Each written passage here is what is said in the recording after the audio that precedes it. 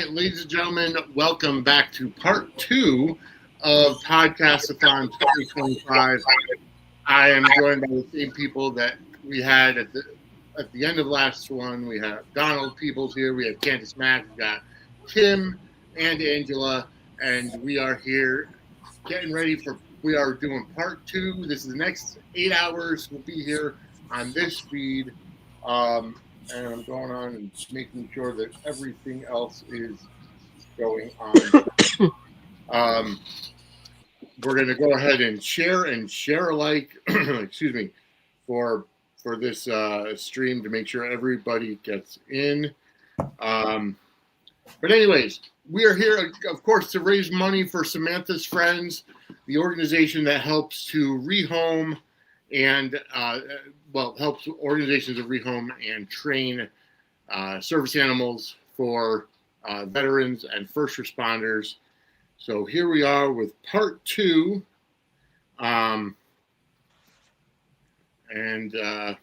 So this is going to be the after dark portion, so to speak. James Law Jr. will be coming in momentarily. He'll be here for the next couple of hours from 11 p.m. to 1 a.m. Eastern Time. And then after that, Matt from the 10th Floor Podcast will come on for 1 a.m. to 3 a.m. Eastern Time. Since they live in California, it's just right that they're helping with some of the overnight time.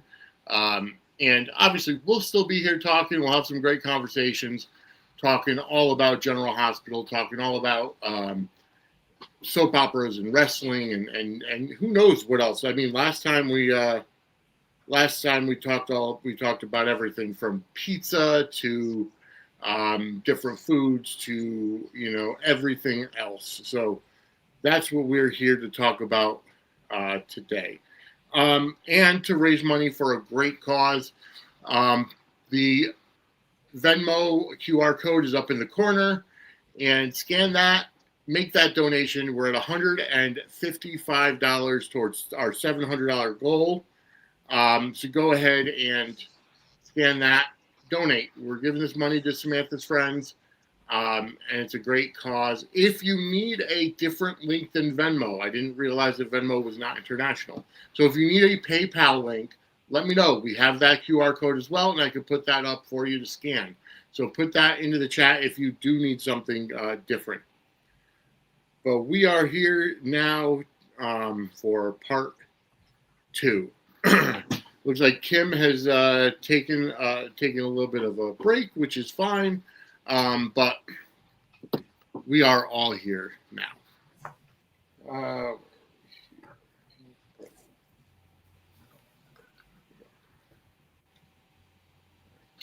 So we do have the chat is open. Go ahead and talk about what you guys want. Interact. Let us know what you guys are thinking about as you watch Podcastathon part 2. Give us a topic or chime into whatever we're talking about. Feel free for whatever you may need. All right. So with that said, where shall we begin for part 2? Want to go to more soaps? Want to go to more food? Because the Scotch. You guys go ahead. I'm doing sharing. So. Okay. Well, Sounds good. Vinny, I do want to pick your brain about something. Okay. Because both me and you share a love of wrestling. Yes.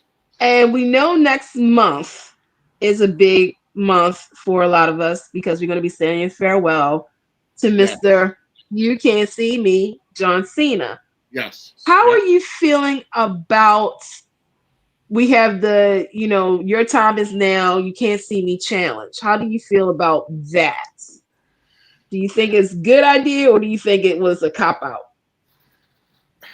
There's two ways of looking at it. I don't mind it because it kind of does give the, whether or not you want to believe it, the illusion, the idea that people are fighting to put John Cena out of retirement. Right. But at the same time, it's like it also gives WWE, like three weeks of television that they really don't have to write because of because he's going to be retiring for obviously he's going to be retiring and going younger. I mean I've heard stuff, and yeah, they've been teasing um, Chris Jericho or Edge or somebody from a different organization. It won't just be WWE. Um, I don't know. I don't know if that's going to happen. I mean, the rumors are saying that Jericho is, his contract with AEW is up in December, but that's too late. Um, would WWE and AEW, would Tony Khan go ahead and allow somebody like Adam Copeland to come back as Edge? I think I don't know. I don't know if he would or not, but um, I don't mind it honestly. I like the concept. Let's fight to see who gets to retire John Cena. Um, but yeah, that's my take. I can see it both ways. I don't mind it myself. So I think it's nice that they're doing that. John is doing this, and I'm gonna say him because I know he came up with this idea of giving back, like how he started. Yep. He's gonna give, because we know John. John has always given that opportunity to upcomers to prove their worth, just like he got his start. Yeah. And we've always talked about who was going to be the person to be his final match. We talked about this.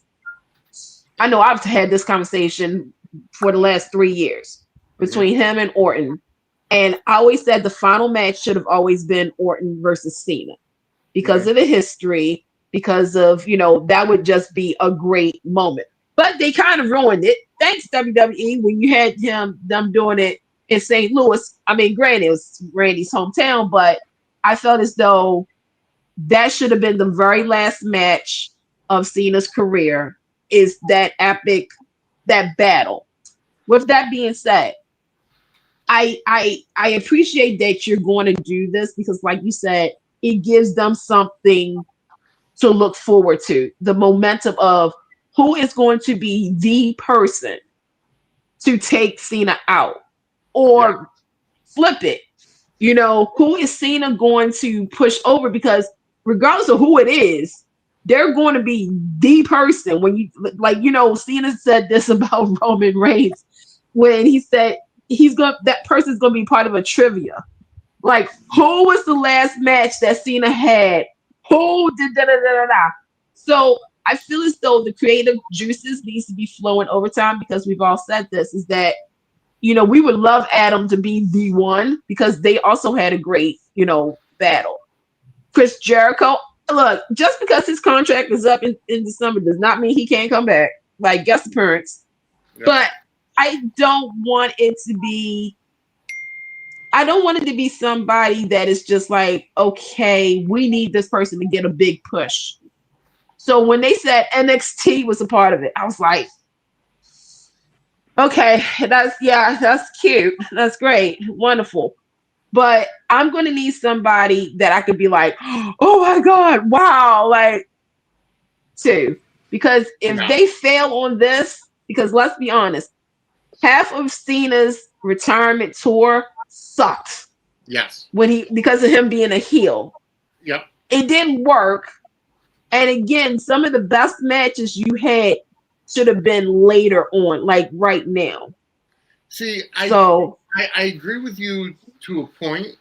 I wouldn't mind it being somebody younger who did a push, but a lot of it comes back to the follow-up.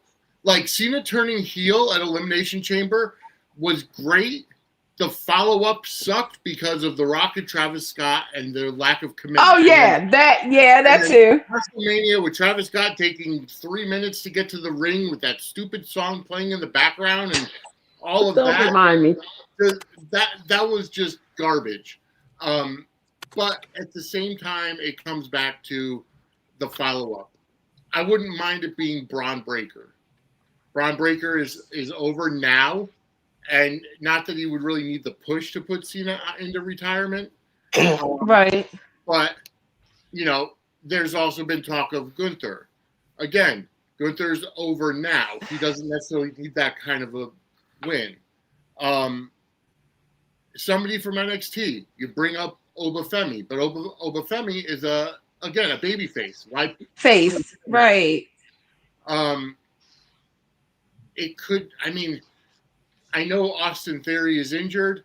If it was Austin Theory coming back as his, return to the ring, and get his win back from WrestleMania. No, he beat Cena at WrestleMania. Right? Yeah, he beat Cena at Mania. Yeah. Because that was the big thing was that Cena really put a lot of people over. Yes. And so now it's sort of like if this is the final match, is this going to be somebody to push him over for him to go out into the glory? Or is he going to be doing like he always has done by giving that? I mean, whoever it is, if it's a fresh face, that's going to be enough to push them over. It's like you are the person that's going to face the John Cena. If you win, it depends on, like you said, the aftermath, because whoever pins Cena for the 1, 2, 3, it's the after effect. It's the aftermath of how they're going to do things. So it's going to be interesting. Exactly. It has to come back to the follow through. Yeah.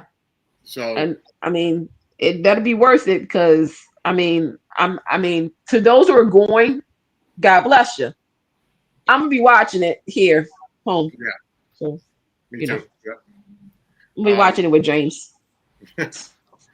By the way, James, Mama Cat in the chat said, "Hey James, good to see you."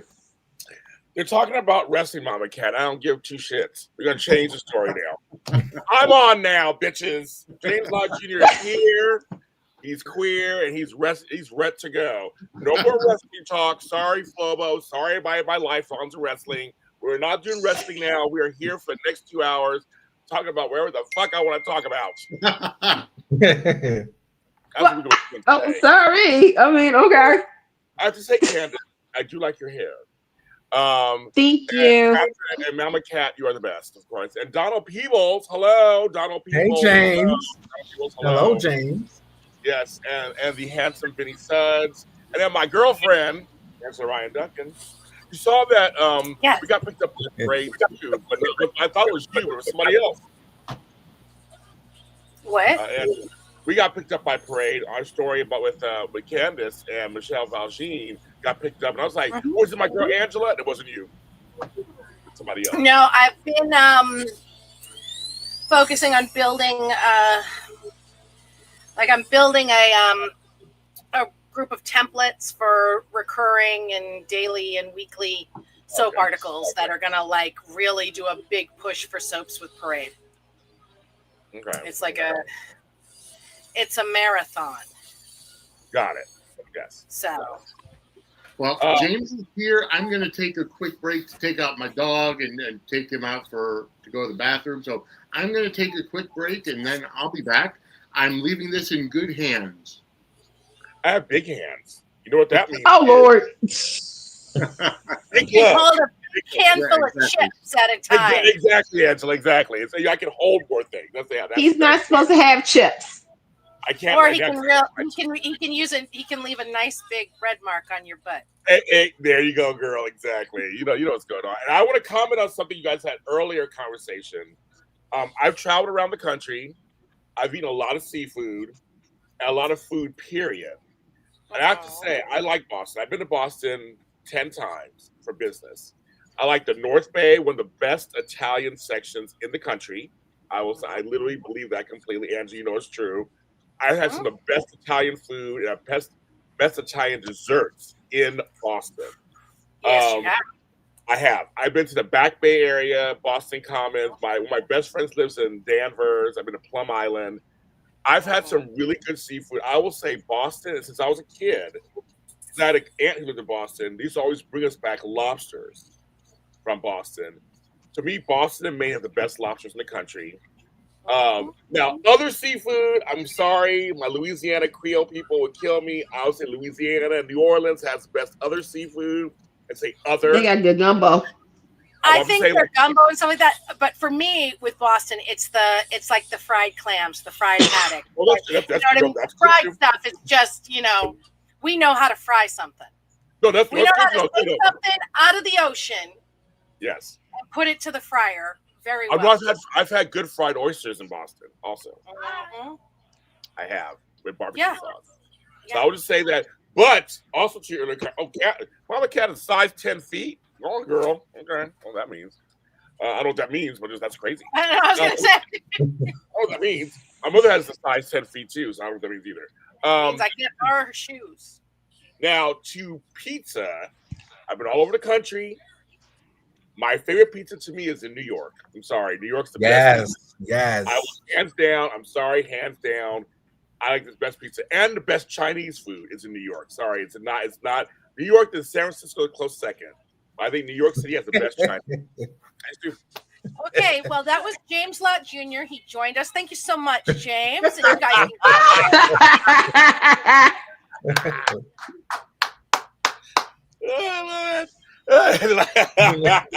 She's all, thank you, James, for coming. We'll see you next time. Bye, everybody. Bye. Yeah. No, but I did agree with you, Angela. I'm telling you, that part I do agree with. No, here's what's funny. So when I went to Boston as a kid, I had horrible experiences there, racial experiences. When I went to Boston as an adult, totally different. I had a totally different experience the 10 times I went there. And I had such a great time and great historical city. I have my best friend's sister. They're rich, live in Newburyport. You know that area, Angela. It is ritzy-titsy colonial homes, no sidewalks. Yes. Yeah. But I love their people in my income bracket go there. Oh yeah. Well, no, his sister. You have to show a credit report to get into the gated community. Yeah, she married rich. Well, she totally married rich. So when I was there, I had a good. We went to very, very, very, very well. And so I went there. I stayed there a couple of days. And I went to one of their farmers markets, one of their antique. I had a great time. I have a bag from Newburyport, actually. I got from the tote bag. So, but I've had a great time in the Boston area. I've always had. As an adult, I've had the best time there. Newbury Street, all the shopping. I mean, I have to say, I like Boston. I would go back again. I've been, and you should, especially because we can hang out. But, yeah, I mean, I've lived a lot of places, and I like a lot of places. I just. Yeah. We're historic. We got the ocean. We got, culture, a really great theater scene. Can't beat the, Broadway has really great live theater too. But I mean, for price-wise, we're much better than they are. And we get every national tour. And I mean, our colleges, and don't even get me started on our hospitals. Well, my thing is, people come from all over the world.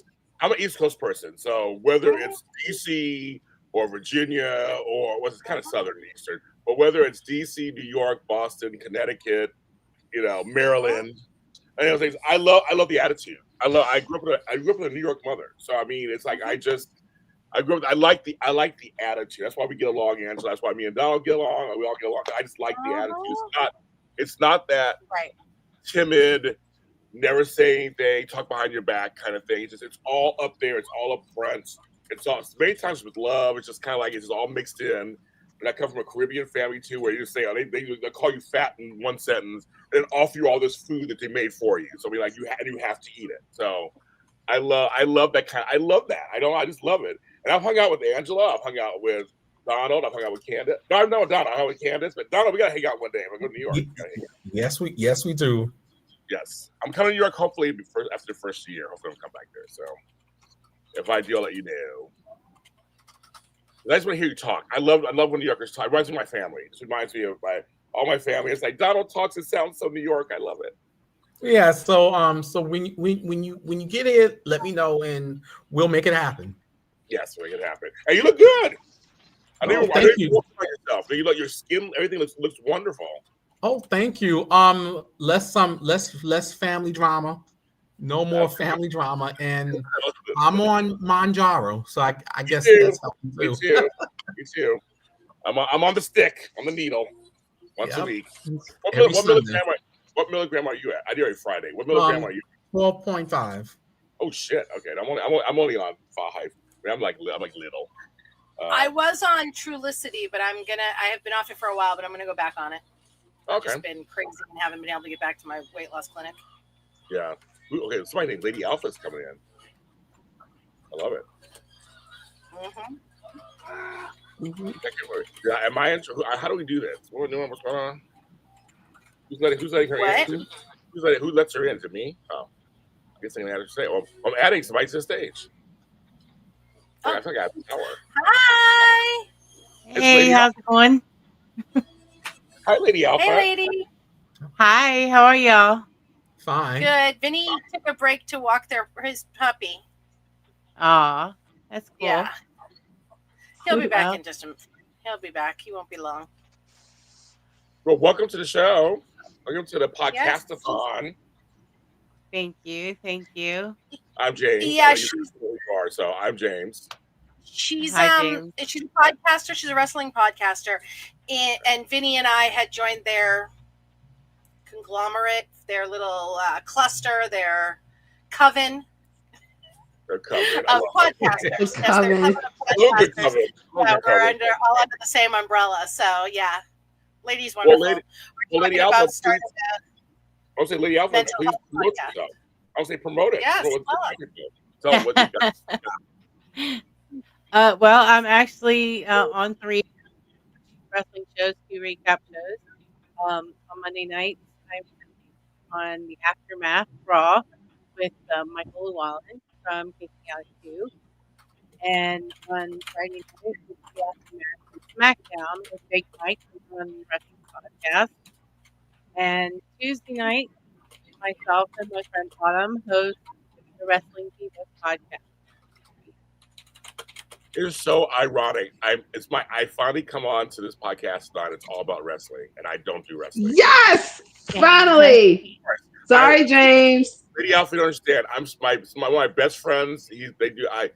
I came from AfterBuzz TV, where we were connected to WWE, and half the AfterBuzz was all wrestling stuff.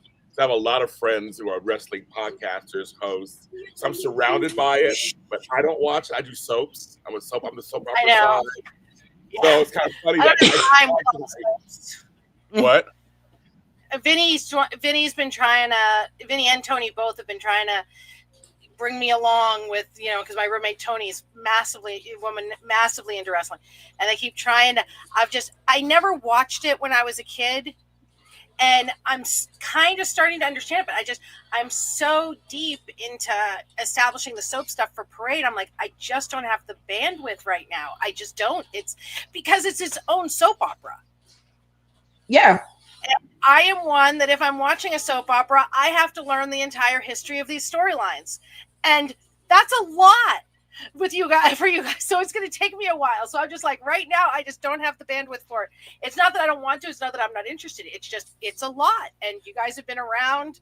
I mean, wrestling like soaps. Steve Burton talks about this a lot, and him and I have talked about it. It's generational. Yeah. It's generational with families. It is. Right. Kids grow up watching, going to the matches. Just like with soap operas, we all grew up watching them with our grandma and our mom and, our babysitter and our aunt, and it's the same thing. Wrestling, it's like mirror images. Well, it's funny. I went to WrestleMania 5. That's how old I am. And I have the T-shirt. Now that Trump Tower. Jesus was there. Mm-hmm. Yeah. What? Jesus was there. Yeah, basically. Jesus was there, right? Yeah, they were right there next to each other. We turned water in wine. Jesus and Abraham Lincoln shared a box. So I wore that shirt on another wrestling podcast. I was like special guest. I was just basically saying which wrestlers were hot. That's all. That was our whole job. Like, she's hot, he's hot, she's hot. That's all I did the whole show. But they were like, "You have a legendary T-shirt." I go, "I know I do," and I'm like, and I'm keeping it just because it's from 10,000 years ago. So yeah, that's my one time I actually went to WrestleMania. That's it. He's so proud. I'm proud of that part. I'm part of some kind of history. And Cyndi Lauper, I used to watch her videos with Lou Albano and all those people when I was a kid. So, all that stuff. Hey, fun. Lady Alpha. Welcome to the podcast. Thank you. Vinny, you take over. This is your guest. You take over. Right? Your guest in the house. No, James, I was going to say, just following up and coming full circle, I was at WrestleMania 40 in Philadelphia last year, and that was a bucket list item for me. And I probably spent way too much money than I could, than I had. But you know what? Just to be there when Cody Rhodes finished the story, and Yeah. absolutely phenomenal show. Probably the best, the best WrestleMania, even better than this past year, honestly, in my opinion. But it was absolutely great to do it, and to get there. But yeah, we're talking all about soaps and wrestling, and wrestling is a soap opera. I mean, our little buddy Max, who's not so little anymore, had a T-shirt out. Wrestling is my soap opera. Um, but I know he's actually pursuing his own wrestling career down in Texas. He's been doing stuff. Seeing the updates that his father Rocky puts on Facebook and Instagram has been great. I think he and his brother are both doing wrestling camp down there. Him and Jackson. They are the cute little sons. What? Since James is here, should I share that tea? Yes, you can share that the tea. General Yes. Hospital tea that I heard today, which James probably already knows, Candace probably already knows, but it was news to me. Oh. So you guys know how on General Hospital Anna was just kidnapped? Yes. Do you know why? Actually, I don't. Actually, I don't. This time, I don't. Finola took time off. Finola is on I don't know how much notice she gave, but it is I'm not sure if it's officially being termed a leave of absence, but she took time off. And I don't know if you guys noticed, but a little while back, she canceled all of her fall appearances. We heard that. And they put other guests. And so a little birdie crew member told me that they have her kidnapped because she took time off. Is she okay? We know. They did not reveal more than that. They said that they haven't heard that she's sick or anything, but there's obviously something going on. Yeah. Okay. We just don't know what. Well, whatever it is, wish her the best. If everything's okay, I love Finola. She's one of the nicest people. I've met the nicest people. Yeah. And a talent. A talent. So lovely. Just lovely. Lovely human. And I mean, James Patrick Stewart is, back, and he's going to be doing events, and he's doing them with Laura Wright, even like early next year. Yeah. Which tells me that tells me that she could be gone a while. Angela, on my show, I had to laugh. I go, is it Denise Del Muccio back again? I love that Carly. I cannot. Yeah. I love it. Yeah. I love the dark wig. I love it. I absolutely love it. I'm sorry. Okay. Laura Wright is gold no matter today where they put her. I saw a tweet today that I know Angela would have gotten pissed off at, so I wasn't going to repost it, but they had a picture of Carly in the wig and Brenda, and yeah, I saw that. I saw that. Like, yeah, that's not going to age too well. Why do well. you think that she's not wearing that wig around Sonny? She doesn't want him getting any ideas. Oh my God, I love it. But I love that. She's just saying to Sonny, not with Brenda's head of hair, baby. All right? Not even with Brenda's head of hair would I do you again. So just get it out of your head. I love those two together. I mean, James Patrick Stewart is like a unicorn. You can put him just yes. Yeah. So I can't get over that picture he posted a while back of them in the early 90s when they're so adorable. And here's my thing. Everybody knows I am a Jarly until I draw my last breath. But here's the thing. Jason for Carly is Mr. Right. But I have no issue with a few other men being Mr. Right now. Yeah, why not? Yeah, why not? While Mr. Right pulls his head out of his ass. As long as it's not Sonny. The Jarly fans have a term, an acronym when it comes to Sonny and Carly, or when it comes to Sonny's romances, ABC. Anybody but Carly. I will yeet any woman on the canvas at him, or I will let him near Carly. But Angela, you and I both know that even Maurice doesn't want it. They don't want. It's not going to. No. Oh, I know. Laura doesn't want it. Maurice does not. And good news for us, neither does Liz Corte or Frank. Right. We win. We win. They're co-parents of a family. They're like the main. And I hate that too, because I think that she should spit on him, even if he was on fire. Unless he was on fire, then she can let him burn. But I will accept co-parents as long as there's no naked time. Side note: for those of us who watch General Hospital and Days of Our Lives, I had to laugh because when I saw the previews of Tamara Braun kissing Lucas Adams. Oh my God. Okay, mother. Is this a man? I called it. Well, it was like going from Jane Elliott and Wally Kurth on Days of Our Lives to Jane Elliott and Wally Kurth on General Hospital. Exactly. I had to laugh. I went, really? Well, that's who the comparisons are. They're like, well, who did it better? Wally or Jane it's Wally and Jane. Wally did it better. Obviously. Yeah. I was like, oh really? That's their lovers. Oh my God. I'm like, Josh, you just pulled all shit out of your ass.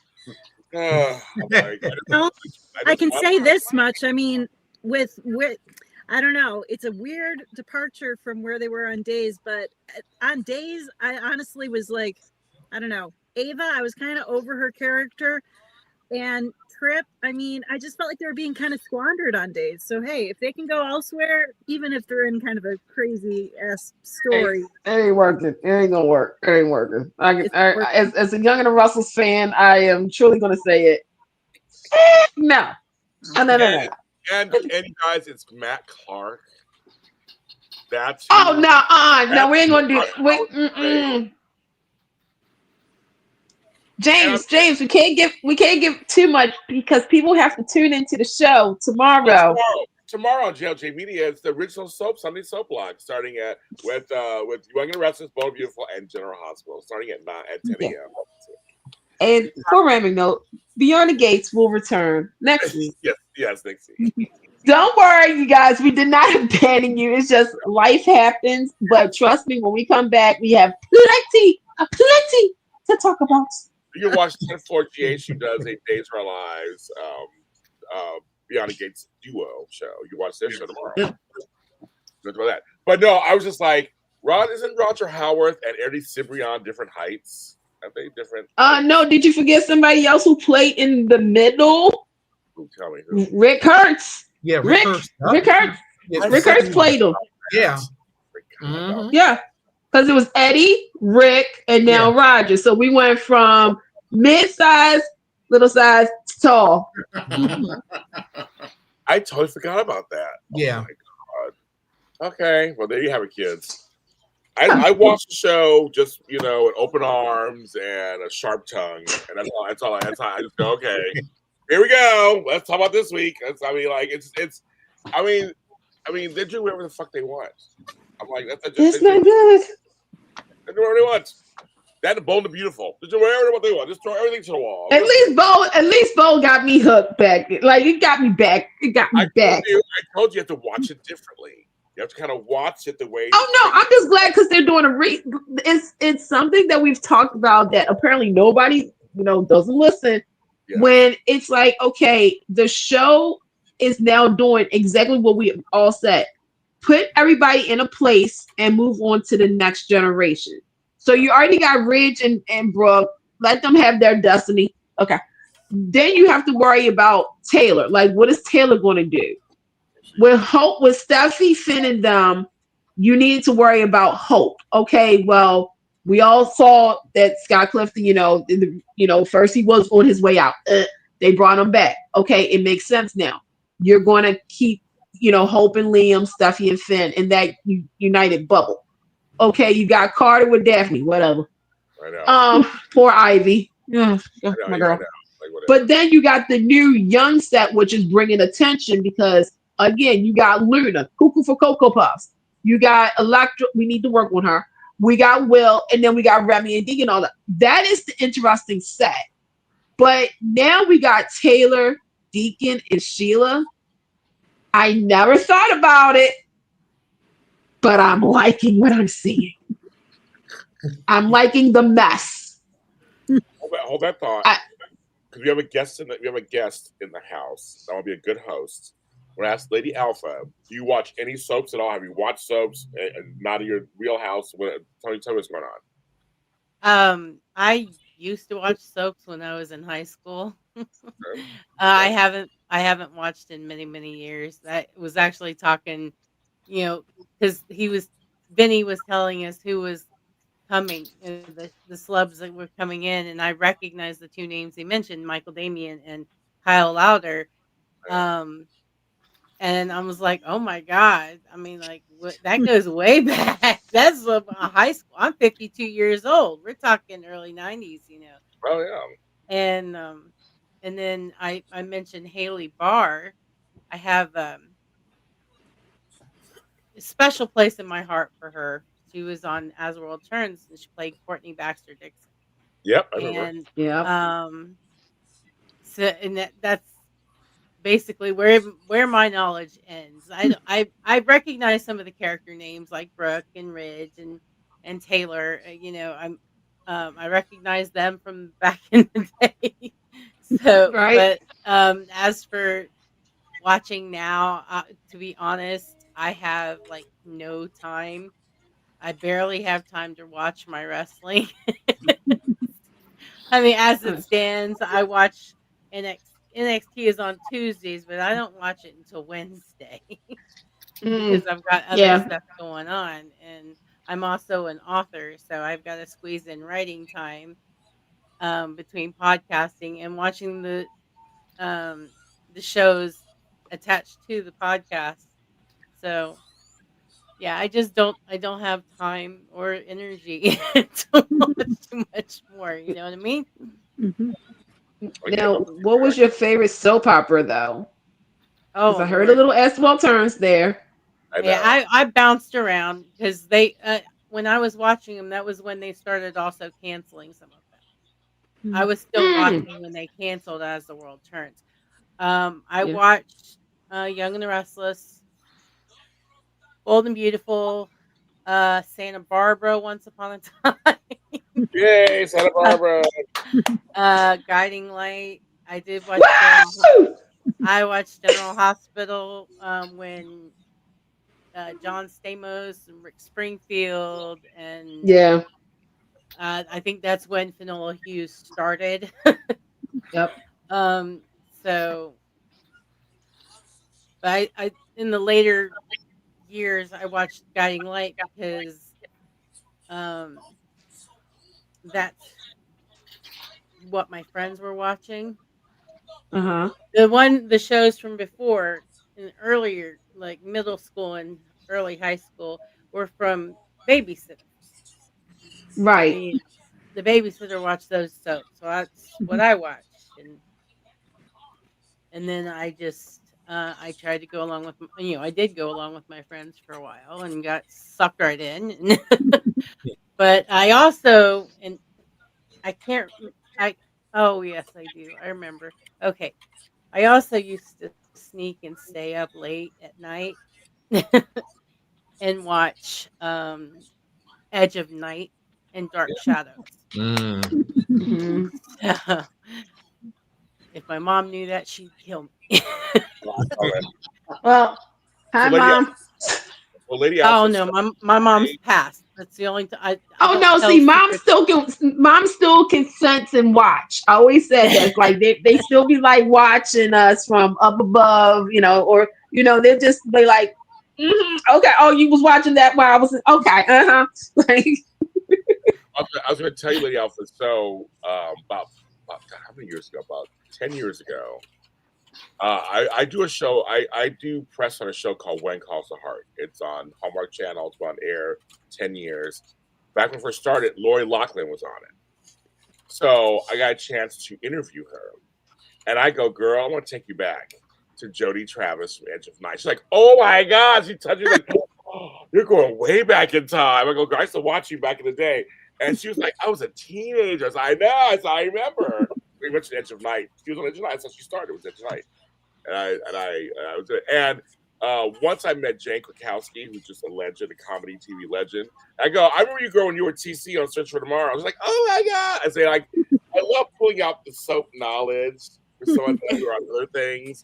By then she was on 30 Rock, was a huge on then, and Kimmy Schmidt was on the show. But she was like, I said, yeah, I remember you from Search for Tomorrow. I said, oh my God, you remember? I said, yeah, I remember you were on there, just blonde and all things. So I love bring up the soap stuff to people. Or have a good sense of humor about it still, like not the ones you like, want to erase it. So I think it's like, yeah, it's part of your resume. Some of us remember we have some people like wrestling will have long memories. I live with a brother who loves wrestling, but he hasn't watched anymore. But he's big kind of with it, and so him and my friend Flobo, who couldn't be here, and I tried to bring him on side. He's working right now. They always argue with each other that because Flobo says soaps, wrestling is not a soap opera.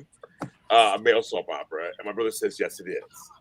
And Flo goes, I get why people say that, but no, that's not it. Men watch soap operas, and they like who can it's not. He thinks it's just it's continual stories, the storylines, but he always says it's not a soap opera. So I don't know what you guys. It's a soap opera.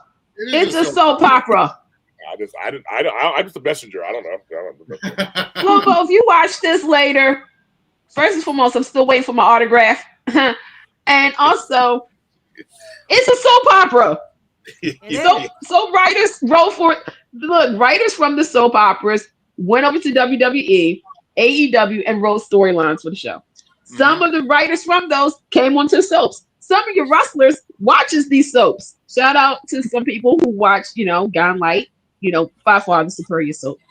David Otunga appeared on GH in the story with Alice in the hospital. I mean, yep. It was a great story, and Alice was a professional wrestler when she wasn't a nanny for the Quartermaines. The Dominator. The Dominator, what was that? And Hulk Hogan, he was on Search for Tomorrow. Really? He was only on there for he was on there for 4 minutes and 7 seconds back in the 80s. Oh my gosh.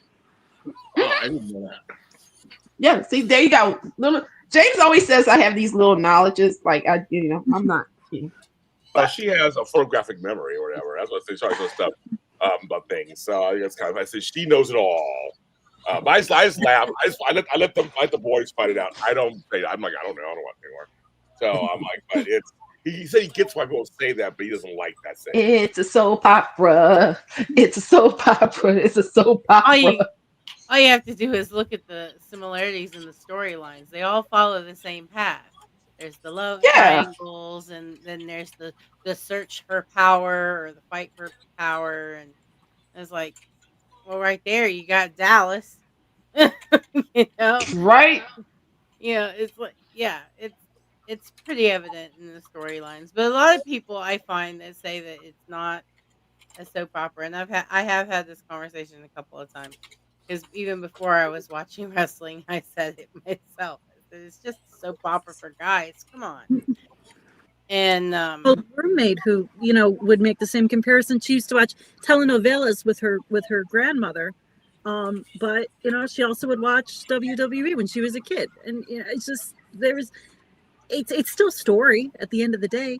It's still you've got like these great plot lines. You've got kind of the suspense. You've got all the elements are there. It's just it's different realms, it's different worlds, but it's still story. And if you look at Mexican culture, the lucha libre culture in Mexico, there's a lot of crossover between the wrestling stars and the telenovela stars. Not Matt Morgan. Oh crap. I can't remember his name now, but it was a former WCW star, went to WWE and ended up not fit. Mark Jindrak. He was a former WCW star and, went to WWE, didn't work out. He went down to Mexico and not only became a fantastic wrestler, but also became one of the biggest stars on the telenovelas because he was good looking, he was tall, and it worked out for him. So there's a lot of crossovers in other cultures between wrestling and soap operas. Mel Mascaras, Conan, the list goes on and on between the two, especially in the Mexican culture. So I'm sorry, Flobo, I like you, brother, but wrestling is a soap opera. Tyson gets my post say it. I guess he's not a fan. He's not a fan of it. He gets it's not about what he thinks. It's not about what he thinks. It's about what we think. Oh, but here's the thing, though. A lot of people don't like things, and not saying him, but a lot of folks don't like anything compared to a soap opera. Because soap operas are I know. I know. That's just like with Marvel. With Marvel cinema. Star Wars, Star Trek, any of those things you say are nighttime shows. I like Grey's Anatomy is a soap opera. 619 is a soap opera. They don't say that. You can't say that. You can't say. I mean, a lot of people don't like that term. Oh yeah. Yeah, but I'm just saying I know other people don't like that term. They don't. Yeah. I'm in several different genres, and they hate when you bring it up. Oh, well, Star Wars it's a space opera of sorts, but it's not. I'm like, but it's a soap. It's soapy.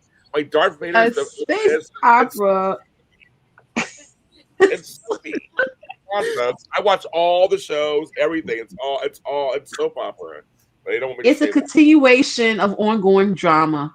Which is a soap opera. Which is a soap opera. Haley had a storyline arc. That's a soap opera. That's a soap. Yeah. I'm sorry. I go anything with I just re-binged Scandal recently. There you go. I did a rewatch. Yeah. Soap opera. I mean, it's it's same elements, different hour, but it's you can call it primetime, series. You can call it, but no, at the end of the day, and same with Grace, and I appreciate that. People don't realize when shows first started, there was no continuation. There was always self-contained. Everything was wrapped up within 50 minutes or 30 minutes. Then occasionally they would have a special episode that would continue to another two-parter. That's how that was called. Yep.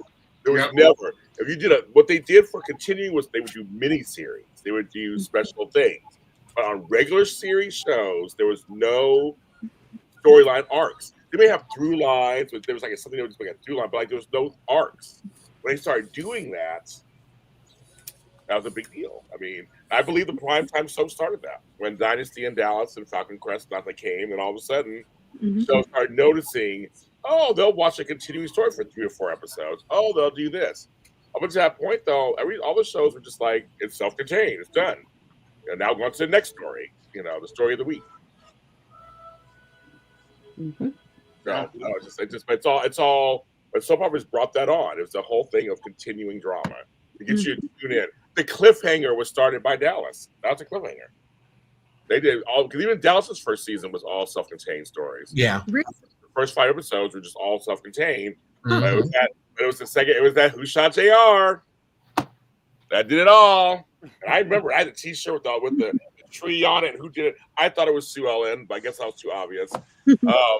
But I remember that whole storyline. And then you had the writer strikes that kept going on, and we had to wait until the fall. I mean, I was there. I watched the whole thing. I was there, and I was in it. But no other shows did it before. That was the first one. Wow. I had no idea. Yeah, besides miniseries that would do the continuing drama.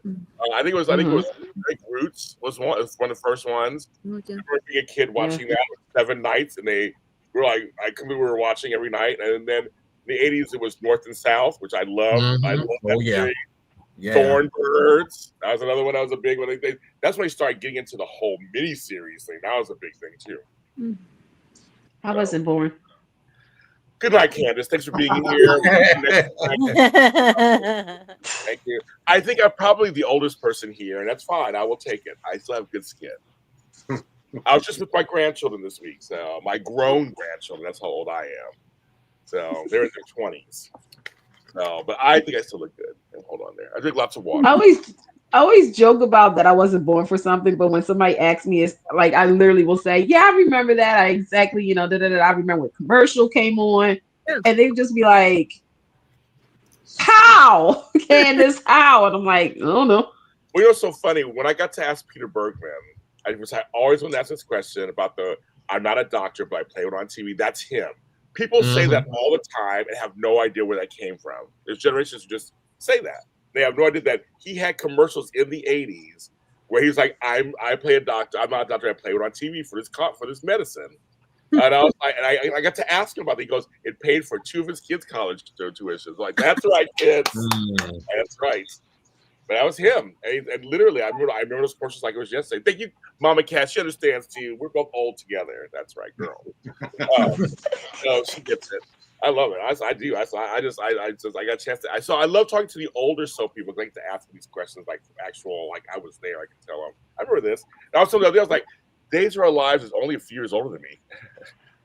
I'm like, that's kind of crazy. I'm not that much younger than Days of Our Lives 60th anniversary. I'm like, how did that happen? That's kind of crazy.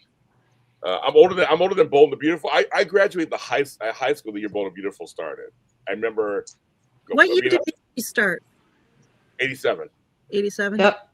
Okay. That's the year I graduated. I graduated June 87. So in March, I remember watching it, and that's it. Yes, Candace, you were 5 years old. Good night. I was 10. I was and 5-year-old Candace. Can I tell? Yeah, 5-year-old Candace was upset because I wanted to know what happened to Salone on Capitol. And instead I had to hear Yeah, I remember that. Yeah, instead I had to find out about some fashion stuff. I was like, no, I want to know what happened to this Salone. Like, she got hurt. Yes, Mama Cat, you're my cool older sister. That's right. I love it because we both have grown children. That's crazy because Matt is one of her grown children. But yeah, so I love that I was there for a lot of this stuff that, you know, when it started. So I've seen Soap start before. But I'm happy for the folks now who get to watch Beyond the Gates from the very beginning, and see where just wherever it goes. It has such promise. So that must be very cool. Because I remember Santa Barbara and Bold and Beautiful, and I remember Passions when it started, Sunset Beach, and all those. I remember all those. I tuned in, so they came on. I tuned in. Yeah. When did Passions debut? What year was that? July 1999. Okay. So I was 9 at the time. Thanks. Wasn't allowed to watch. I graduated high school When my mom was still kicking me out. Vinny graduated high school. Well, yeah, it makes sense if you're about 11 some years older than me. Yeah, that makes sense. Like, wow, 99. That's when we were hiding everything because of Y2K. Yeah, right. I will always remember that being. I was nervous. Sorry, Candace, go ahead. I was excited, sure. I was like, yes, whatever happens in 2000 because I'm graduating. I was like, yes. Remember how they hyped, for those of you who are alive and enough that could remember how they hyped it up? It was like, oh, the computer's just going to turn to 0. And I was like, oh my God, I'm so excited. I had my computer on, I had my iMac, which is still there. I grabbed my iMac. I was like, okay, do your thing. I'm ready for you. Just fuck it up. I had my Napster. I shouldn't have said that, but I had that. Look, I don't care. I had Napster. I had my AOL. I had my AOL on. I was like, yes. I was like, okay, 5, 4. But nothing happened. What? I was like, but I thought it was going to happen. Like New York was going to be first because clearly it was New York. Then I was like, California's going to get hit next. I like in my head because the way they hyped it up, it sounded like a movie. Like a movie, like all the major cities was going to shut down right at the same time, and then it was going to finally hit Baltimore and stuff. So I was like this, and I kept looking at the clock, and I remember my great grandma said, "Girl, if you don't go to sleep now," and I'm like, "But I want to see what happens." Get your. It's like okay. Woke up the next day. I was like, I was living in San Francisco. And we had to board up. Everything was boarded up. We were all scared. Everybody was ready. And I remember I bought this shirt. I bought this hat that said 00000. And then I had that shirt was like the millennium's coming or YT. I had this shirt. And I was sitting there ready, and nothing happened. I was so disappointed. Nothing happened. All I heard was Princess Song 1999. He kept playing that everywhere. That was it.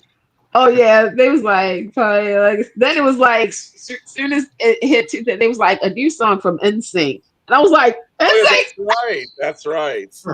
I was trying to talk the other day. I was trying to talk the other day. I was like, we're trying to figure out being Flobo again, talking about all this stuff. Like music that's from the 90s, music that's the 2000s. And I was like, there's a lot of great stuff in the 2000s. Like, that's basically the boy band era, isn't it? 2000s. Yep, 98 through 2002 was the boy band era because it was Backstreet Boys. Yeah, shout out to them. Oh my gosh. And did y'all hear a little sense of tone in that one? NSYNC, which NSYNC was the superior one. You had Five. You had LFO. Shout out to them. Oh, you had oh God, we see LFO, BB Mac. Then it was Old Town. Yeah. Then I mean, you had Hanson, but technically speaking, they weren't pop. I mean, they were pop, but they weren't pop. If that makes sense. They were like a brother band. Yeah. Yeah, they was like in between. And then you had the MTV's fictional band, which had great music together. You plus me equals calculus. And so you had that. I have that soundtrack. I have it. I have it too. I'm sorry. I'm still salty. I need a reunion tour. It was good. But all I know, Candace, was my Spice Girls broke up. That's all I cared about. Like that was a hard hit. That was the time frame where, when they were on Oprah. And I remember I literally, everybody knows the story about Susan Lucci and about me running, coming from my prom. But it was one day when Spice Girls was going to be on Oprah. And this is when the height of Spice Girls, like if you went to Sam Goody, shout out to them. For those who remember Sam Goody and whatnot, and Claire's Accessories and Forever, like you had to have the Spice Girls hookup because you couldn't go to school. You couldn't go to school without it. So the hookup was you had to have the headband, you had to have the T-shirt, you definitely had to have Della's. If you remember Della catalog, you had to have the platform shoes. You had to have them. You had to, now, like seriously, you had to be it, and you had to have the lollipop. Y'all remember the Spice Girls lollipop? Okay, so I went home, and my great grandma was like, "Spice Girls on Oprah." Thanks, Grandma. And I was like this, la la la la la la la la. I was like, yes. You couldn't tell me nothing for that hour. Thank you, Oprah. So I had a friend who would go to Europe every summer. And he worked very hard during the year, but every summer he'd go for a month or two. And he'd come back with new music. He'd say, James, this is what I heard in Europe. And I remember the year before, he's like, there's these 5 girls. They play them everywhere. There's a song called Wannabe. I remember he played the song for me, and I was like, what the fuck is this? I was like, it's just like that. When you think about that song, sounds like nothing else from the 90s. Like, it sounds like its own thing. I'm like, sing. Oh, like, who are these bitches? I remember going, okay. He played the album over and over again. And for me, it was a song, To Become One. I need someone. I need some loving in you. Yeah, He's all right. So, and then. Yeah, I know. That's why I stopped myself. And then it was Move It, Shake It, Move It, Make It. Who do you think you are? I'm like, okay, now I'm kind of getting into them. And then the album grew on me. And then I fell in love with them because I had a daughter at the time who was like 9, 10 years old. And she got into them heavily. I remember buying their cassettes. Remember cassettes, folks? Cassettes? Yeah. I bought cassette of it, and she had her headphones on, and she was playing it. And it was the music she could listen to. Like, it's just good music. It's fine. I had another daughter who was all into the grunge stuff. She was like 10. And she was like, ew, that stuff's so gross. I can't. Who's this Kylie Minogue? And who all these, this pop music? Like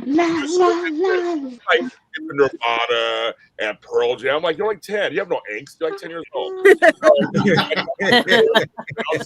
very different. I was like, what's going on with you? You should be more like her. So anyway, I remember we went to the Spice World movie. This is in San Francisco.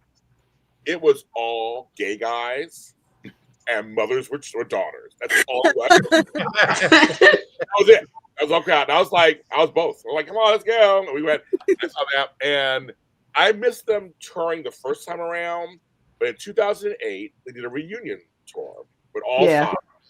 And they said it was a lottery. Now, folks, this is how old we are. You had to call on a phone, call a number, and keep calling. They're only going to do 8 dates in all of the world. And one was San Francisco. And so There were 10 of us grown ass men trying to call in that day, trying to get in there, and James got through. And at the time, I had a great job. I was living high on the hog, so I had a credit card. Then I said, I want to charge 8 tickets. I'm not even going to tell you how much it cost. They all paid me back, but it was an exorbitant amount of money. And we, 8 grown men, went and saw the Spice Girls in 2008 in San Francisco. Sure did. So my day was made. And I met Mel B. I've met Mel B. She and I did a half marathon together, and the year the Spice Girls were big, I dressed as Scary Spice. So I went to, it's on the internet somewhere. I got my makeup done at the Mac counter. I had the big giant hair, the leopard pants. I was skinny. I had the leopard pants, I had the platform shoes. And so I had a picture on my phone. I showed her. I go, girl, I was you for Halloween. She goes, I've heard that before. And we were all laughing. And I showed her. She goes, oh my God, you look really good. I go, I tried my best, girl, to do you. She was so sweet, so nice, beautiful in person.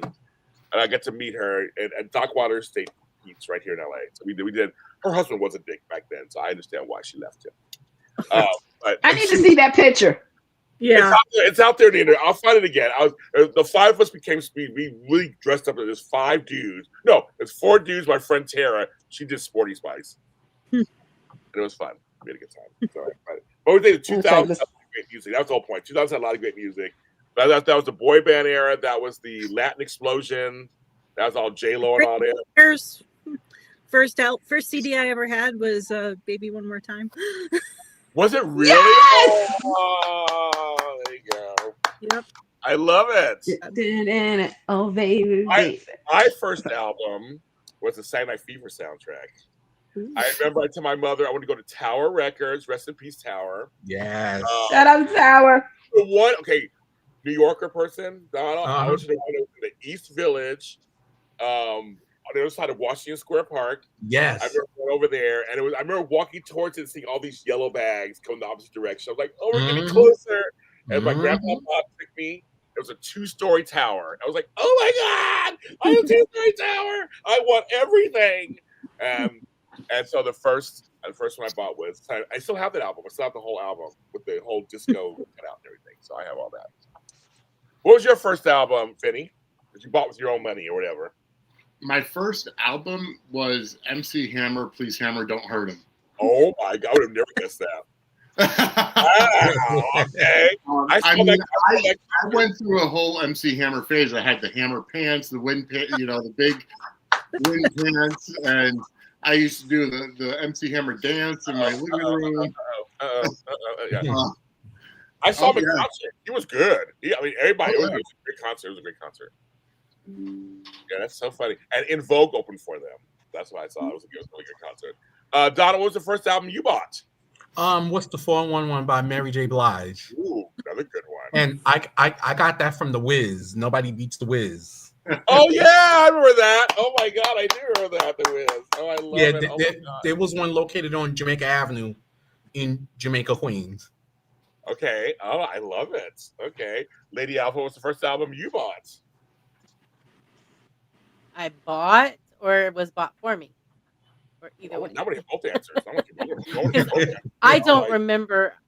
I don't remember the first one I bought because by the time I bought my first one, I already had a small collection. So, my mom and dad, my dad gave me his, and my mom bought the first one for me.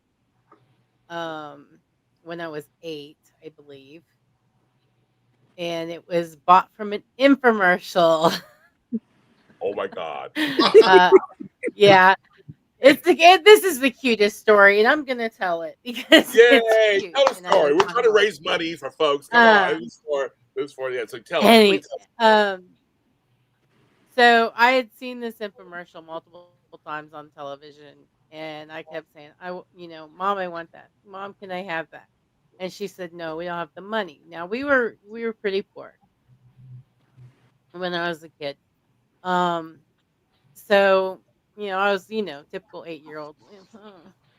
But I want it, Didn't fix the money problem, but so then I let go of that dream. I I didn't think, anything about it after that, unless I saw it on television. And I come home from school one day, and mom's in the kitchen, and the stereo's on, and one of Olivia Newton-John's songs is on, and one of my favorites. And I was like, um, bobbing my head, putting my stuff up. Then I went in the kitchen for a snack, and mom said, "Would you go turn the stereo down?" Now it's one of those real big consoles. Remember Yes, those? yes. So I go in and I lift the lid, and right there is the record is playing, and the cover is laying it right there over the radio where the radio Yes. was. Goodness gracious! And I looked at it, and then I started screaming. And mom come running from the kitchen. She's like, "Shh, you're gonna wake the baby." Aw. So, yeah. What was it? What is That it? was my first album was Olivia Newton-John's Greatest Hits Volume 2.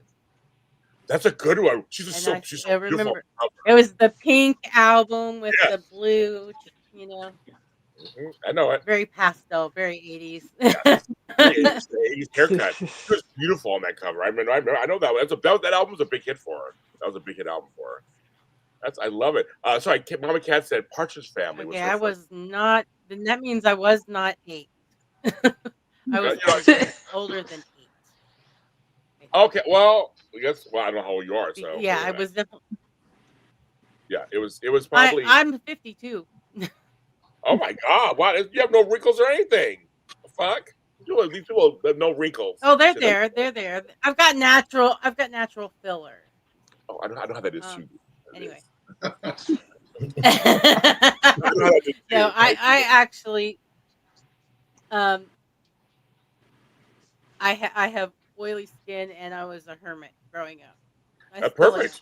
Because That's perfect. so I've limited sun exposure. At least last summer I got some sun. Summer before that, because I was babysitting for my sister, and I had to take the boys out. They're toddlers. So. I love it. But that's it. That's the only reason I don't like my age. But yeah, it was. I had to have been at least 10 then. So that one is the Greatest Hits Volume 2. That probably had Magic on it. Mm-hmm. Xanadu maybe on it. Physical was on it. It had the Hopelessly Devoted to You on it. Suddenly, the wheels are in motion. Yeah, that song. I love that song. Did it have I love you? I honestly love you. Oh yeah, I think I may be wrong because oh god, another story. My cousin. It's very short though. I love stories. Tell us, please. I have twin cousins, and we were big Olivia Newton-John fans when we were little. And we used to have sleepovers at their house, and they had a family room down in the basement, and we would put on the Totally Hot album. I remember that album. And dance around the coffee table down there. But I think Please Mr. Please was also on. Please, Mr. Please. Don't press B17. It was your song. It was our song. James don't have the rights. We don't have the rights. Oh, I have such. When she passed away a few years ago, I was really sad. Yeah. I breast cancer like 3 times, and then it just took her out. Like you mentioned cousins though, and doing so every year at when my cousins would come into town to visit for Easter, we'd have brunch and hosted at my parents' house. And every year, for some reason, it was a tradition that when this family, who lives in Boston, by the way, this set of cousins, whenever they'd come into town, we would after we'd have brunch, we'd all go and we'd watch Grease. I'm not sure why, but it was me and my cousins and my siblings, and we'd sit around and we'd watch Grease. So we became obsessed with like the soundtrack and everything, and a lot of the stuff went over our heads as children. So the content of that film went over my head as a child, but my sister was determined one year for Halloween to go as so she got the black leotard, Wow. the leggings. She got made my mom go out and get her like a blonde wig, full not, all of that. And we even try and do reenact certain scenes. Like I remember once, like she made me put on a leather jacket, I love it. so I could be Danny and she could be Santa. It was a whole thing. But Grease was a huge, and Olivia Newton-John obviously, and that's sentimental place just because that was it. But looking back, it's like I remember watching it recently. I was like, Mom, you let me when I was like, 6, 7 years old go and watch. She's like, it all went over your head. You didn't understand. Yeah, you know anything. Why? All you wanted to do was dress up like Olivia Newton-John and wear the little red heels. And I was more concerned about your sister running around in the little red high heels. Yeah.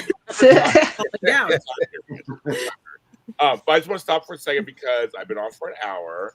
We got to mention, we're here for a reason, kids out there. I see we have 38 people watching. Hopefully some of my Lotties will join me. Come on, Lotties, come on in. This is what we do. We're supporting Samantha's friends. And they're online. You can find they're on every streaming, so usually under every platform under Samantha's Friends. SamanthaFriends.org if you want more information about what they do exactly. But this is what we call this thing is a podcastathon. That's what we're calling it. Mm-hmm. Yeah. Podcastathon 2025. My podcast, Podcastathon 2025 here on Suds Media. There's a Venmo. There's like this little thing up there. Venmo, kids. And you just take your phone like this, and just kind of go up to get your camera on, go over there. It'll pop up where you can send the money. So send some money, kids. Just do this. This is what they're doing. It's their second year in a row doing this. And Samantha's Friends always has events. So go to you see some of your favorite soap stars come to you. And they go there, and are they mostly all over the country? Or are they all over? Are they mostly on one side? I can't remember if they're on one side of the world or not. I can't remember. Yeah, no, the Samantha's Friends events, Sarasota. Sarasota. Which I like Florida. I go down there. I like Florida. But we're going to support them, and that's what we're here for tonight. That's what I'm donating my time for the next. I'll be here for the next hour or so, talking to you guys. I'm on good painkillers right now because I have a tooth that's being removed on Monday. I have a giant cavity. I need a bridge, a whole shebang spoon. And also I'm here, part of my platform this month also is I've been recently diagnosed with prostate cancer. And so last month was Prostate Cancer Awareness Month. It was also Breast Cancer Awareness Month. But I want to bring up for men out there who are afraid to go to the doctor, it's so easy. It's a blood test. Go get a blood test. It's called a PSA test. They'll screen and check for it. Well, I'm one out of 6 black men who get it. 1 out of 8 men, period, who get it. It's more common than you think. It's one of the most treatable cancers out there.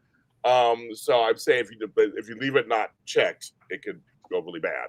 So go get checked. Just go to the doctor, order a blood work, get a blood panel. And that's what I found. I went in because I wanted to lose weight. And he did a blood panel, and then I found out I had. He said, James, you got something else. So I'm glad I went.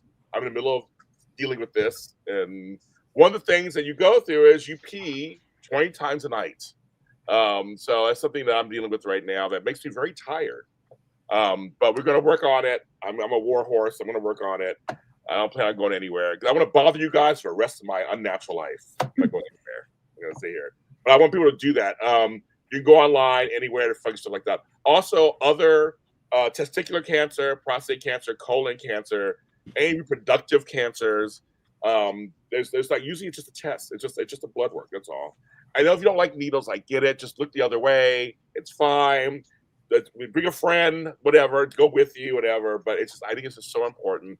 My mother is 3 years cancer-free herself from breast cancer. Woohoo! Check those boobies. Check them boobies. It's very important. Oh, you too, Lady Alpha? 2 years. Congratulations. Woo! Congratulations. So, Lady Alpha, you know what it feels like to get that word, don't you? When the doctor tells you yes, word. I do. Mm-hmm. Yes. Well, Candace told me, I told him I cried when I told him the story. It's just a weird. It's like I never thought a million years would be part of my journey. Never thought that would be my journey. I'm sure you didn't think the same. You thought the same thing too, Lady Alpha. Well, it runs in my family. Me too. Not specifically breast cancer, but my dad had stomach cancer. My mom died of lung cancer. Her sister had breast cancer that metastasized to her brain. Cancer, period, has run roughshod over my family. So we don't play with this. No, we don't. So I'm just telling people, get checked. You may feel fine. I wasn't sick when I found out. So, I mean, you got to be fine. So you want to get to the point where you don't have to be sick. So I'm just saying, men, because I know men a lot of times, we're not wired to take care of ourselves that way sometimes. So I'm just saying, men and black men, come on down, my people. I'm telling all my black men, get checked. It's a blood test. Just get a blood test. That's all you got to do. No, with my father, same kind of deal. Wasn't exactly the type to want to go to the doctor. And then when he did, but 7 years remission for lymphoma. Hey. I love hearing those stories. Very good. Congrats to your father. It's not easy. It's scary, not easy, but again, with prostate especially, it's one of the. I don't want to say it's one of the better cancers. Just it's one of the cancers that can most of the time be fixed and treated. But if you don't get it treated, it just goes on. It can be really bad. Again, like anything else. Go to the doctor, get looked at. Yes. Out. Yes, please do. So that's my. If I'm going to be on here, that's my little message for that. Also, but so right now, Alan Locker and I. So this is kind of a little tidbit. We'll probably be doing a show together about my cancer, talking my whole journey, and we're working on it. So yeah, so we're working on that. So that'll be coming soon. So yes, I don't care. I ain't telling anybody. This is something that he and I are working on right now. So I want to educate people. I want everybody to know what's going on. So, and then I'm very transparent. When I have Bell's palsy, I was very transparent. Yes, you are. You were very open about it. Paralyzed, and I looked horrible. I can't watch those videos now. It's too PTSD. I can't watch them. I had severe Bell's palsy in 2018, and mine lasted for a year. It didn't go away in a few weeks or a few, like some people do. It can go away sometimes for a few. You'll get it for a few weeks to get it. Mine lasted a year. God. And it was horrible. And I really fought back to get to this. You can't even tell I had it at this point. But I did a lot of holistic stuff. That's another thing too, folks. Look into both things. Don't always leave medicine for everything. Sometimes there are holistic ways, like there's teas and foods and vitamins. Just look at all things when it comes to acupuncture, a good chiropractor. Yes. Things have definitely helped in terms of medical things that my family's, it's another element. It's something else that can be beneficial, that can help. So Kim, acupuncture helped my Bell's palsy. Really? It did.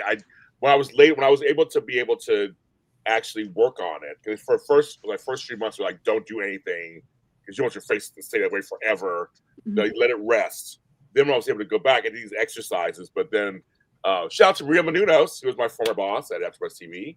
She was very kind to me because she had a brain tumor at the time.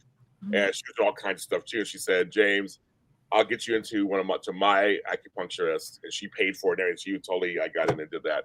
And I had a couple of treatments. And I really do believe it did help as part of my thing. So where you can see my face. I could talk normal. I couldn't eat, talk, sleep, sneeze. You forget how everything's connected in your body, especially your face. I couldn't swallow. I couldn't spit. It was rough. It was really rough. My whole left side, but it's out there on the internet. You can see it. It's out there, videos and everything of me. But I was very, very transparent then too. I thought, man, I want to help other people because again, no one talks about it. So many folks have Bell's palsy. They go, my uncle had it, my aunt had it, my so-and-so had it, and no one talks about it. So I got a big mouth, and I'm going to talk about it. So that's what I'm going to talk about. So. Anyway, so we get that out. Now we can bring it. Let's bring it back up. Let's get back. I'm going to be a downer for good. But I was just going to say, like talking about educating things. I mean, soaps that used to be, and then they still can be a vehicle for that. I wish we'd see more of it because I know back in the day it was definitely very, the social issues that they would bring to the forefront, just in terms of what they mentioned. As the World Turns. Somebody on here mentioned As the World Turns. I think it was Lady Alpha or whatever, right? And I remember Margot's rape. And how rough they shot it, because I'm also a survivor of rape myself, also, as many people know, of a violent attack. And you too? Yeah, I'm a survivor of that too. I've had a lot of things happen in my life, but that you know how it is, girl. But that they showed it. It was such a raw. The way they filmed it, they don't do that anymore. But the way they filmed her getting raped, where you didn't really see it, but you saw it, it was and the aftermath, and And it's just like it was very realistic, and that was a really strong story to tell. Or Monica, her breast cancer on General Hospital, Mhm. when you get a mastectomy. I mean, Someone what said earlier, even a character getting a facelift. yes, Catherine on Young and the Jeannie Restless. Cooper. Yeah. Yes. Cooper. She had a real life facelift Yeah. and did it on the show. I mean, Mhm. I'm like, that's woo. That's I mean, you're right. These shows used to be a place to really can tell a story. But you had the silliness and Marlena possessed by the devil and all that stuff. But then you also had the serious, racial stories, or I'm sorry, I missed the gay stories. I feel like all the shows are really doing a piss poor job when it comes to LGBTQA. I think it's horrible. And I don't know, just it was a place you could have both. You could and whatever fed a story, and that's why Right. people like it because you can relate to it. You can get into it. So so you're right, Kim. I completely missed those days where we had that story that would come in. Just being able to bring in like that, but also bring in, like you said, like the Marlena, the devil Oh possession, yeah, I mean, all the campiness and stuff like that too. You got a mix of everything with soaps, or at least you should. right? Why not? I mean, I think Carly Buried Alive. That's another one of those crazy stories back in the '90s. I mean, it was crazy stories. There was Case of the Alien on General Hospital years ago. It's Alien. I didn't know. Yeah. I knew about the weather machine. I didn't know. Oh, about no, that was Yeah, they had to Yeah. get the alien. Nobody talks about it. Yeah. Yeah, nobody really talks about it. And of course, the Gemini on days they arrived in an A. I mean, that to me is like great, but then they would offset it with Bianca's coming out on All My Children. They would do stuff that was really good to balance it out. Yeah. And shows like As the World Turns and Guiding Light and All My Children when it was in New York. Those New York soaps especially did a lot of good stuff on their show. Yep. It's ironic. Sorry, I'm glitching again. It's ironic you mentioned the storylines from As the World Turns because that's why Haley is so special to me. Because Haley's character had an eating disorder. Yeah. Yeah. And so I was watching that while I was dealing with my issues, which obviously wasn't an eating disorder. Or it I as I said, I'm a rape survivor. I was 10. I was 17. And food is how I coped because back then there was no therapy. Nope. Therapy was a no-no. Therapy meant that you were weak, there was something wrong with you.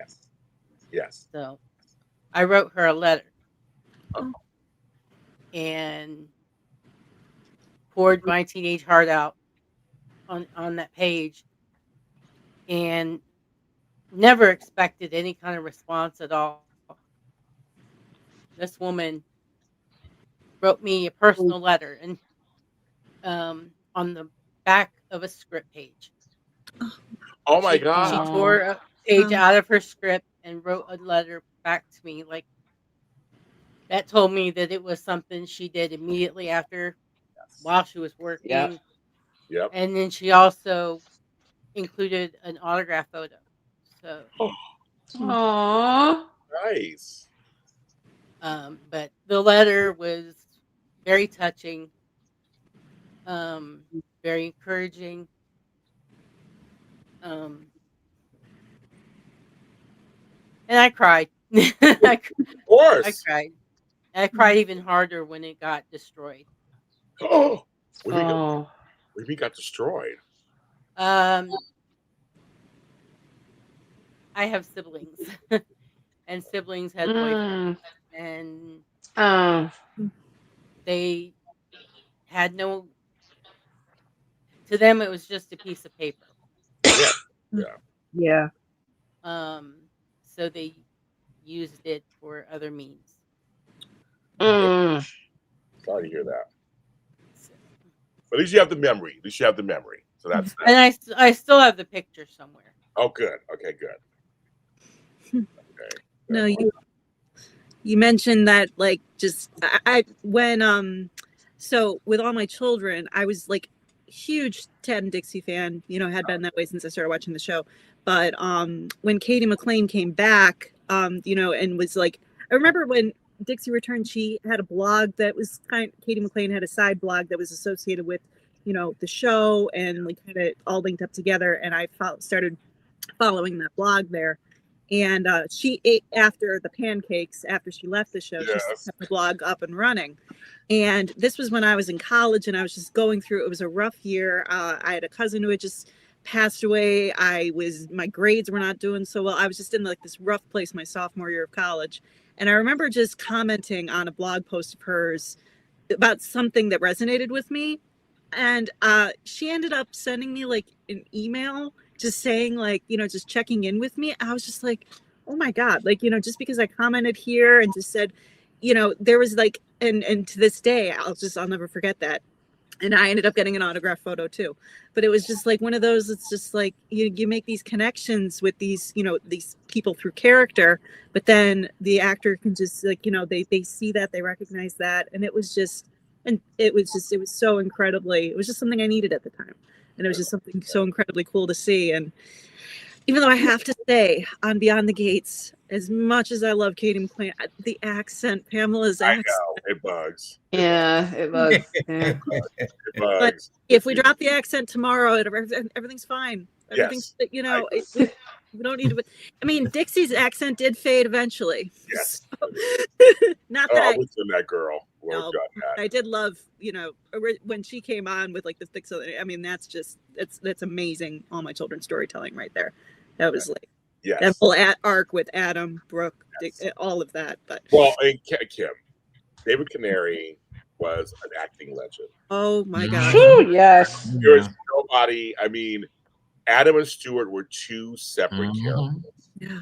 They were literally two separate characters. Mm-hmm. And he was so good in either one or together when he played scenes opposite himself. Just phenomenal. Oh. He had chemistry with everybody. With everybody. Yeah. I mean, Adam and Brooke had my heart, but Adam and Erica. Hell, I mean, there's this one scene, and I think they aired it on SoapNet. They did like an I Love Lucci marathon. But there was this one scene in particular. It was her and Adam, and she's like throwing things at him. The fruit, the strawberries against the wall. You worthless piece of scum. Do you know? Yeah, I remember that scene. It's just iconic stuff, But the way they played off each other, oh man, just stuff of legends. I want to mention Candace. I was watching a show yesterday, and the character got sarcoidosis. I thought of you. I forgot what show I was watching, and I was like, "Oh my!" I never heard that word. Was it on Fox? Was it on the Fox? Yeah, it was on something. Yeah, it was. I know what show you're talking about, and So I guess I'll share my little story. That's your turn. So, as some of you guys may or may not know, this goofball here, me, I have a long-term chronic illness of sarcoidosis, which also is a branch of neurosarcoidosis. So I have it around the brain lobe, and also have sarcoidosis on the lung, which is crazy because I've never smoked a day in my life. And we did find out I do have a brain. So there you go. Two in one. I was shocked. I was shocked too myself. So basically it's enlarged lymph nodes that has bacteria. Luckily, I'm only stage 2. It goes into certain stages to the point where for the lung, I would have, if it got higher, I should say, I'm not gonna wet, I would have to have an oxygen tank. I would have to be getting a lung transplant if it gets to a severe point. It also is in the MS family. They're still researching this disease that's been around for almost 30 years now, probably longer. They do not know where it comes from. It's not hereditary, meaning I did not get it from somebody else. It's literally somehow I got it. I was the lucky one, I guess. Unfortunately, like I said, they're still researching this, meaning that there's no cure. The medications that I've been on about 12. The number one was prednisone. which did not like at all. There was another one that caused severe bleeding. Didn't like that one at all. So FDA is still trying to find certain things to like keep everything. Right now, thank goodness, I have good doctors, specialists. I am taking care of myself. I removed some stress. Probably that's why I got it. To maintain it where I'm at. Like I said, I'm a stage 2 right now. So to kind of pinpoint it, this is the thing that Bernie Mac had. You guys know the comedian Bernie Mac. A lot of people thought it was just the flu. If you guys remember, they said it was a cough and whatnot. He had sarcoidosis. Tisha Campbell, she had sarcoidosis. So remember, there was the big controversy how she gained all this weight. It was because she was taking prednisone. She was taking, I believe, 25 milligrams, which is, again, before, because some of you guys see me before, I was skinny. And then I had the moon face. They call it when you take prednisone, you have your moon face. I was all nice and moon and round. And now I'm fine with the way I am right now. So for more information, just go onto Google and look up sarcoidosis. Johns Hopkins Hospital is #1 with their specialists. I go to university. There's certain programs around the country. Some, unfortunately, because of what's going on in the world, had to shut down some of their researches. So this is an ongoing thing. And hopefully there'll be a cure and a reasoning to why all of this is happening. So, yeah, it's funny that now we're talking. I'm a former nurse, as some people know. And so it's kind of funny to talk about on my hour. We're talking about medical stuff. I just wanted to kind of check into Samantha's friends. I just want to talk about that. But I think it's people health, animal health, all the healthises are very important. And I just please, folks, wherever you are, let's help continue to fund research for cures for things or treatments for things. For a lot of us, it's ongoing.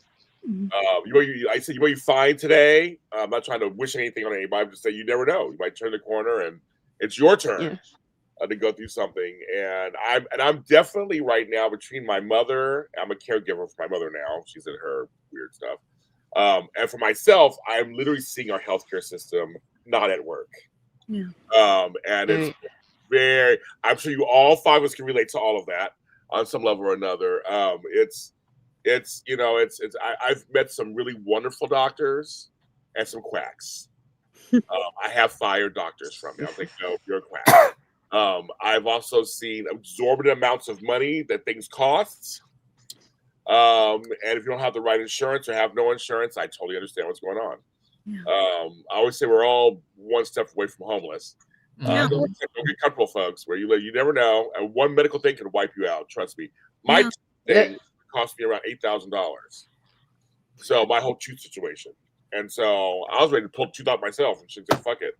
But I got some things I'm working on, and we got it down a little bit. My insurance covers some of it. It's crazy. And I'm one of the fortunate ones, so to speak, compared to most people. I can speak to. I mean, as someone who went on Mounjaro, because of a type 2 diabetes diagnosis, not because of just wanting to, even though I considered it wasn't until the diagnosis came in where I was like, okay, yeah, this is going to be a thing.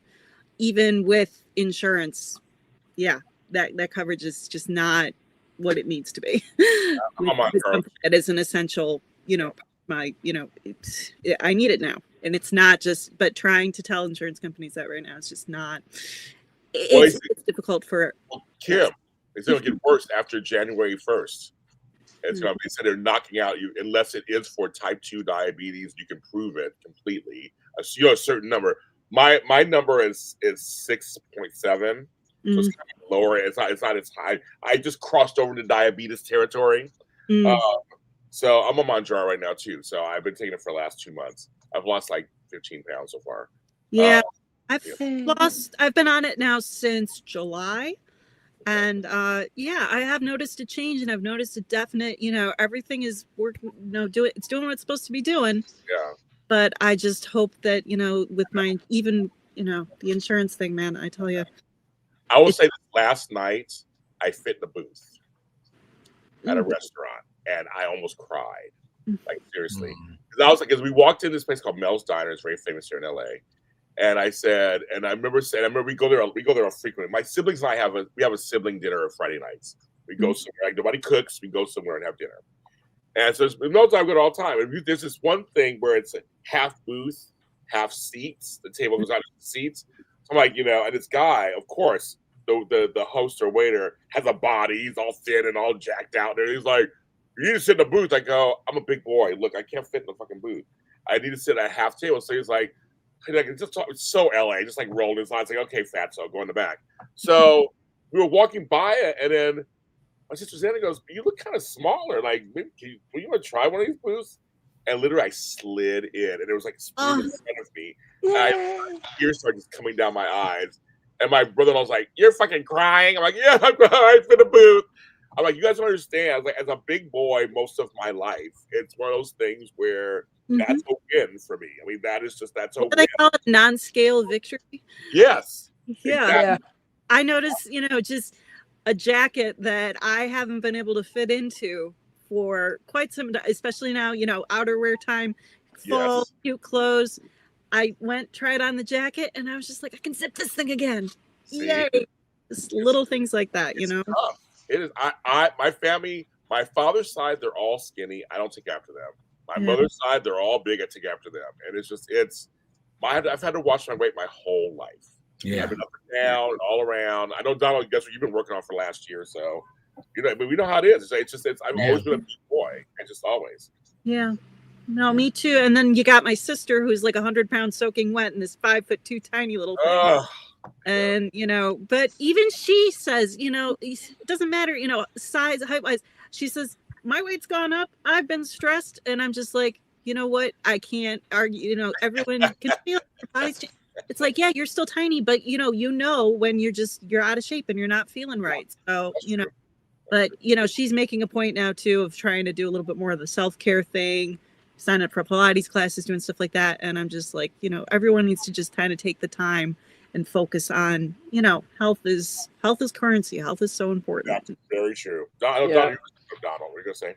Yeah, I was gonna say that. I'm noticing I can wear a size 44 jeans. I couldn't even do that last year. 44. I was like, what? That's the lowest jeans that I have, and I'm like, okay, this is good. It's I'm used to it now. Because I've been on Manjaro most of the year. Most of this year, my diabetes went down to 5.7, which I'm like, good. Cool. That's good. Okay. That was the same number before COVID happened, because I was doing the plant-based program at Bellevue.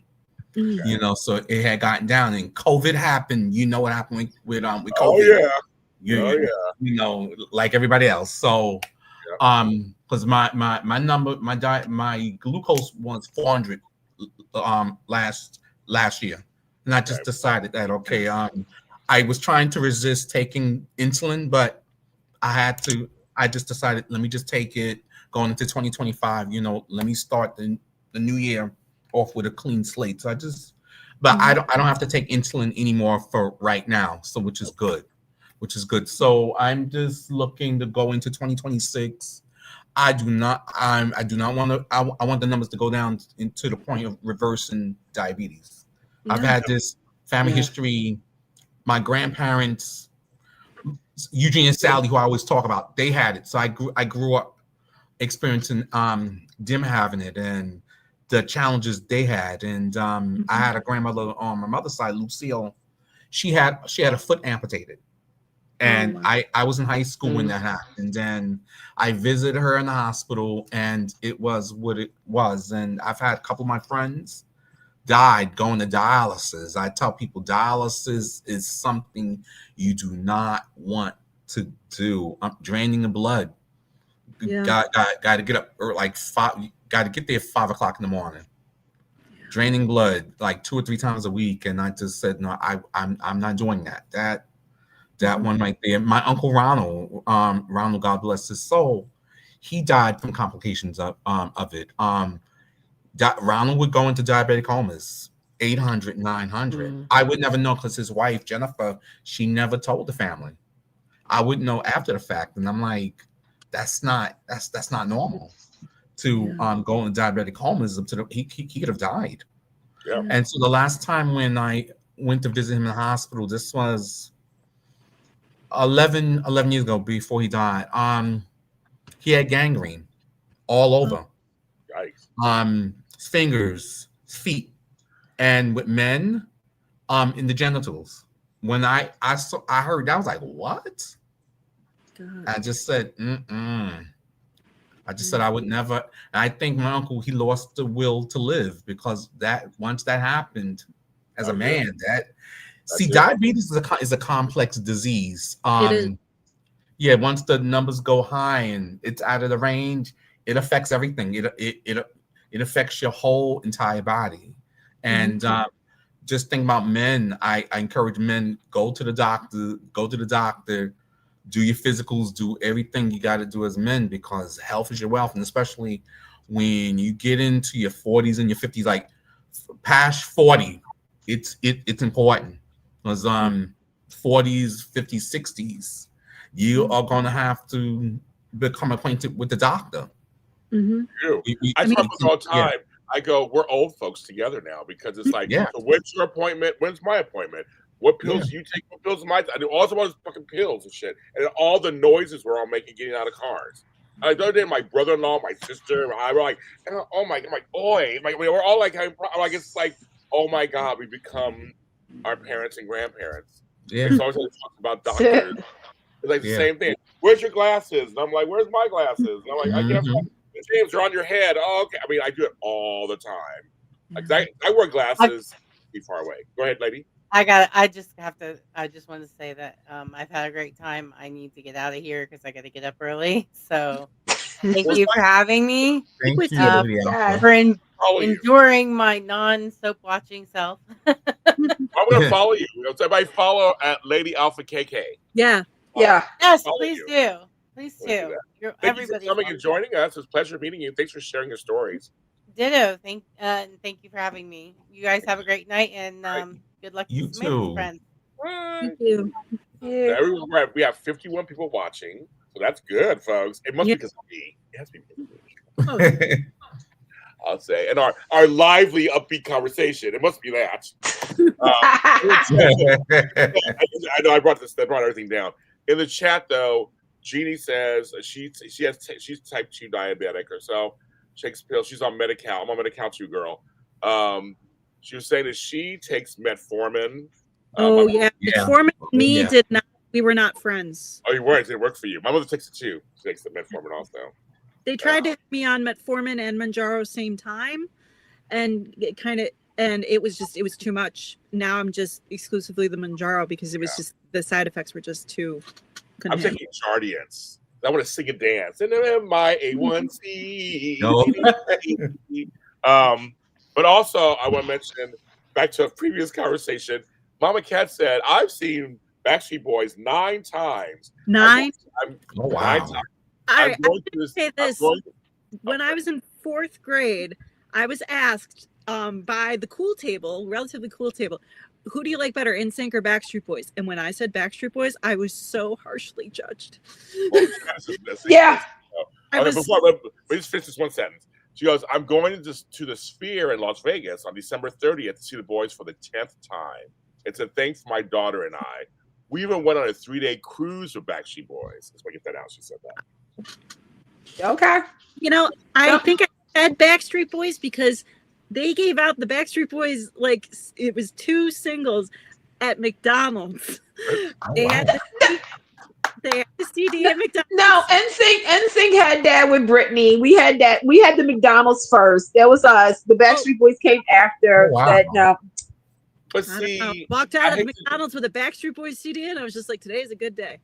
This is. Cool. I hate to join in on the Kim side. Sorry, Candace. Even though "Tearing Up My Heart's" my favorite songs of all time, the Backstreet Boys are still having hits. They're still having hit albums, hit singles. They're the boy band era that's releasing new music, and they're actually. What new music did they just release? They're doing the remix of their old songs.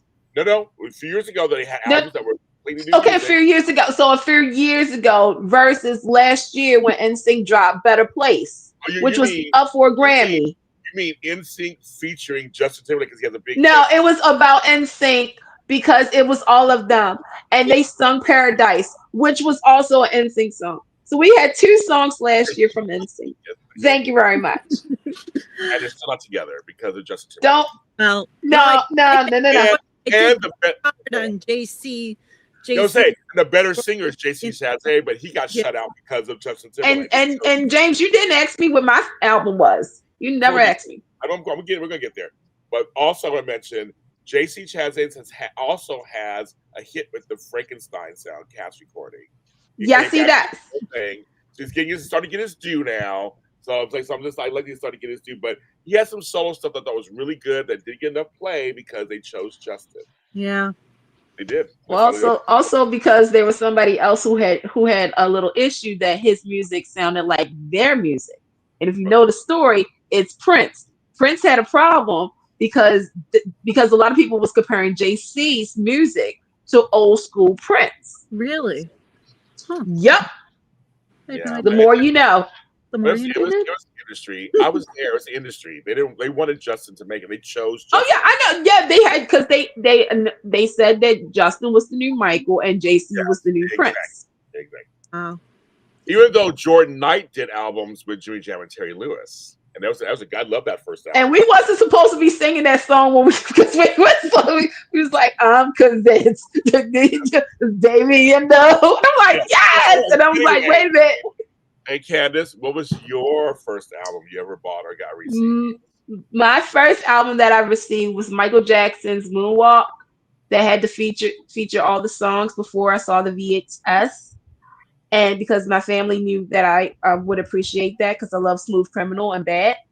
And the first CD that I bought was from Walt Disney Classics Records, which featured JC, which was the MMC album that they dropped in '93. So technically speaking, I had JC's first songs. So first CD I ever got from someone else. First CD I bought was Baby One More Time. The first CD that I ever got from somebody else, Shania Twain. Which one? Come on over. Come on over. Still the one I want. Yeah. Well, okay, we don't have the right song. I mean, there was like 12 songs that we were singles. I was a huge Shania Twain. She was my first concert too. I saw her in concert too. Loved her. Shania. Shania was the girl. Yep. Oh my God, she was huge. I was a huge Garth Brooks and Shania Twain fan. I was a huge fan of both. I went to the show, saw her in downtown Buffalo at the arena, and she had on a Buffalo Sabres jersey, and I was just like, oh my God. I love it. Oh my God. Yeah. Then she lost her voice for all those years. She got it back. I saw her in Vegas. And a little rough for a couple of songs, but she sounded fine for a lot of them, and I was very proud of her. Yeah. I was like, there was something. Was it like a vocal, like a natural thing on like her vocal cords? Yeah. Yeah. Mm-hmm. And so she had to stop singing for a while. Mm-hmm. And then she kind of. Oh, and Jeannie in the chat, she says she's going to see Sean Cassidy. So I got to do a cross promotion on JLJ Media. We have a show called Some Like a Classic with Tammy Govea, the beautiful Tammy. And she had Ryan Cassidy on last week in studio. It's really good. It talks about his mother, Shirley Jones, his father, Jack Cassidy, his brothers, David Cassidy, and all them. So check that interview out. Are you watching, Jeannie? Okay, yeah, it's good. It's a good. He's hot too. Oh, he's hot. That nice little hot head of blood, just this white hair. I was like, oh my God, Ryan Cassidy. But check that out on JLJ Media. Make sure to talk about the Partridge Family. I wanted to be the Partridge Family. I wanted to be one of the, but that's another story. I wanted to be in a traveling band with my siblings, but that didn't happen. Didn't work. I wanted it. I mean, it can still happen. It can still happen. Get the little cute kids, they be like all adorable and stuff, and Next generation, yes. Yeah. I would have loved to have been, in a band, in a traveling bus, playing music.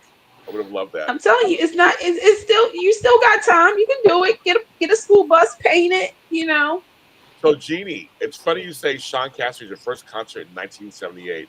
So I had older sisters, and they were into Leif Garrett and Sean Cassidy and Peter Frampton. And I remember as a kid, because I was young, I was a kid in the 70s. I remember seeing the albums, and they all were wearing tight jeans with big crotches, all just the big pouches in front. I was like, I know why my sisters liked these albums. I get it now. I understand that very much. And side note, my partner in life on television, Frank Moran, when we do our show tomorrow, he said his first concert was Kiss, and he liked Kiss. That was his whole. Exactly. You were made for loving me. Okay, there you go. So, Vinny, I'm sorry that I brought the show down. It was all about illnesses for last hour, but I did. No, don't worry about it. You got 52 people watching, so that's good. Yeah. That's working. Tony Moore is calling me. I told him I'm busy until 10. Because he wants to tell you everything that happened at the event. He got everybody. Are you guys talking about your first concerts? Well, first we're doing first album, then we just kind of morphed into concert. So what you said? But did you go to see MC Hammer? You saw him in concert too, or no? Did you see him? What was that? No, I never saw MC Hammer in concert. Actually, my first concert was Ozfest '99. Ozfest. Oh wow. That's the first time I saw Ozzy, obviously, but the first time I saw Rob Zombie, and I've seen Rob Zombie in concert 5 times. He's probably the best stage show that I've ever seen. Although this past summer I got to finally see Weird Al in concert, and he has a very awesome stage show. Yes. Probably one of the best stage shows that I've ever seen. Well, I'll tell you, Vinny, I saw Rob Zombie years ago too, and I will tell you, you're right. He has a great stage show. Even though, to me, one of my favorite stage shows was Jane's Addiction back in the 90s. Okay, yep. He would have flamethrowers, and people would come drop from the sky. And when I saw him 2 years ago, he stopped doing all that. They're all old now. But back in the day, he had showgirls. I mean, it was a huge production. But no, Rob Zombie, I love his music. So I was all upset. So it was a very good show. I saw. Yeah. That's why I saw Ozfest. I saw Lollapalooza. I thought Metallica was the lead the year I went. It was Metallica, Rancid, Devo, which was really good. I was like, Devo, whip it good. They were so good. It was really good. It was a really good one. And Metallica was the bomb. That was my first time seeing Metallica. We've seen Rob Zombie 5 times. You said 5 times. Yeah. I've seen Red Hot Chili Peppers 5 times over the years. Oh, wow. Okay. All the different incarnations. I've seen them. They're so good in concert.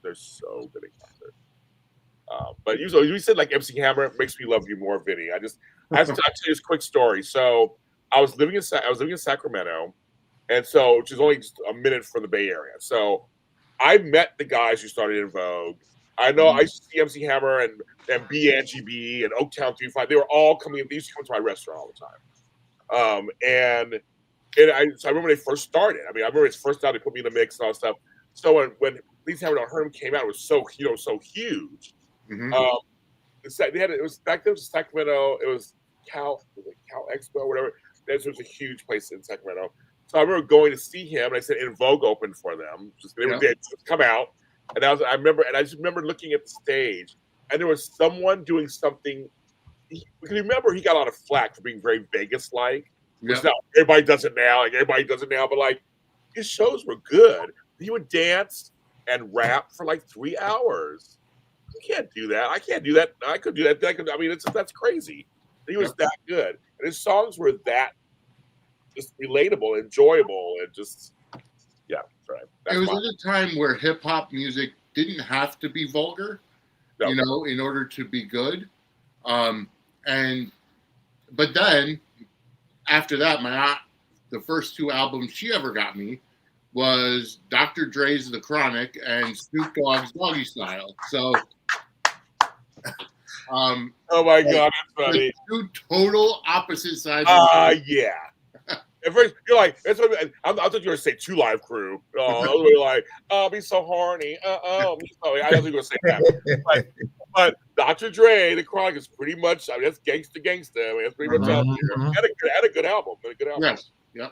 But that's funny you said that. I'm like, I never pictured you for that, Vinny. I like it. I like learning this new side to you. Here at Suds Media After Dark. Like, if you saw my iTunes, like the catalog is so vast from country to rap to hip hop to metal to everything. I like it. Oh, Yeah. I do. My first, I remember I had a boyfriend at the time. I was 18 years old, and he was, I would take you to the show, James. We have to wear a poncho. Oh, a poncho to a show? Okay, and he wouldn't tell you who it was. So when we went in, we got there, I see the marquee, and it's Guar.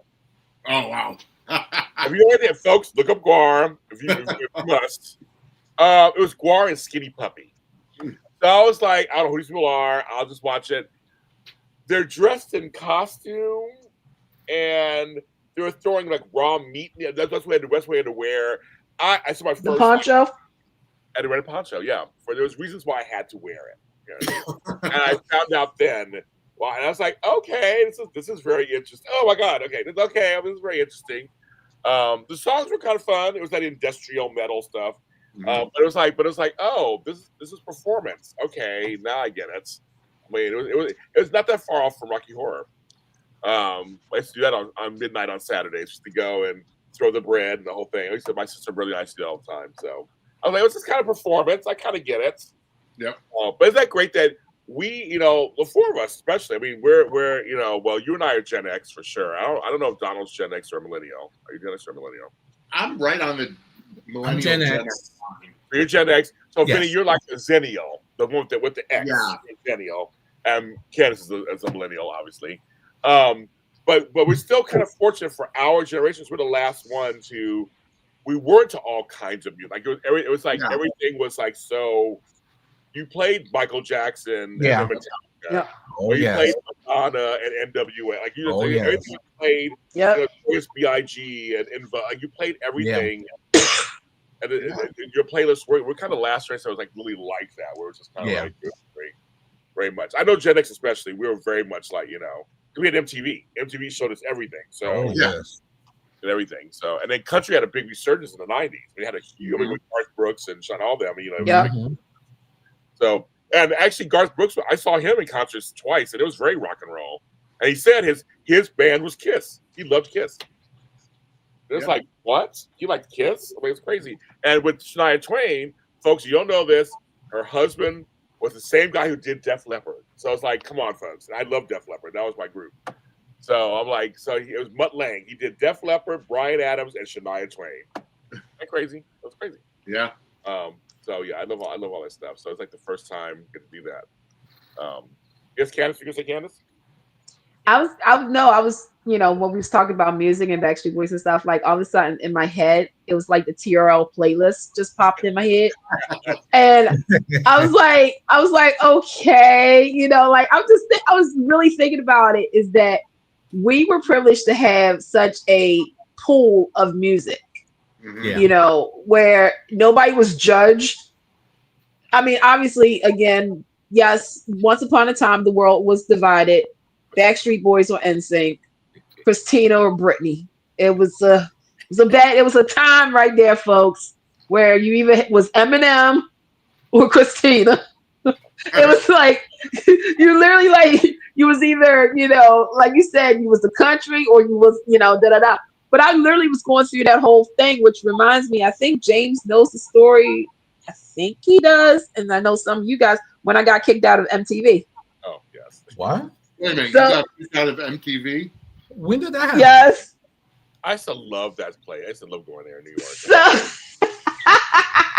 So the year was 2001.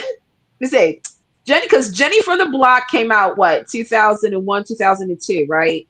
Yep, I think so. Yeah. Yep.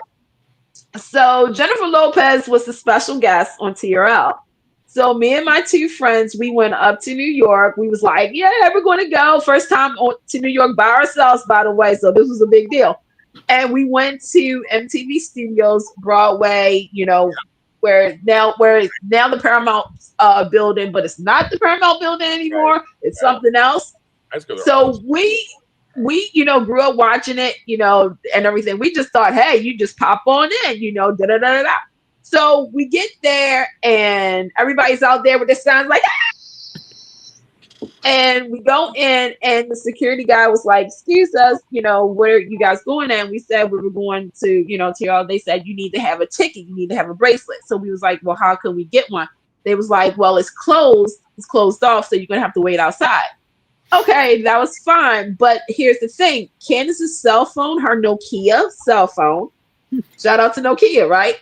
It was only on 10%. So I had asked, could I stay with my phone? I wouldn't go anywhere. I wouldn't do anything. You can trust me. And the security guy said, yeah, just stay right here and stuff like that. So we were staying there. So at least I could get to 25%, right? Well, my two friends decided to go upstairs because they had heard Jennifer Lopez. They was like, oh, Jennifer Lopez. So the security guy comes back and he looks. He was like, oh, so was this a trick? Was this a trick for them to go upstairs while you was? And I was like, no. And I'm trying to talk about. He was like, you know what? No, you got to leave the building. You and your friends get out of the building right now. Your phone is you got at least 15%. I'm sorry, you gotta go. I was so hurt, but at the same time, I was honored because I got kicked out of MTV Studio. I was told to go, so it was okay. But the following year, I learned my lessons. I was at TRL. I know. I used to love going to that building. I went to the MTV stores right below. Oh my gosh, I love that store. T-shirt and all this nice stuff. I used to love going over there. And I remember I used to stand outside when TRL was doing thing. You could stand right. I knew where to sit, right across the street, and you could see the whole. It was crazy. I used to do that. I liked it. It was tears of joy when you actually could see yourself. Like they had the monitor, so if you saw yourself, you made it. Yes. And I saw myself, and I made it for that split second. Do you remember when those emails used to go around all the time? Let's do a TRL takeover and get one of these older videos at number one. I think one of them was like New Kids on the Block, nice stuff. And they did that. It was so cute when Jordan Knight hosted, because I remember when Jordan Knight hosted, and somebody said, and he was like, this can't be right. He was like, at number 7, you got the right stuff. And he was like, is this real? And they was like, no. And he was like, okay, making his debut on TRL. So, folks, I know it says 10 o'clock my time. I'm going to stay on a little longer if you guys will have me. And our next person hasn't come in yet. So that's Matt, isn't it? He's coming in? Yeah, Matt said he would be in around this time. So I want to say hi to him and bother him. So I'm not going to leave yet. And I'm staying on because I just want to mess with James. And also just to say hi to all you guys. Keep it going. Okay, we do this. Okay, we have 64 people watching. So thank you so much. I think it's because of thank you. But we're doing this for a benefit. It's a whole thing. It's a benefit. Samantha'sFriends.org. She has these events with a lot of your favorite stars for good reasons. Folks, all you gotta do, kids, it's not that hard. Get a phone. You all have phones. Go to your camera. Hover over here to for me, it's the top right. It's a Venmo code, a bar, what they call that, and it pops up. And then what you do is you give some money. That's how it's done. This is their second year. This is the podcast-a-thon. Say that 5 times fast. I can't. and it's for 2025. They're on here 24 hours, bitches. 24 hours. So help them be awake. Give money. Do we have a total or anything? Do you have anything going on? Yeah, I challenged everyone. We gave $350 last year. I challenged our viewers, our audience, to double that, to donate $700. As of right now, we are only at $155. Okay, we see another 150 get to 300 like last year. Yeah. So it's just like and I'll give something when I get. Well, maybe I'll do it right now. Let's see what I can do right now. So I'm donating in 1 hour because somebody's going to be really nice to me. So you got a gentleman caller? What's really nice to you? No, it's just I'm going to just get some money. Oh, I thought maybe something special was happening. I'm like, girl, how you making money? I'm like, I don't want to. I'm making money the old-fashioned way, working. Old-fashioned. I'm like, wait a minute. It is late now. This is now Suds After Dark. That's right. Oh God. Very sudsy right now. I feel some soapy goodness I do right now. You should give me a microphone. I'm crazy. And I didn't realize that Venmo is only for the U.S. So for my international viewers, Yes. I do have a PayPal QR code as well. So just put it in the chat if you need the PayPal QR code, and I will go ahead and put it up for you. We had a couple. I should have told you. I could have told you that because I deal with international fans who send me money, and usually it's PayPal. PayPal's okay. They don't have Cash App, Venmo, Zelle. They don't do that. They don't have that. So yeah, PayPal is the way to go. Yeah, message him. That's why. I mean, we don't want to stop you. If you have PayPal, message him. International people, come on, give him some dinero. Yeah. Vinny, did you get my donation? I did. Yep, I got your donation. Okay, good. Yep, I got your donation. I haven't gotten Annie's donation, who wanted the PayPal QR code in last part of part one, but I have gotten a couple of the PayPal QR codes payments, and I have gotten a number of the Venmos as well. So, so we're come on, people, come on, 155 right now. You do better than that. Come on, people, you can do it. That's right.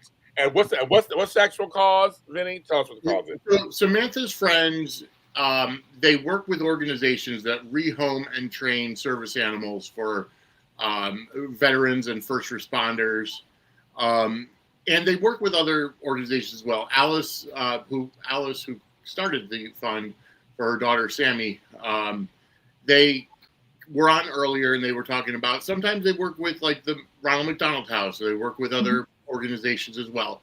Basically, they raise money to give to other organizations, and a lot of times it has to do with the service animals. And I do want to mention that I announced it earlier that on our new merchandise shop, we do have doggy bandanas as well as doggy cuddle buddies. And if you buy a doggy bandana or a doggy cuddle buddy with any of the logos that we have up there, the proceeds from those sales will go directly to Samantha's friends for eternity. So it's not just for tonight, but go to merch.suds-media.com, and if you buy any of those dog items, whether it's the bandana or the cuddle buddy, those proceeds go to Samantha's friends as well. See, and I just want to say personally that I come from a veteran family, and so I believe veterans should have anything they want. Basically, they fought and did things that I couldn't do or wouldn't do. And on my shows, you guys know that was a show called "What If No One Answered the Call?" We talked to first responders. I was a paramedic nurse at one point, so I know all about that. So I was saying, when it comes to veterans and first responders, they should have whatever they need. If a service dog is one of the things they need, let's help them retrain them and rehouse them. Seriously, it's they need it, and many of our veterans have seen and done things that we have no clue about. And they just want to go back to their lives, and their lives online for us, so we have certain freedoms. So I don't care what side of the aisle you're from. I'm a huge proponent for veterans, and I also want to give a shout out to I know Matt's in there. I don't want to let him in. I just want to give a shout out to my girl Martha Byrne, her husband. I will give points. He's home. He got pardoned, so he is home. And on my show, as you guys know, I've had her on my show over the years. We've talked about her case. She and I have become friends, and I'm just very happy for her that her husband's back home with her. So it's a really horrific story. So but I'm all about people and he was a police officer and all kind of stuff going on. But he is home. Got pardoned. He is home, and I'm really glad because I believe in his innocence myself. So I was telling you folks, I just think it's when it comes to law enforcement that yes, there's a lot of things that are wrong, but I come from a law enforcement family and veterans who were really good people and who did serve and protect our country and their families. So I'm going to get this all I'm going to say about that. And having animal support in any line of it's so emotional support animals. This for a reason. Doggos, we're helping doggos. We're helping puppies. Exactly, helping the doggies. I was like, come on. I do. And now, because my time is up, I'm going to stay on just to bug Matthew. I'm going to stay on just to bug him. So You can stay on all night. I don't care. I'm going to hand it over to the other tourists in the room. This tourist is bowing out to just be now just to. Wait, I'm a tourist too.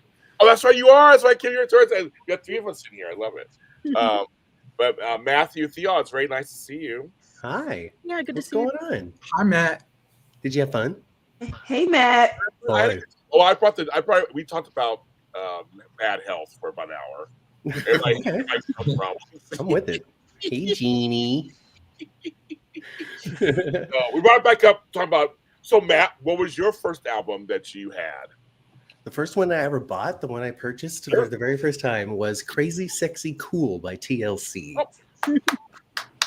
It's the first CD I ever bought with my own money. Wow. Yeah. I guess they're all surprising me. I love this. Well, do you remember your first concert, Matt? My first concert was many, many, many, many years later. It was a joint show between John Mayer and Sheryl Crow. Oh, wow. Cool. Yeah. Okay. I saw that at the Shoreline Amphitheater in Mountain I View. know Shoreline. I've been there many times. Yeah, but I've never been a big music guy or anything, so I've never had a massive music collection or a long list of concerts I've been to. I saw the Spice Girls on their reunion tour. Oh my God! Okay, Oh. Matt, it's so funny. Everybody's laughing because about 2 hours ago, I brought that up. I told the whole story about my story. I was there, Matt, also. Okay, cool. And I said it was gay men and then like people with daughters. It was the funniest. Totally, 100%. It was people sharing it with their kids. Yep. And then us. I was there. It was in San Jose, but it was San Jose Bay Area. Yeah, I'm not sure exactly what city I saw it in. I don't know if They I don't know. saw it. I don't know where they went. He was there, so it's funny you bring that up. So Yeah. No, I remember. They were introducing them all, and it was the big Jerry return. Yes. You know, because Ginger Spice was coming back. Yes. I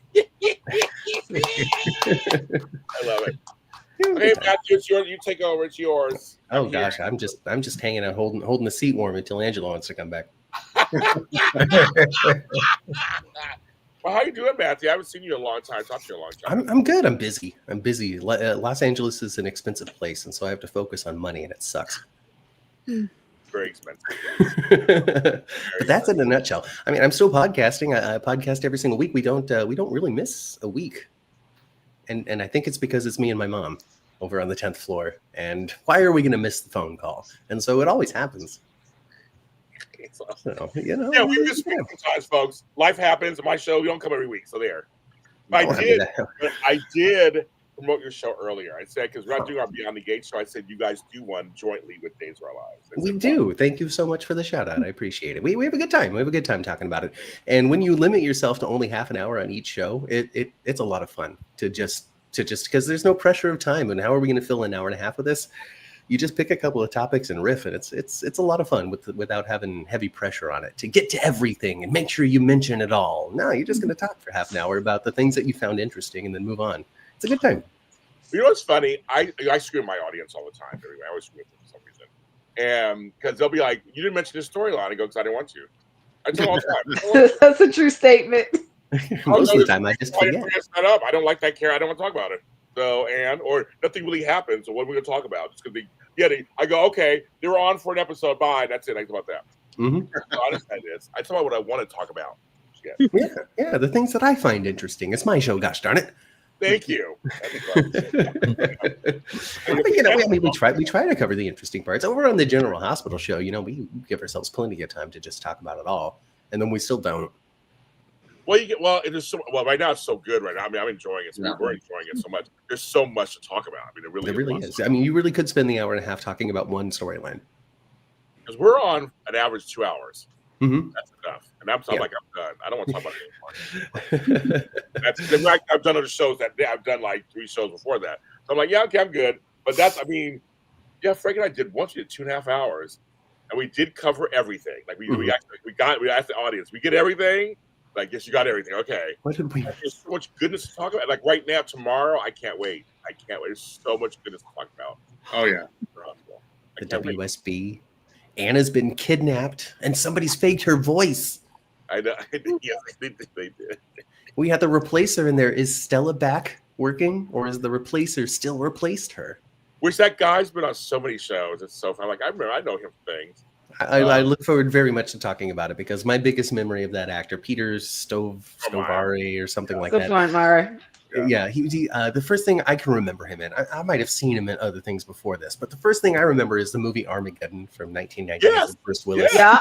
He played the Russian cosmonaut over on the International Space Station, and this line has stuck with me the entire time. I shared a GIF over on Twitter where he's trying to, meteors, disaster, asteroids. They're trying to get the rocket launchers to go, and it's just a good scene because he beats the shit out of the crap out of the thing with a with a wrench, while screaming Russian components, American components, all made in Taiwan, and then he just smashes the thing, and just the performance in the scene has stuck with me my entire life practically, and so it was a kick to see that guy just walk through General Hospital.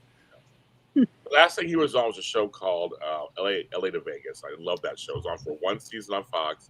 He had another accent. It was another kind of mysterious accent from Eastern Europe, and he played Artem. He was so funny on that show.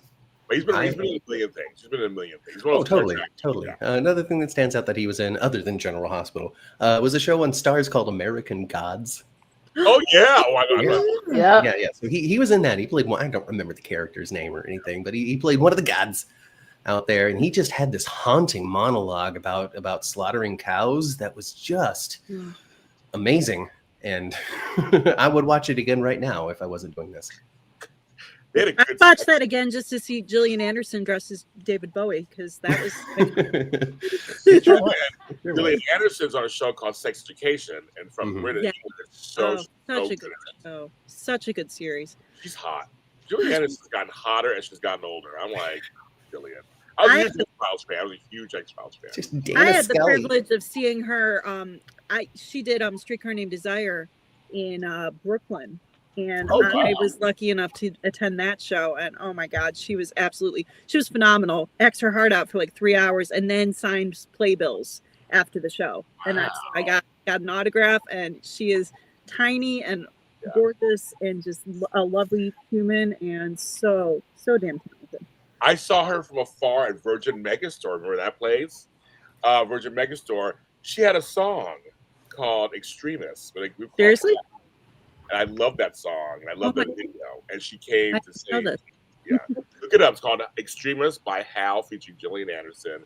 It is the song. She talks through the whole song, very breathy. It's a dance song. It's so good. Well, I saw a trailer for a new series that's going to be on Netflix. It's her and who played Cersei on Game of Thrones. Oh yes. Oh my God. Lena Headey. Thank you. The two of that, it looks like some sort of kind of like Western drama type show. I'm like, I'm here for this. We could. I got to see what's happening here with this. I love it. Good. I love it too. So the closest thing that I've seen, my claim to fame, going and seeing people on stage. I think Laurie Metcalf might be the person that is the most famous that I've seen on stage. Wow. Gosh, what was the dang play? I don't even remember the dang play, but it was in San Francisco. I don't remember the name of the play, but I remember what it was about. It was about divorce and loneliness, and it was heartwarming, actually. Also very sad at the same time. Upbeat comedy. It was an upbeat comedy full of drama. And then I saw Spring Awakening in San Francisco as well, and it was the touring cast, and was some dude from Lost was on it. That was cool. That was cool for me because I'm a big Lost fan. Matt, I walked out of that performance. Did you really? I was there. I thought that musical was dumb. It was terrible. It was awful, horrible. And I would not watch it again. But I went to it. I never walk out of musicals or plays unless they're super bad. And halfway through, I was like, "See what's up? Get me out of here!" And I left. I didn't like it. That was horrible. The music got one song in it that I enjoy, and that's it. Because that was what's his name? Duncan Sheik. Was that him? He did it. I think I don't know. He was a big hit in the 90s. I think he became. It was written by someone who does something else. That's for sure. I like that. That's a good one. And clearly. He's no Sarah Bareilles. My mom is in the chat, so I have to give her a shout out. Hi, Mom.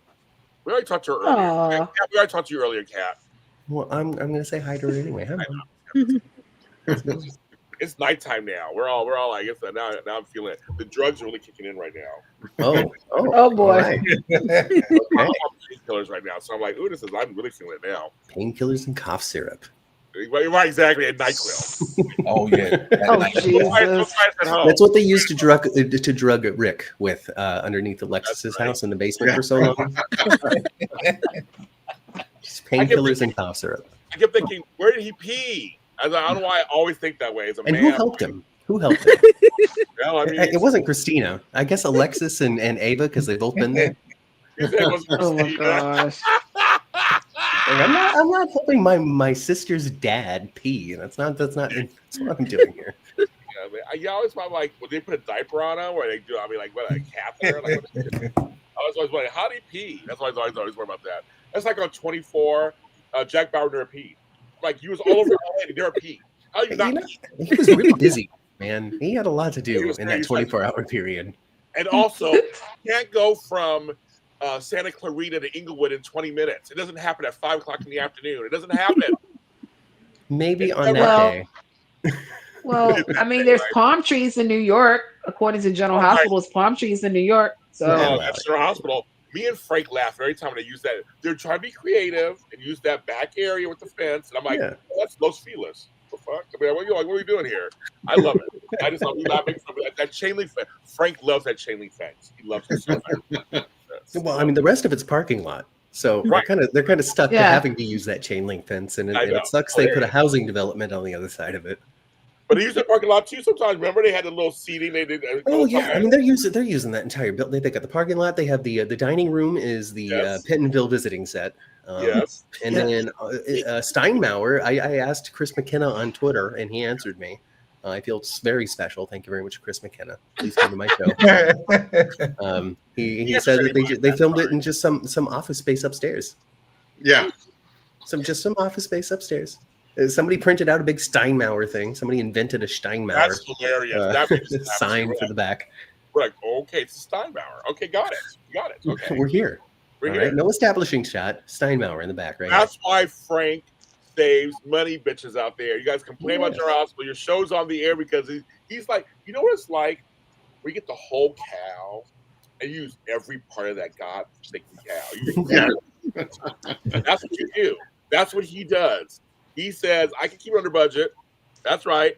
Yeah. Now, Tony is in the chat, and everybody, my chocolate twin. Hi, chocolate twin. Hello, Tony. Good job, Tony.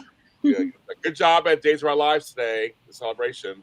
He had over 1,000 people watching their lives. That's great. Yeah. Yeah, and here's what a few people could go. Some of us couldn't get in there. I didn't even try. I said that Dish and Days would go, and they did. And him and congratulations to Araceli and Justin with Dish and Days. When Tony and I decided that went by fast. That's fine. That's fast. And that's our pandemic because we had AfterBuzz TV said bye. We're going on hiatus. And they never came back. And me and Tony talked about it. We're like, should we start our shows on our own? And we said yeah. So we did. And he did a good job today. You guys did a great job. And they got everybody. They got everybody. And your interview with the wonderful and recovering Suzanne Rogers. Yeah. So everybody go check that out and then donate to Samantha's friends. Just make it a great night. Right. Exactly. Just take care of it all. One fell swoop. Yes, exactly. What else do you got to do? What else you got to do? Nothing. Watch us and give your money. Give it. Right. Interview. Because sometimes you got to figure it out on your own. Exactly. And all of us here are doing things on our own. There we are. We're all doing something on our own. Everybody at least trying their best. Well, you're doing it. Nah, I'm just out there hitting the play button, hitting the broadcast button every Sunday. I'm not really doing nothing special. Everybody here is doing Donald's research. Candace is doing my show. Kim and Vinny are doing their stuff, and Matt, you're doing your stuff tomorrow. Oh, yeah. Totally. I'm just downplaying myself. You have to be humble out here in the world. All right. No, nobody cares. Matt. No one's going to do it for you. You got to do it yourself. You got to do your own horn. I mean, nobody's going to promote you like yourself. That's for sure. Exactly. Tony says, yes, please more Samantha's friends, a wonderful organization. Yeah, we know Samantha. We've known for years. So yes, they are. They are good everything. So please, that little Venmo thing is right up there, right above Right there, right above me. Yeah. Just bring out your phone and hover over it a couple of times because QR codes are notoriously tricky. But you'll get it. You'll get it. I promise. It's nice to see you, Matt. It really is nice to see you. I haven't seen you in a while, so it's nice to see you. It's been like I said. I'm just super busy. I wish that I can contribute more to just the online world out there that is us. You can still hang out with me every Sunday. I'm on quite a bit on Sundays with my mom. I pop in sometimes, you know that. Totally. But beyond that, I am a text away, James. You have my number. Feel free. Anytime. Actually, I did text you the other day. Oh, you did, and I here's my reply. Oh, that's really awesome. Oh, anytime. Cool. I remember like, wait, I did Wait, that was the best right there. It was like this. Oh shoot. So this is what I have to say to that. I'm really happy that people are listening to Whispering Headlines. It was a great time writing it, and it was a good time recording it. That's so we go visit that. You can listen to me on James's audio channel all over his dramas. All right, we got Whispering Headlines. We've got Fairview Heights. City Hall. There's the Mistletoe Road. Yeah, I'm on Mistletoe Road, the latest season of that. What else have I done for you? Your hair. I killed your mother. Mindy. There's that one. Yeah. Oh my God. Yes. That's the text, which is doing very well. The text. There we go. So yeah. I'm all over that thing. So, and I did the Monsters after show. That Ryan Murphy show with Nicholas Chavez. Very successful for us. I was huge. So Matt is all over there. But Matt, we could have set up better ourselves. I was like, wait, but I did text you. I mean, but that's you did. Can you imagine covering Monsters with your mom? You know, about these two people that just killed the parents. And I'm like, hey, let's talk about this every week, Mom. And we even had to cover the dong scene in the jail. Yes. Can you imagine talking with your mom about the dong scene from the jail cell? I did that. Check it out on James's audio channel. He did. And but Kat, she knows what she's talking about. She doesn't shy away. No, my mama doesn't shy away. She's somebody that raised me in the realm of honesty. In the truth. I had a question, I got a real life answer. I didn't get, the stork came or anything, you know. When two people fall desperately in love with one another, no. I got the mechanics. I was that kind of parent too. I was like, I didn't love your mother. We had a baby by accident. Here you are. I didn't know that's true. I was 18 years old. That's what happened. I mean, it was no love or nothing. I was exploring an aspect of my life. Right. It was prom. I will tell you, I didn't use protection, and you came. I mean, that's what happened. All righty now. Mama's the real. Exactly right, Ma. You are. Yes. You are the real deal, Cat. Yes. That's why I love it. But that's how it is, folks. I know, Vinny. What kind of father are you, Vinny? Well, I mean, considering my son and I have a great relationship. He actually helped me move into my new place. Although we do differ on certain aspects of viewpoints, but he's a good kid. He works hard, so I'm glad I gave him a good work ethic. But wait a minute, I asked how you are, not how your son is. How are you as a father, Vinny Suds? You know what? I'm a good father. You could ask my son. I always kept a bond. Like when his mother and I broke up, he stayed with my family. Oh, okay. And his mother is basically non-existent in his life. So, my current wife now, his stepmother, he has a good relationship with her too. Like, her parents live in Kentucky. He came out with us, over the summer, out to Cincinnati to visit her family, and they basically just took to him, and he's a very respectful kid, and I like to know that I instilled some of that into him. So, I mean, he hasn't actually come to me about the talk. He went to my mother about it, and actually, Fair enough. my mother was the first person that he came out to. So, His son, and it was queer. I forgot about that. yeah.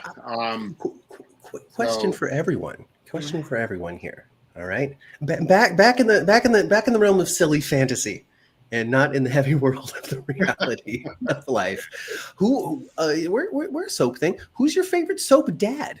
Across all of the shows and all of the times that you've been watching, who has been your favorite soap father? Whether it's Adam Chandler, because gosh darn it, it'll always do it, or someone more heartfelt, loving, like a Joe. Mine's easy. Mine is Uncle Mac. Mac. Oh, from General Hospital. General Hospital. He took care of all three of those girls. He sure did. They got left behind. And he came in, but the thing is, they showed him being a father on a regular basis. Those three girls, and so to me, that's just that he's the best one ever. He didn't have to take them in. He did. He took them in. He did happily. He's like, "What? You're Robert's kid? I'll take you." Right. I mean, so he was close to Robin, close to Maxie and Georgie. Those were his daughters. I don't care what anybody else says, and even may he rest in peace. Tristan Rogers said to me one time, he goes, "Yeah, the character." Even Robert knew that on some level. It's like, yeah, Robin's his daughter, but his brother raised her. I mean, that was it. Anna knows that. I mean, they all get it. So it's kind of like, to me, they showed him being a father, and I guess because I'm a father to girls, I just related to him. I have two daughters, so I related to him very much. You know, the craziness. That's a great answer. Yeah, so I like that. So that's my answer, Matt. All right. Okay. My son is 20. My son just turned 20. All right. Young man. Very nice. All right. Anybody else have some favorite soap dad?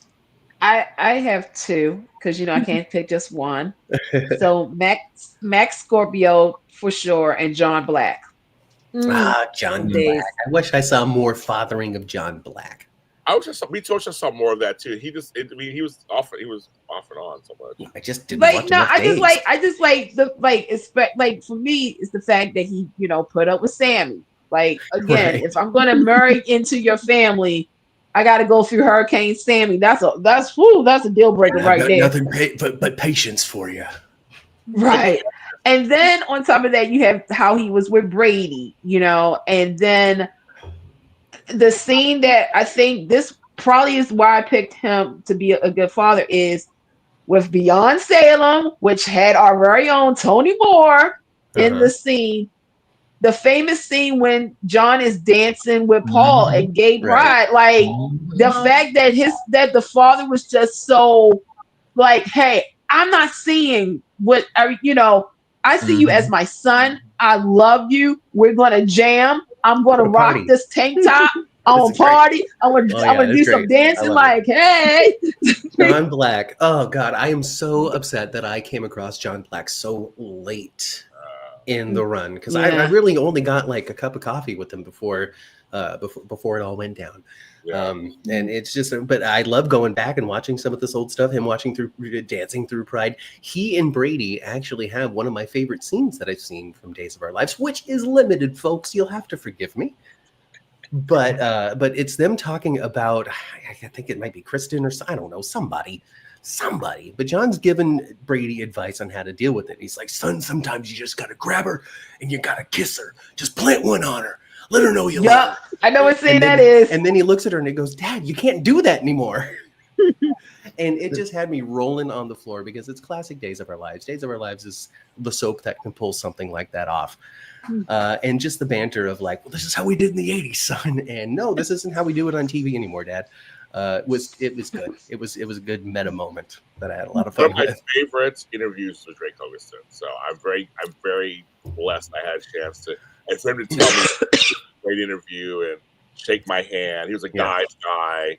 And I appreciate it more now that I got a chance. I snuck one in there. at the last Emmys that he was able to attend. I was able to get him Susan Rogers and I don't remember anything when I'm on TV. Yes, James Reynolds. Thank you so much for knowing my content better than me.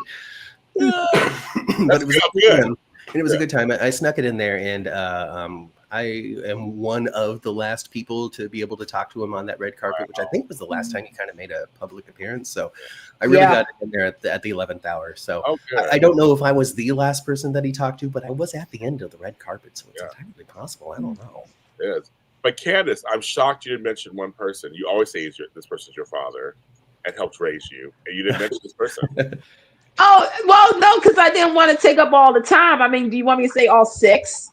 Oh, there's all 6 of your fathers, Candace. Okay, 6 of my dads. Okay, so John Black and Max Scorpio was my honorable ones, but my 6 dads that I literally made a Father's Day card, literally legit, is Victor Newman, Jussie Hubbard from All My Children, Luke Spencer, Alice Spalding. Oh, yes. Ed Power. I'll say there's some names. I'm like, you did not say hello. Nathan Banks in the chat, Joe Martin and Jackson Montgomery from All My Children. And Joe Martin's a good one. Joe Martin's a good one. Yeah, Joe Martin was good. Jackson Montgomery, only because of the banner that Walt, Willie, and me have when we did a podcast together. Oh my God. Oh, that's so cool that you got to do that. I'm a huge Jackson Montgomery fan. I love Walt is such a clown. So now we used to have Take Two Radio, which is now NGE Soaps. So every time, like the one time that he was there, I wasn't there because I was sick, and he called me out on the show saying that I didn't have a cold, that I was afraid to talk to him because he would have to get all Jackson Montgomery on me. And so the next time I got on there and I talked to him and stuff, we had this like ongoing banner. So online, sometimes he'll say, well, if Candace is feeling good or up to it, maybe she'll do A, B, C, and D. And I'm like, well, if I am feeling good, da da da da da. So we're going to try to do another interview, but he is such a humble person who loves this business like nobody. And, you know, I'm going to say this, General Hospital did it right when he came on that show. But my goal is, if they're not going to bring back All My Children, which I hope they do, I want Walt Willie on Young and the Restless as Sharon's dad. I've been saying this for the last decade and a half now, but I need Young and the Restless to get better for me to have him on the show. There's some work that needs to be done before we let Walt Willie on there. There's a lot of things before we let anybody else back on that show. Like, that's what I'm hearing about shows that aren't Beyond the Gates over on CBS. They're struggling a little bit right now, huh? I mean, look, Young and the Restless. I'll be saying this right now. We say it's like almost 2:00 my time, but later on today, when on JLJ with Young and the Restless, my whole thing is this. I've not said this very loud and proud. Joshua, you have a problem because this isn't Beyond the GC. You know, everything happens outside the GC when it needs to be happening in the GC. So right now we're in Los Angeles. Woo!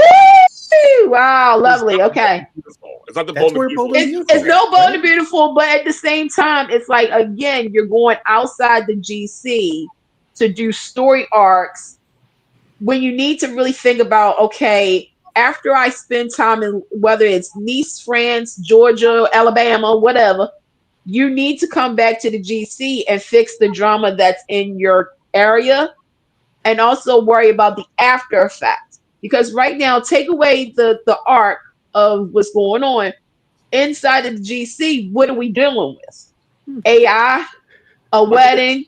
It's just crazy because right now we got Lucas Adams, Tamara Braun, Roger Howarth, Matt Cohen, who played Griffin. I'm like, it's just like Cohen's on there now too. Yes. Wow. Yes, it's GH and Dave's reunion on Young and the Restless. Yes. And Tamara Braun and Lucas Adams play lovers. Not right. I saw some postings about that, and people were having a little Wally Kurth, Jane Elliott flashback. Yes. Trip and his mom. Just too much. Oh my God. Well, folks, if you want the drama to return to Genoa City on Young and the Restless, make a donation to Samantha's friends. They've got connections in the soap. Sure, wait a minute. No, I'm going to take this up, Matt. I'm going to take this one even further. if you want to change, Samantha's friends makes changes for people Oh my god. and for the doggies. The doggies are so cool.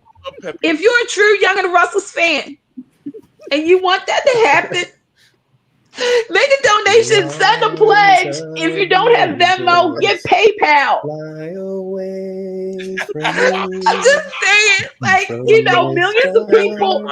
Millions of people. I can cover it. It's not. There's no band backing. It's okay. There's no copyright there. Okay, Vinny, take over. Yeah, see, I was gonna get my Sally Struthers wig and like put it on and be like this, hi, while I was doing this, because I mean, seriously, like Young and the Rustlers needs all the help it can get. They need some Samantha's friends. They need some animals. All right. If there's one thing that General Hospital proves to us month over month, it's that animals are the heart of soaps. If you can find a way to put an animal on your set, whether it's a horse, an alpaca, or an adorable dog, or a duck. Or a duck. Oh yeah. Okay. I'm here for it. Yeah. I'm here. Joey and Chandler. Yeah, no, Lucy had a duck. No, Lucy had a duck. Sigmund. I was talking about this with Sigmund. Nice. I was talking about this with my mom last week on the podcast, and it hit me like a ton of bricks when Lucy was having her moment with Tracy, talking about the Quartermains and Alan and all that sort of stuff. And it just hit me that Lucy Coe, of all of the characters in the grand scheme of General Hospital, Lucy Coe has lasted this long, which is great. She's wonderful, but she's so quirky. She's so unique, and she's a Coe. She's not a Spencer, and she's not a Cassadine or anything like that. She's a Coe, and so I'm floored, I guess is an appropriate word here late at night to say that congratulations to making it this far. But also, who'd have thought it when she was the quirky librarian, right? Yeah, that's right. I heard her son's on Days of Our Lives now, so it's crazy. Her grown-up son is on Days of Our Lives. So looks just like both of his parents. We saw him at the red carpet. He is splitting image. Yeah, this part is all Wayne. This part is all Lynn. And I'm like, at least we can tell that his mama and dad made him. But with True Morrow, that is Joshua Morrow's clone. Right. I don't care what nobody tells me. Yeah. Well, I know that. Matt's right. I mean, Matt is right about this. It's kind of weird, like certain characters that just kind of last. They're not like they're not tied to a major family, right? Tied to people. That's why when her and Tracy scenes, we'll talk about this tomorrow on our show, obviously. But it just was interesting. I was like, oh yeah, Lucy can talk about it. Lucy is from that time period. Lucy is one of the last characters that had that deep connection to the Quartermains of yesteryear. Yeah, you still got Laura and all of them still on the show, but when it comes to those that were like tied to Alan and Edward and Lila in a deep way, Lucy's one of the last ones. Yes, she was. So I would say she also to the Baldwins too. I mean, we don't have Scotty, but Lucy was tied into the Baldwins, and hashtag where's Serena Baldwin at? Thank you, GH.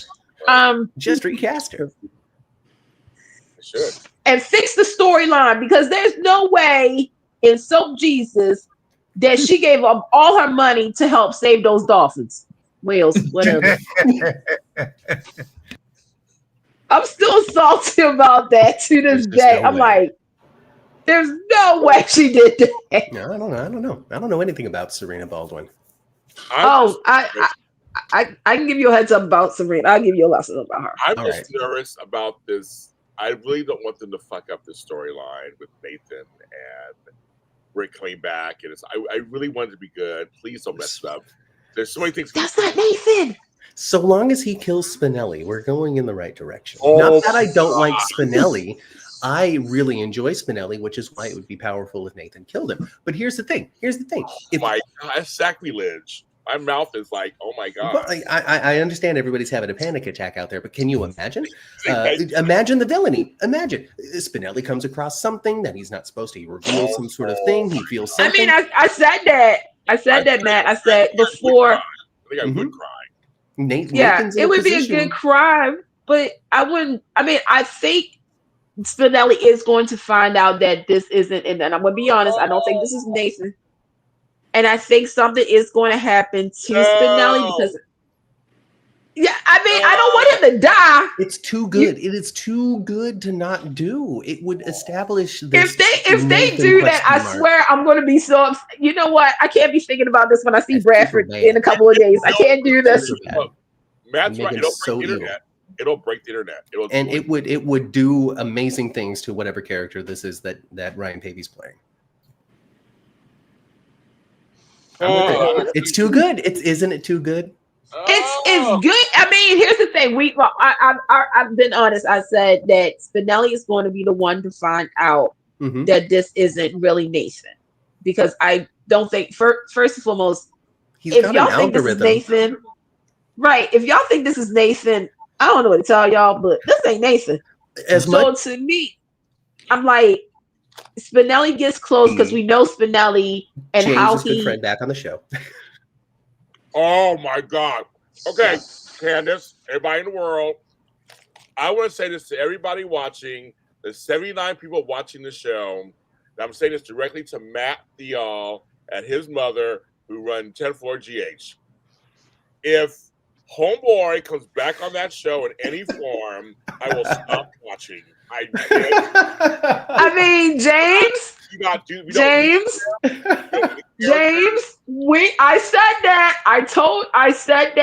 said that if we have to take a look at the situation of the situation. No. The fact that one, he went straight to Anna.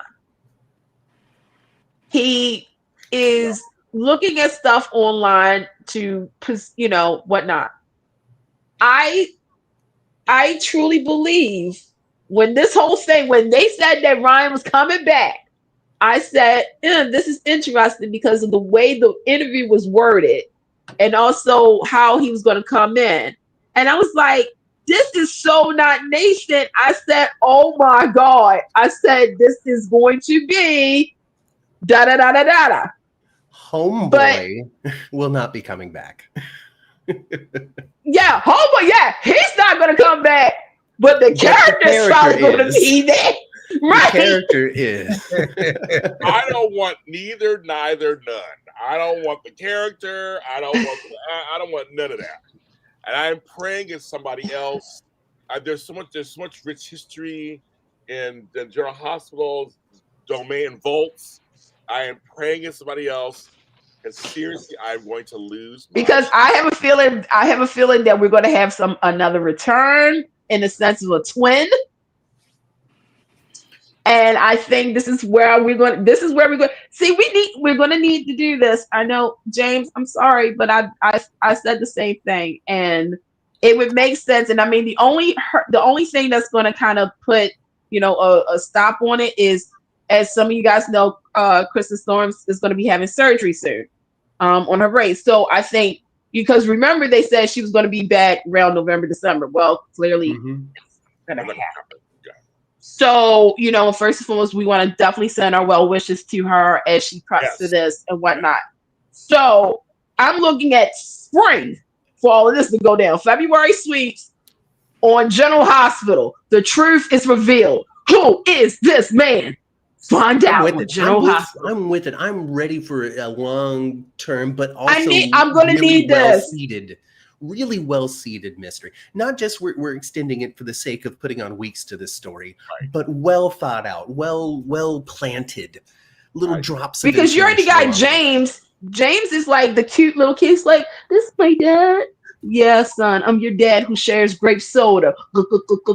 Okay, you have him and Dante, and Chase is like, yeah, the boys are back in town.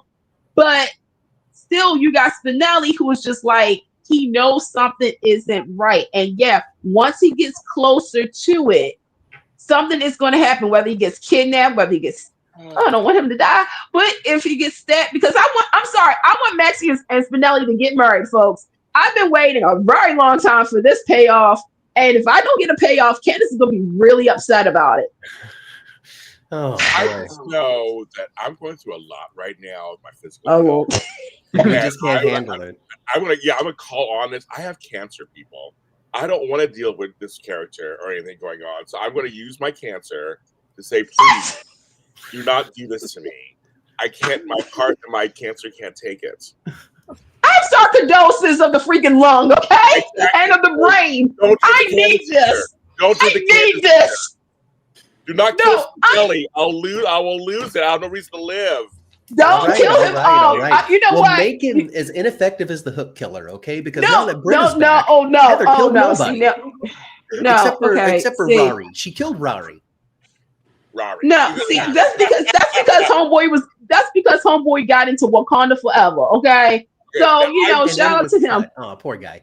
And I will give a shout out to Matt Theall only because his impression of the person I will not name ever is so good that it's crazy. And Put the baby in the box, Maxie.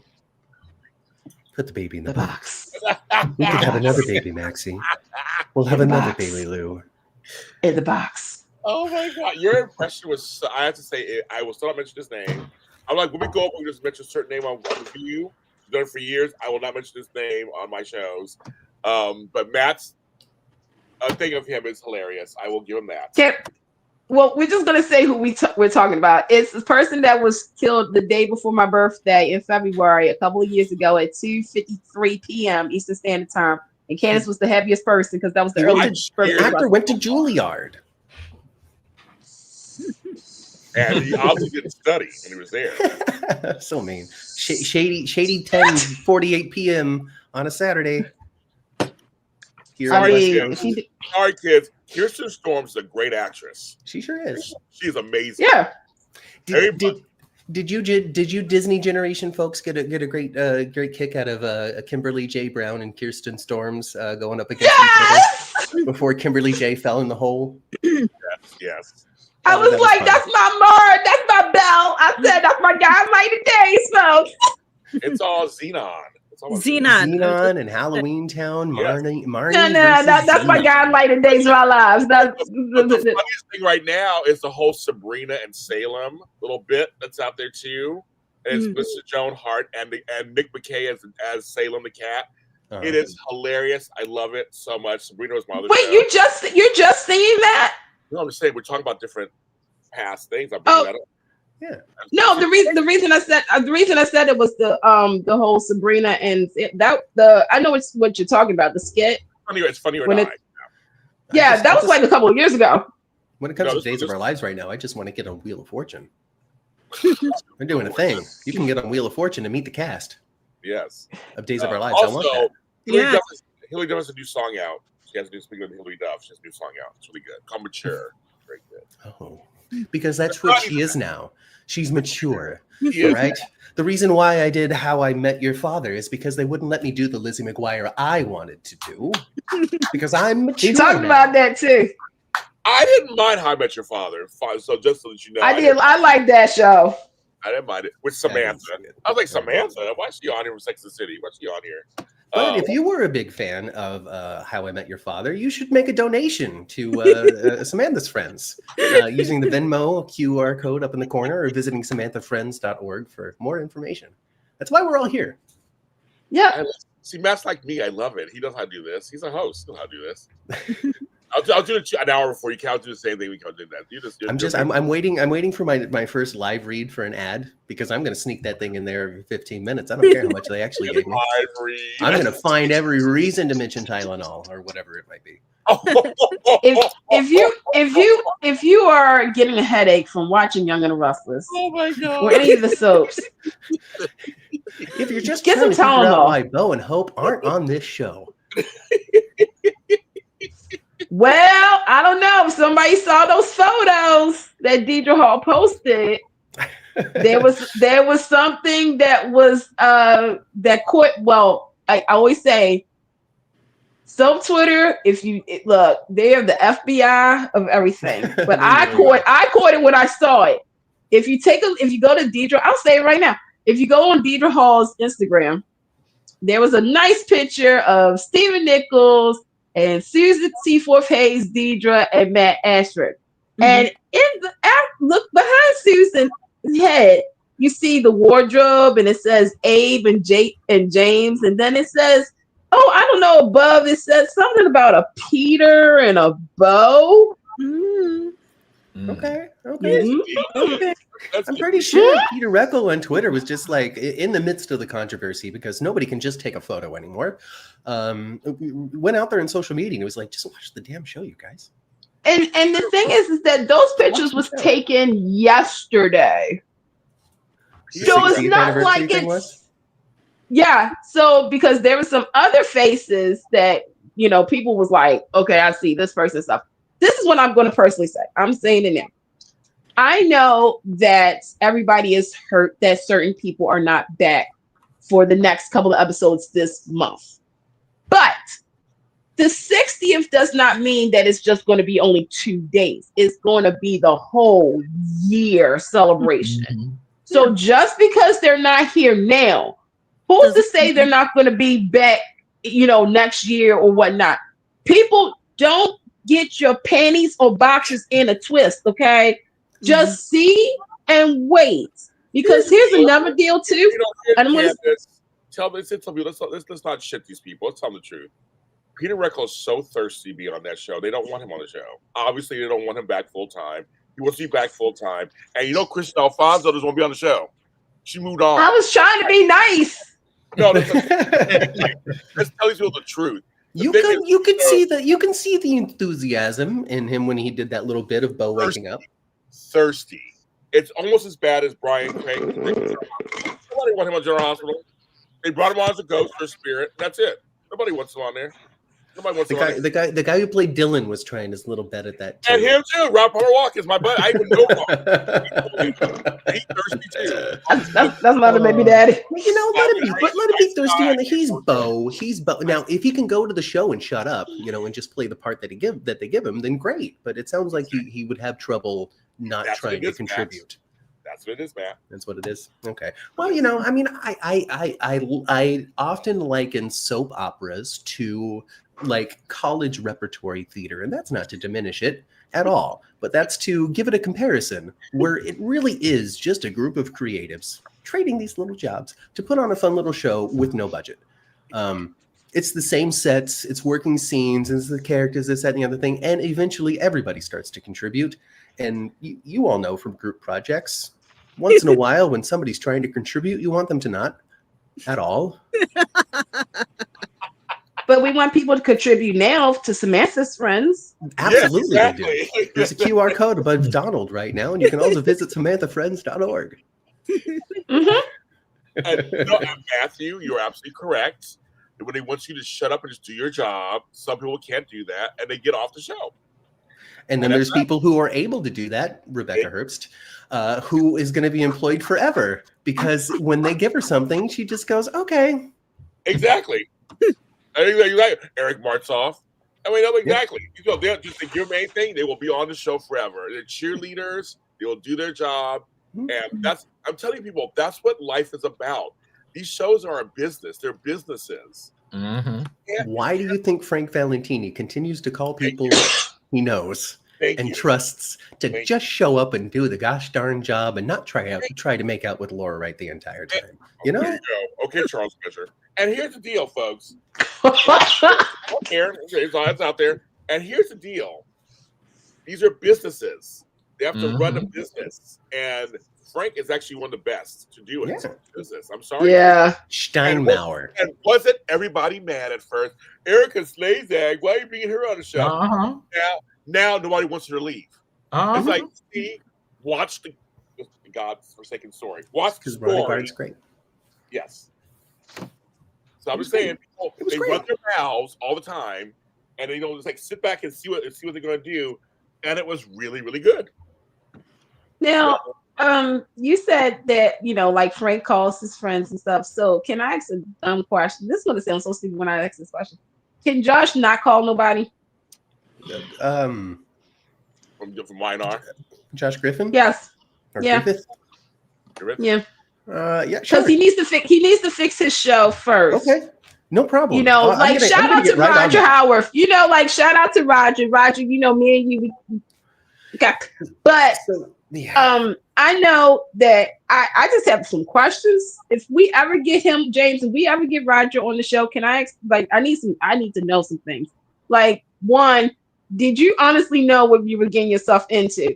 because I feel as though you're a great actor.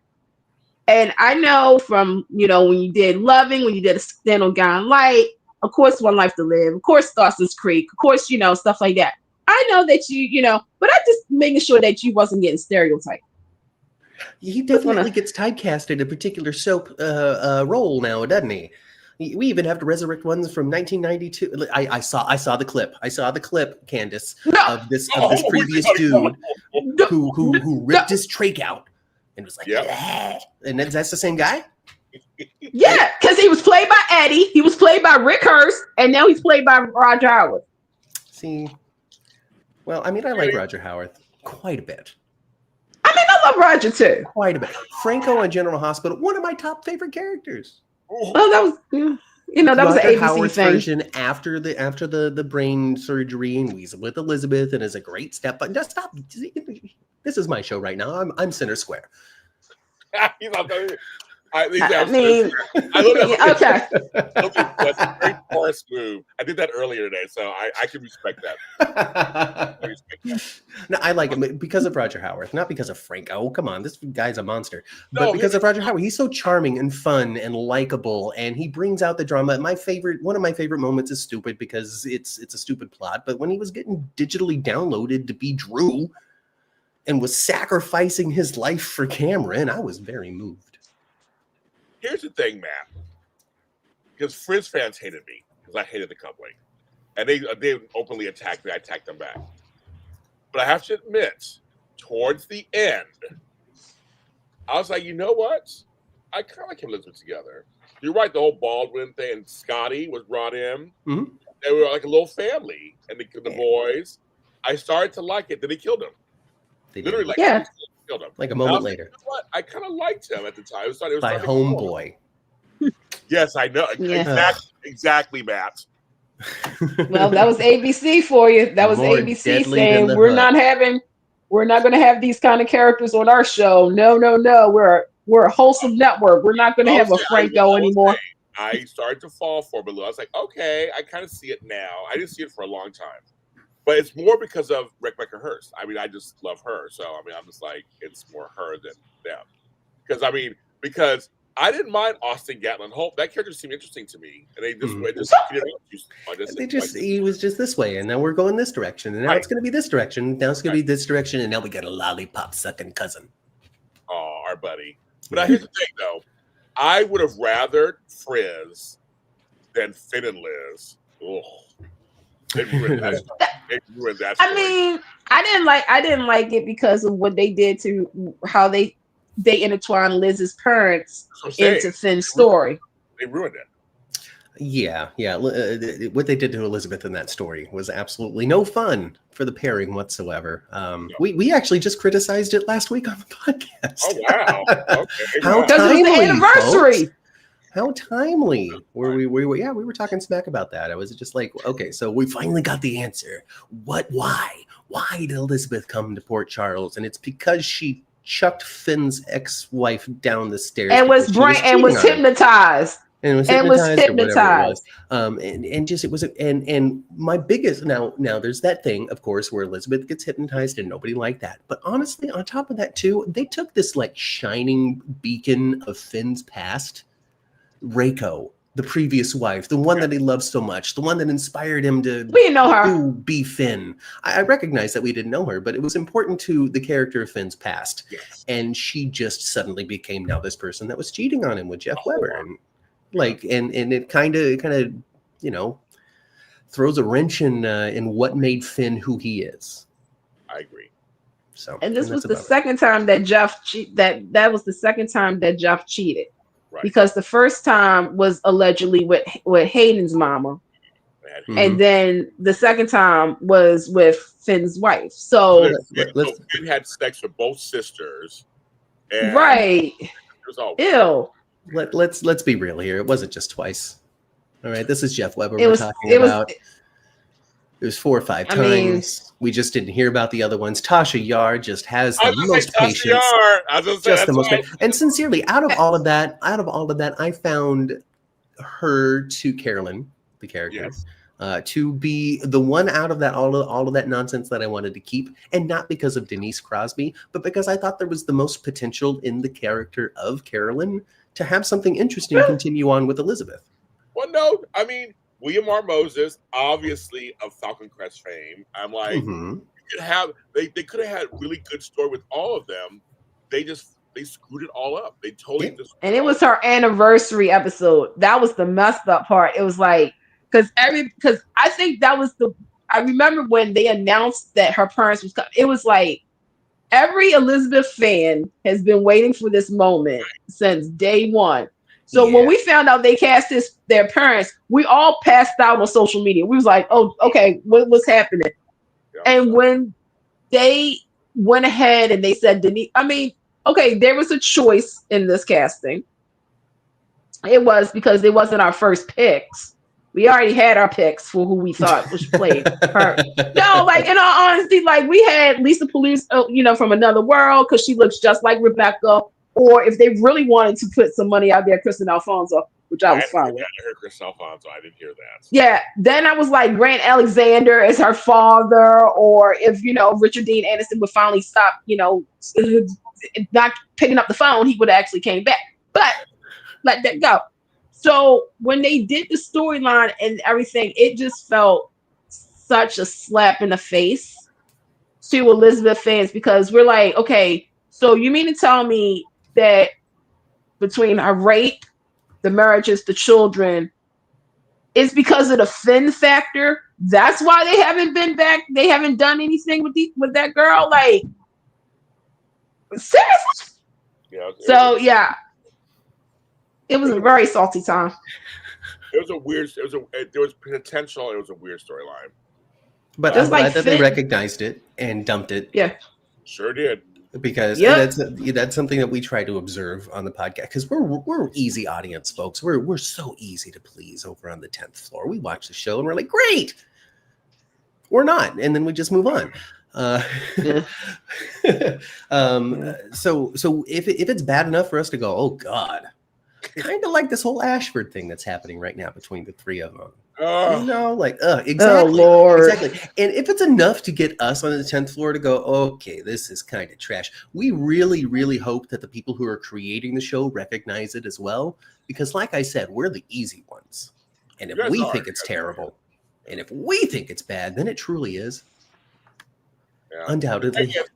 The problem is, again, Portia's lying again. So it's almost like, this is what she said. She's a big fat liar. That's what it is. At this point, I'm like, with it all said and done, at this point in time, with it all being done on this day here, Saturday, November 8th, during the Samantha Friends podcasting marathon here on Suds and Media and stuff. Listen to James. He's better at that part than I am. As it stands right now, I am on Portia's team, not because of anything that she's done up to this point, but because at this point, she is the most just completely done with everybody that I like it. And I want everybody to be done with each other. And I can't wait for Portia to be like, I am pregnant and it's Isaiah's baby. And for Isaiah, that poor wounded animal, to be so wounded and hurt that he walks away from it all and doesn't ever think of the name Jordan and Portia again. So we can rescue that poor character from being completely ripped to shreds in this terrible storyline. I like that. That was good, Matt. Actually, I like that. So basically you want them to write him off. No, I want to keep Isaiah. I just want him to. Oh no! The way that I know what you meant, but in a writer's POV, that's an easy way for them to let the character go. Well, that too. But he has a cabin. You gonna keep him? He has a cabin. That's supposed to be the. Never mind. You know what? I'm gonna let that go. Let it go, Karen. He gets. I can spin story all day long. We clearly saw him hurt because Portia took off to go sign some gosh darn paperwork rather than wait for him to come back to the cabin. We saw him hurt. Let's keep that. Let's have him hurt some more so he doesn't want to do it anymore. And then he leaves. And then he finds something fun in the cabin. And then there's an adventure. And we like him again. There's my story. My story is he goes to Elizabeth. That's what I said. No. And said, sorry, you were lucky. Now you're mine. That's I got the cabin and the woman. No, I actually want to see. I want to see some. I need to see another scene with him and Lucas. I know that's I know him and Lucas. That's pretty funny. He's not gonna turn gay. He could be bisexual. I didn't say he was going to turn, but I always questioned it. I was like, gay. I'm a bisexual. Can he go both ways, or is he in the middle? Like, come on. I really didn't want the cabin to be the love shack, and I'm just really hoping he finds something. You know, like Esme's living underneath it or something. You know, love shack, baby. Esme's living underneath Knock a little louder. Or, you know, some sort of lost Aztec treasure that only Felicia can recognize. I don't know. Something. Actually made a set for him because I think you guys said fuck him saying they're gonna make a set for that cabin. Me and Frank make jokes about the cabin all the time, but this cabin, I thought we were not going to see it, and when we saw it, I go, "Oh my god, they made a set! It's here." So, it'll only be a matter of weeks before they burn it down. Don't worry. Oh yeah. So do you think that they and here we go. Let's just talk about soap theory. Donald, chime in. Do you think that they allied the Davises with Ava due to this new connection that she's growing with Sidwell? So there can be some sympathy there, given the previous Sidwell and Alexis interactions. I think Ava is suspicious of Sidwell. I think so too. She's not dumb. She isn't. Like something's going on. So if they play her smart like they should, this could be a good thing. Because even Lucy was kind of like, she likes the attention, but she's like, something wrong with you too. I'm like, something going on. So I mean, you know, Carl Rhoda is so charming. He's such an actor on there, and how he plays it. But he's evil. Like they've drawn the line. He's bad guy. Yeah, he's a big old bad guy. Yeah, and Marco is one step away from being a big old bad guy too. Yeah, thank you, Junior. Bad guy Junior. So I was like, they're really drawing the line. So what do you guys said something has to happen with Lucas thing. Something has to happen. So I mean, there's something. Yeah. There. And I like Van Hansen so much, so you know, I'm ready for it. I'm ready. He's great. He is great. I like absolutely fantastic. So yeah, I was thinking, I was like, what's next? You know, I mean, we've made it so the animosity between the Davises and Ava is gone. Why? What's next? Question mark. And now she's hanging out with Sidwell, and we had the previous connection with Sidwell and the dagger and Alexis and some sort of maybe Cassadine something from way back when. And I'm just wondering if we're going to continue to see a friendly relationship there. I kind of like that they all kind of have to. They're all just like at this point. Okay, we're all bad. All right, we all three of us did this terrible thing together. So now we'll just be friends, huh? I love it. I think it's great. I don't think Rick's done. I think Rick is. We haven't even seen Rick in a while, so I don't think he's done. I think Rick's gonna really try his best to do something. I think. So I don't know. Angela's back. Angela. Yes. Hi guys.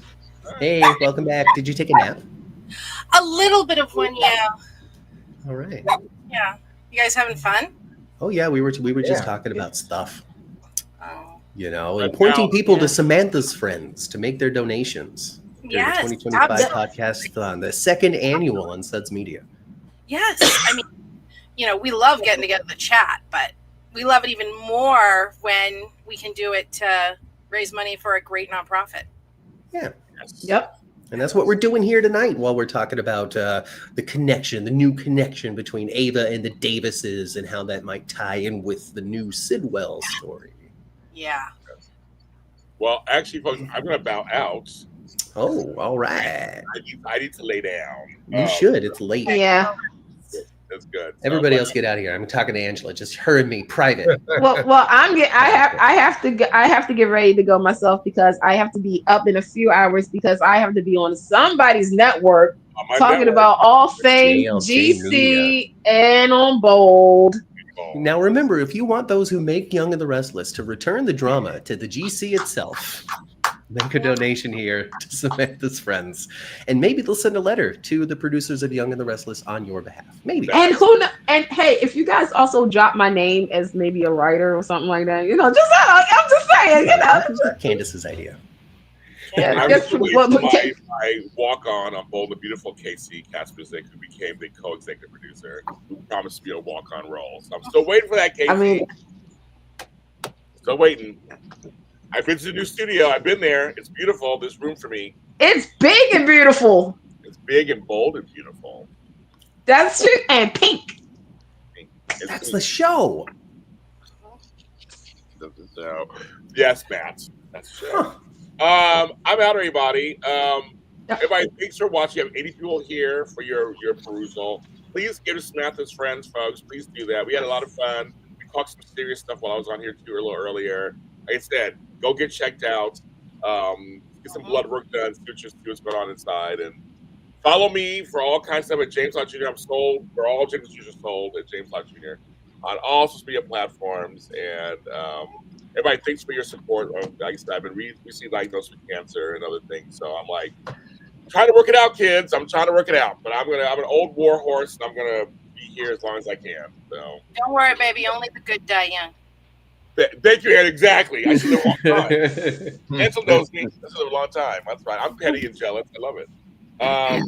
Everybody, but thank you, Vinny Suds, and Angela and you guys for hosting this.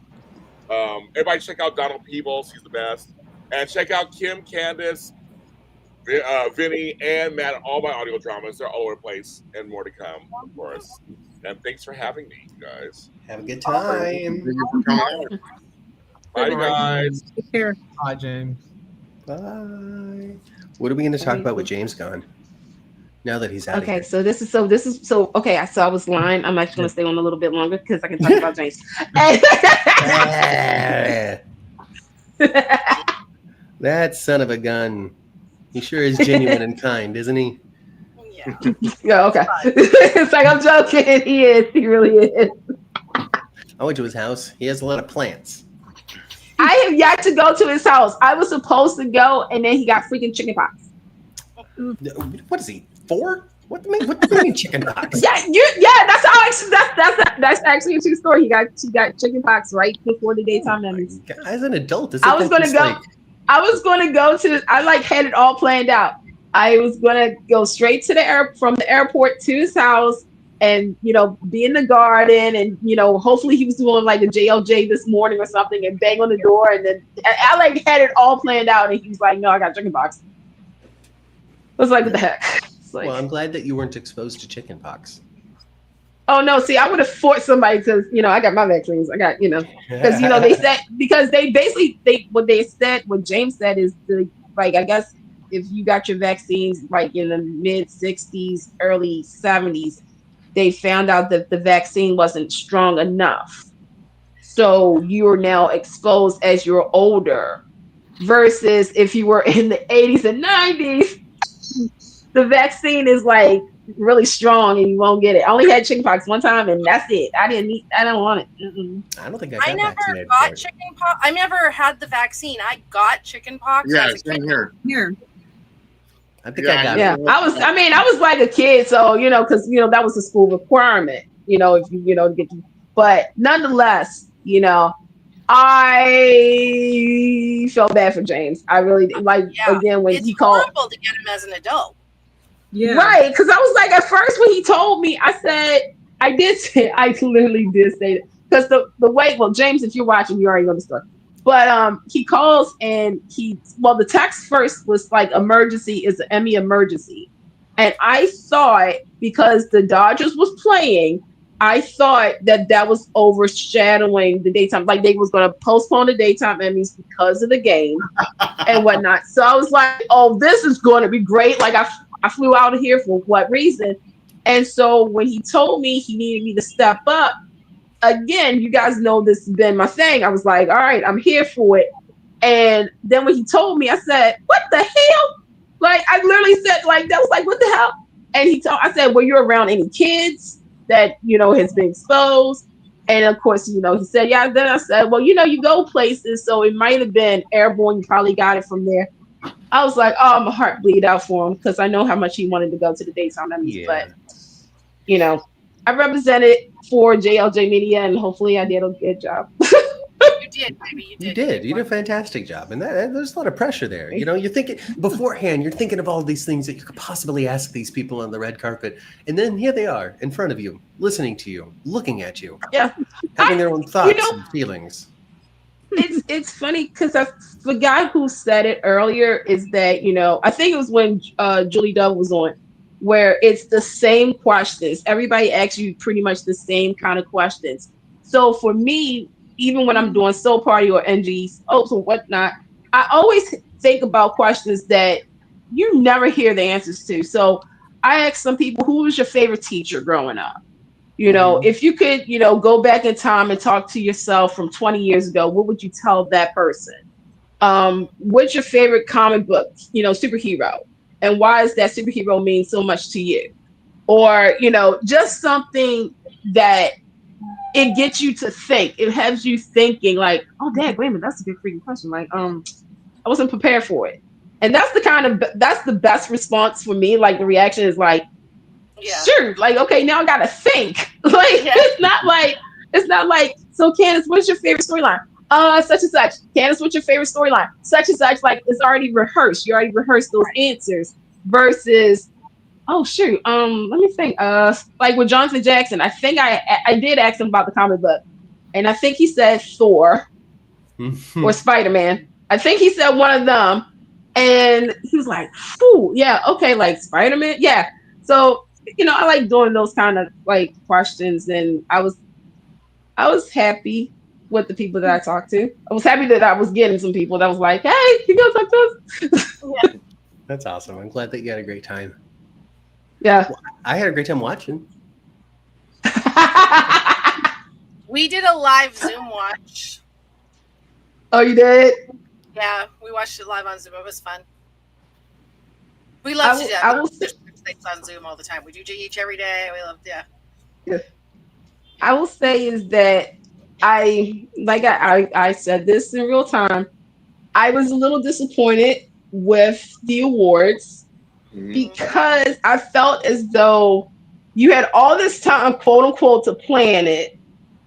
It just looked like you put everything together last minute. Yep. Stage quality, I will say this, the stage was okay. I did like that, but I just felt as though overall there were some choices that was made that should have been left alone. And then there was some that was really good. Like some of the partner, like some of the people that came out together who had good chemistry, you could tell just organically had that versus force. Yeah. I can understand it. Yeah. I can understand wanting more, and I can understand saying, well, you had plenty of time. But that's also assuming that they gave enough of a crap to give that time to plan it. Well, it's not like these people are just like, okay, well, now I have 12 months until the next daytime Emmys, and that's all I'm doing. So I'm thinking this is more of a symptom of them going, oh yeah, we got another event, throw some crap on that stage. Well, I mean, let's think about it. They had 2 awards that night. You had the regular daytime Emmys and you had the creative arts, which is usually the day after. Also, the fact that we said this probably was happening, but when they finally officially said it, that prior to this, it was supposed to be on network. But last minute, everything fell apart. So it was like, first and foremost, I want to know which network. Because whoever it is, I got your number, okay? On CBS this year. No, CBS. This is where I think, because we all had heard that CBS had it for 5 years, but their 5th year was last year, so it was up for grabs this year. So ABC, Peacock, or CBS could have gotten the bid to host it. I understand CBS probably was like, I'm tired, but at the same time, CBS, you have a new soap, Beyond the Gates, that you should have. Nominations. Right, it had the most nominations. Yeah. I'm sorry.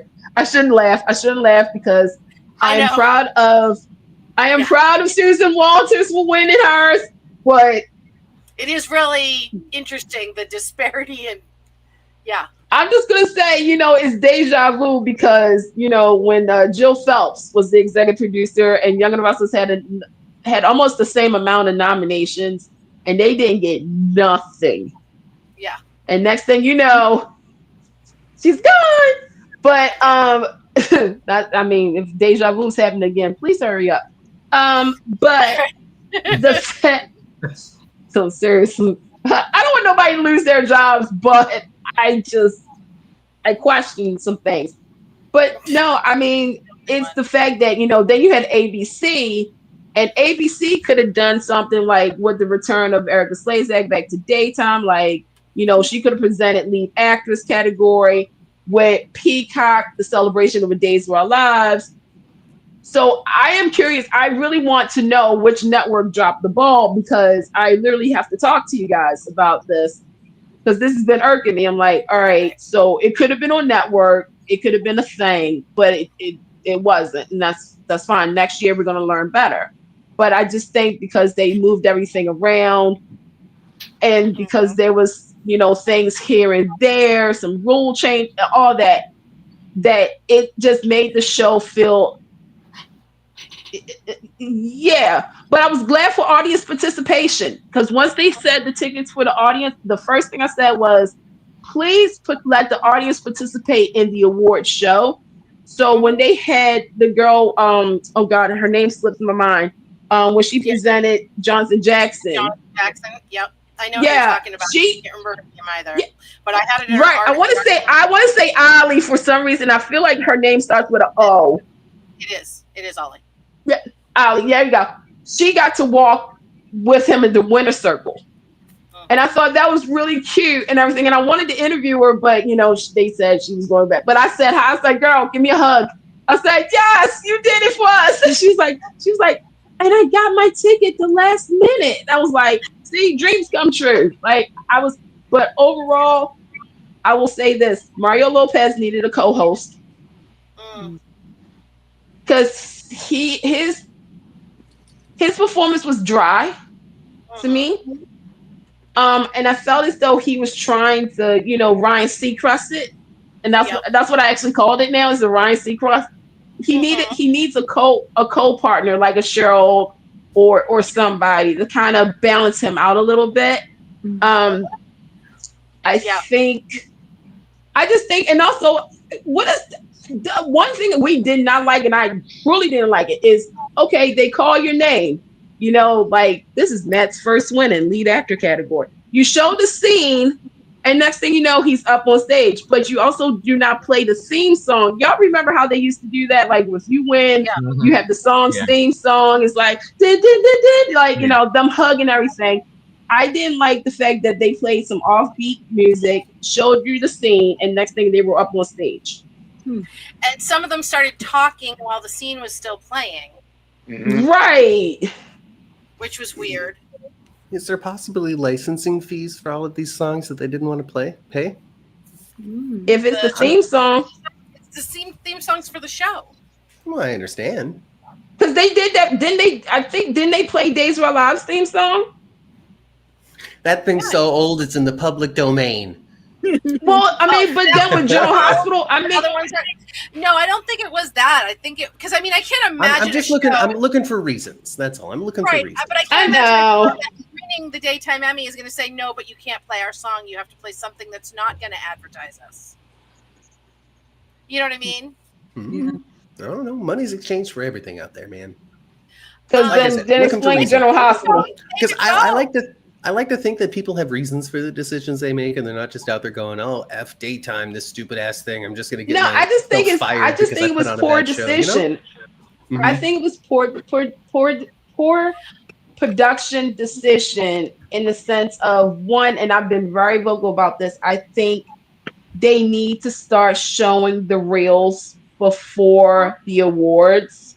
So that way everybody can see, how it was back then. If you don't want to show it, like, give us a YouTube channel where, daytime Emmys reels or something like that. Exactly. It's not like they put them on network TV. It's a freaking, Right. Or allow the actors, because I know some actors did it afterwards, but have the actors post it up. It's not going to get anybody in trouble. Like, it's all stuff that's aired. It's not spoilers. Now, I've heard that they're going to be in October, that they're sticking with October next year. Please let that be. Okay, okay. Let me I'm say this hearing right now. from somebody who knows that they're sticking with October. I heard that too because they said, and this is a true statement. A lot of the daytime actors, let me repeat that, the daytime actors, it was more in attendance than like the summer. Because again, Right. summertime is your vacation. October, and I think this is why I stuck up for Drew Barrymore and all of them. We got to remember, they're still filming their episodes. There is still their new season, fall season, Right. versus summertime when they're off. Now, Jennifer Hudson did show up Mm-hmm. last minute. She decided to show up last minute, show face, and everything else like that. Um, with Kelly and Mark, they had to get up on that Monday, that Tuesday stuff. So I It was a mean, Friday would I night prefer? there. I'm sorry they could have. Well, I mean, they could have had. Now this is what I will say. They should have had a representative there for the show. Mm-hmm. I thought when Drew Barrymore won, I think Ross should have accepted the award Mm-hmm. because he was there. I was a little disappointed that Drew Barrymore wasn't there because I was like, wait, she comes every year, and this is the first year she wasn't there, but she was filming her shows. Because she does film 2 episodes on a Friday. I do know that. Um, but I think for the majority of it, to have majority of the people from Days and GH and from the soaps, it might be better for October. Mm-hmm. So, and it is better for me. Not saying that being selfish. It was just Yeah. I'm just I'm saying. fine with it being October. My only issue with it being October is that there was such a, because I hear that they're sticking with October, but not changing the eligibility window. And I prefer a January to December eligibility. I prefer that eligibility window. But when the eligibility window ends in December and the award is not till October, that's a big span of time. And you get things like people going, why wasn't Beyond the Gates nominated? You know what I mean? Right. That's the I thing, is that mean, it's a big span of time. Like with the primetime Emmys, Good night, Mom. their eligibility windows night, are mom. sleep sweet. Good night, Cat. Mama Cat. Their eligibility windows are till like end in like the summer or something. So Well, I mean, it's almost like the prime time. I mean, it's like the prime time Emmys. Primetime Emmys is a calendar year, and they don't show up until. I mean, they don't announce theirs until what, September? I thought that I don't think theirs are the calendar year. I think those are their calendar year ends in, or their eligibility ends in like May or something. Is it? Or because they probably changed it. No, I researched June 1st to May 31st is the primetime Emmy window. Okay. And then their Emmys are in September. So I think that it just, you guys know that soap fans are always going to try to bitch about something. Yep. Really? And such a big window, or such a big gap between when the eligibility window ends and the awards just allows for more tomfoolery. And I'm sick of I don't think it's the soap fan. I think it's more so with the higher ups because again, it's like, it's the calendar year and they have so many rules here and there, and then they go ahead and merge the Creative Arts Award without telling a lot of people that they were going to do that. Yeah. And then they were trying to make it where, okay, we're opening the door, because I see what they were trying to do by having it after the primetime Emmys. They wanted some of the primetime soap alums to probably come and help out with the daytime Emmys. Justin Hart, now Justin, I'm gonna be honest, if Justin was at the daytime Emmys and Eric Martov was there, I probably would have passed out. Not gonna lie, it's a passion thing, folks. So It is what it is. Like, it was probably good for you. You know, I think Justin went, you know what? I can't do that to Candace. I can't do it to Candace. I was gonna go. I got my tux. I got my ticket. I was gonna go, but I can't do that to Candace. This is her moment. No. I cannot do that to her. That's what I. But you know what? But you know what they can do is donate to Samantha Friends. Yes. So if you, right? I mean, it's the only way. It's the only choice. I mean, what else do you guys have to do today? Well, this morning. Right now, it's almost 3:00 on the East Coast. You got nothing to do. I mean, obviously, you're watching good-looking people. Hello. I mean, come on, let's do our face check. I mean, just saying, like, I mean, you can donate that too, but the rest of us.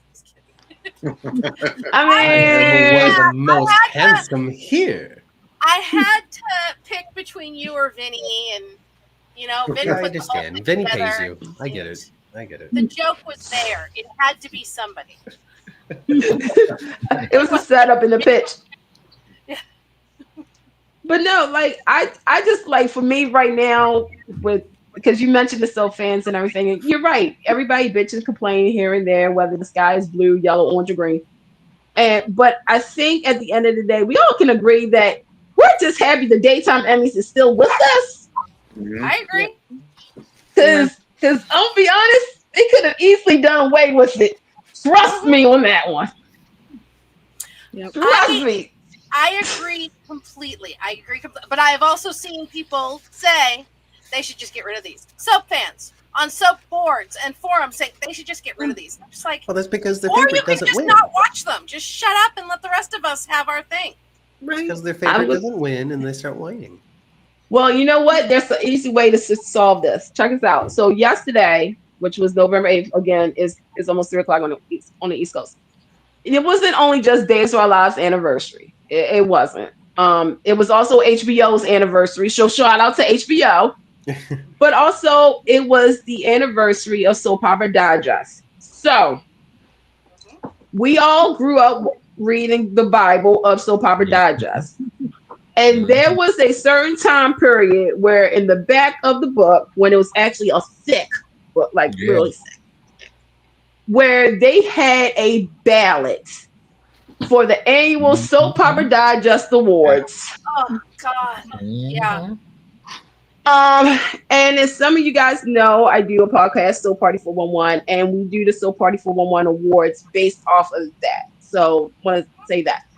Fans, if you want that to come back, yeah, I'm just going to say this right now. Vinny does the Suds Awards every year. Yes, he does. But what I'm saying is like, if you constantly want a change, okay, here we go. I knew I was going to do this. If you want to change in the soap world, make your voices known, loud and proud. Not only support Samantha Friends, Suds Media, Soap Party, 10th Floor GH, which by the way, I want to one day be on as a cameo.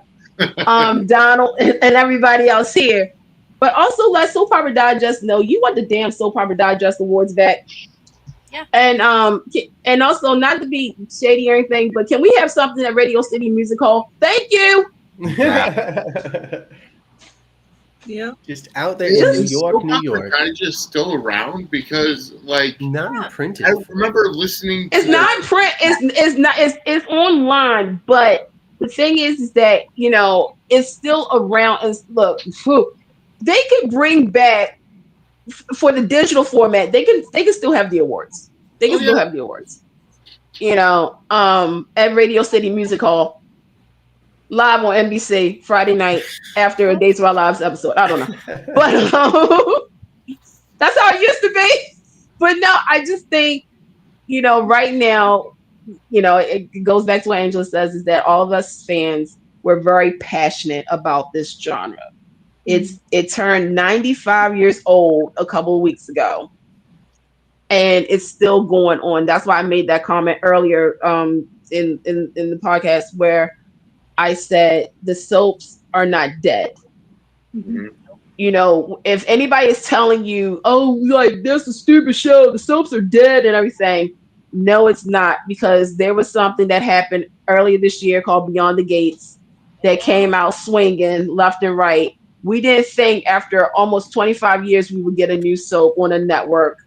Never. One, we still have The Bay. The Bay is going to be coming out with a new season coming soon. We have audio dramas left and right, upside down, inside out. We have, you know, visual. We have, you know, soaps that's going to be online soon. The genre, and not only that, folks, I don't know if anybody heard, but All My Children is now streaming, not in the US, but international, which means that is one step closer to actually coming on the US streaming service. I'm just saying. I mean, yeah, so everywhere but here, get your VPN. Like, yes, there's YouTube clips that you can find, but like, well, I don't know. When my fan site went down, the one that, you know, I was on at 14 years old looking at Pat and Dixie clips and things like that. When that fan site went down, it crushed me, because that was where I got all my clips. That's where I fell in love with this couple, fell in love with the soap, you know, retroactively. If they could find a way to just get recreate freaking SoapNet and stream this shit so we can watch. I mean, I know, easier said than done, but like, it's well, no, it's actually easy to do, because I'm going to tell you something. So on Pluto TV, you know, well, I'm going to say this: out of all the soaps, Bold and Beautiful is available anywhere. Whether it's the CW app, whether it's YouTube, Pluto TV. You can go 9 million places and see that flashback of somebody touching another person's hand 17 times in 1 week of episodes. They have it out there for you, baby. And you it's free. About, right? Yes. Yeah, and it's free. And then there's, you know, you have Amazon has General Hospital from like a couple of years ago. And I'm trying to remember the channel for All My Children, but they started for the 1995 era. Okay. And whatnot. And then, you know, here's the deal, folks. I'm not saying anything, but I'm going to say something. Procter & Gamble fans, where you at? How you doing? Don't give up hope just yet. That's what I'm going to say about that. Because some of you guys may remember. Everybody thought that they had destroyed everything. Right? Wasn't that the story around the soap opera water cooler? That they had destroyed everything? Mm-hmm. There's some things that was. I'm not going to sit here and say it was. But I also want people to remember this. Once upon a time, there was a AOL Procter & Gamble Classic Soap channel that had Edge of Night, Another World, all the Procter & Gamble soaps. And then Another World went over to SoapNet. You guys remember this? So there was always this thing that Procter & Gamble had a halt on their soaps. Don't give up hope just yet. There's some legal stuff. But I'm going to say this: within 2 years, we might get to see those again. Maybe not new ones, but, you know, something that can keep us happy. Now, if they want to do a Gone Light, you know, reboot, or as well turns, I'm available for writing. Put my resume out. Just saying. But yeah, I mean, we're seeing a resurgence in soaps again. Yeah. And I think all of us can breathe a little bit easier, knowing, again, you know, look, we have a new soap in a new digital world. Yeah. There's an appetite, you know, for it, you know, all this time, like, and it's clear. Otherwise, it wouldn't have been made. They wouldn't have, you know, gone forward full court press with Beyond the Gates if they didn't know it was gonna, you know, perform as well as it has been. That was huge. Right. So you can't say that soaps are dead.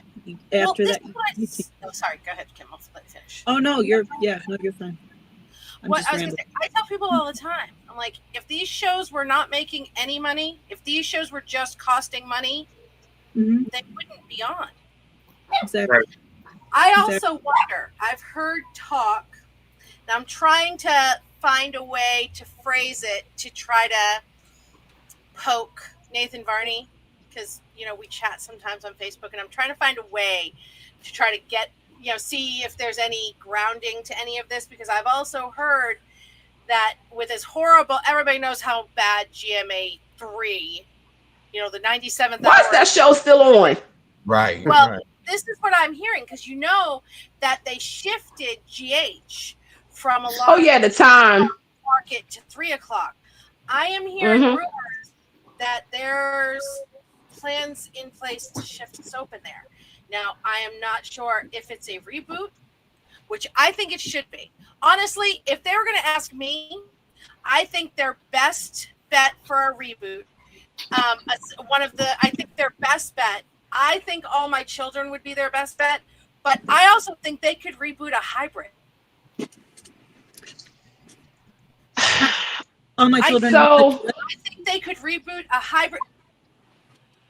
All My Lives to Live. Because they exist in the same universe. Yeah. I think they could reboot a hybrid of All Children with One Life to Live. We guys think. As well. We guys think about another soap exclusively from All My Children and exclusively from you can't. But if you can bring in faces from both and have them mesh and I feel like that's a better strategy versus just trying to bring one of them back. They've also made it clear in the past 10 years that both of those shows universes also exist in the General Hospital universe. Right. So capitalize. Oh, that's been decades though. That's always been a decade thing. Exactly. Oh, absolutely. But I'm saying that they keep reminding us. Yeah. Because they wouldn't have had, Jackson come on General Hospital if there wasn't still that. And they would have referenced Erica Kane and Chance. Well, that's because they wanted to make sure, because remember, once they got those rights back, which nobody knew unless you really read the documents, the first person they brought on was Nora Buchanan, just to go ahead and test the waters a little bit. I will say this, I'm as somebody who would love All My Children and One Life to Live to come back as either a half an hour, because they started out as 30 minutes. Oh, they did? Yeah. Yeah, they started out as 30 minutes, then 45, and then went straight to an hour. The problem is that you know, Angela, you made this comment that soap fans will bitch and complain, because you're going to have to pick who from that group, who is going to be your cast. And so, real talk, Susan Lucci guest appearance. You know they're going to try to get her, but Susan Lucci's not going to be available. Erica Slazak, Robin. Exactly. Yeah, Susan Lucci's not going to be leading a show again. Right, but Walt Willie will. Right, and then you have the whole Michael E. Knight's at General Hospital. How do you take him away from that and have Katie, who's on Beyond the Gates? Do you get Torsten K? Do you get see what I'm saying? And then let's go to the One Life to Live side. Cassie DePaiva, a better be. But then it's like, do you get Roger? Do you get Erica? Do you get all that? So Roger, I don't think they could get Erica full time because she's not going to relocate to the West Coast. Well, here's the thing. Now that's another thing.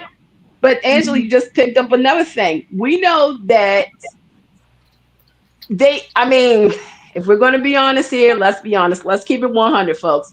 Right now, the cheapest place to film is in Atlanta. Los Angeles is dying. It would have been Los Angeles, but we also got to remember, back in the day, it was New York, Los Angeles, Connecticut, and now Atlanta. The cheapest place is Atlanta, but ABC has the studios in LA. ABC does not have studios in Atlanta, so that would add cost. And it would add cost. One of the reasons it's cheap to film in Atlanta is if you do it like Beyond the Gates does it, and every regular becomes a resident of Atlanta. And some of them is a resident, but some still got their houses elsewhere. Right, but they've changed their legal residency. Yeah. Right. It's fun if they decided to come to Chicago. They're definitely Hey, Space to fill in right. Chicago. you know, Boston. the film, the TV, all that, Yeah. all that happening here. I mean, this is what I'm actually thinking, that if ABC okay, to test the waters, ABC needs to pick another soap that isn't going to that. Okay, how I'm going to say this. Everybody wants All My Children, One Life to Live back. It's literally a fight of which soap will be back on ABC. ABC has to play this very carefully. So I'm going to say this to ABC. If I was ABC, I would take a look at my library. Obviously, Edge of Night is out because that's Procter & Gamble. Okay? Now, here's the funny thing. Y'all do know that Santa Barbara is a Disney-owned show, right? Y'all know that, right? That Santa Barbara. Okay, you guys all know. Okay, so for Matt, I'm going to help him out. Once upon a time, Santa Barbara was NBC New Line Cinema. New Line Cinema became Fox. Therefore, NBC dropped it, so it was Fox. As we all know, Disney bought Fox. Therefore, Santa Barbara rolls over into the Disney umbrella, unless they pulled out from it. Now, if they did, that means Princess. I mean, Eden's a princess. Eden's a princess. Okay. But now, if they did pull out, that means that it's public domain, which I can't believe I'm saying that, with Santa Barbara, but I don't think that's the case. But I'm looking at ABC, and I'm like, okay, what do we have here? We have Port Charles. Okay, could that come back? Well, you're going to have to tweak it a little bit.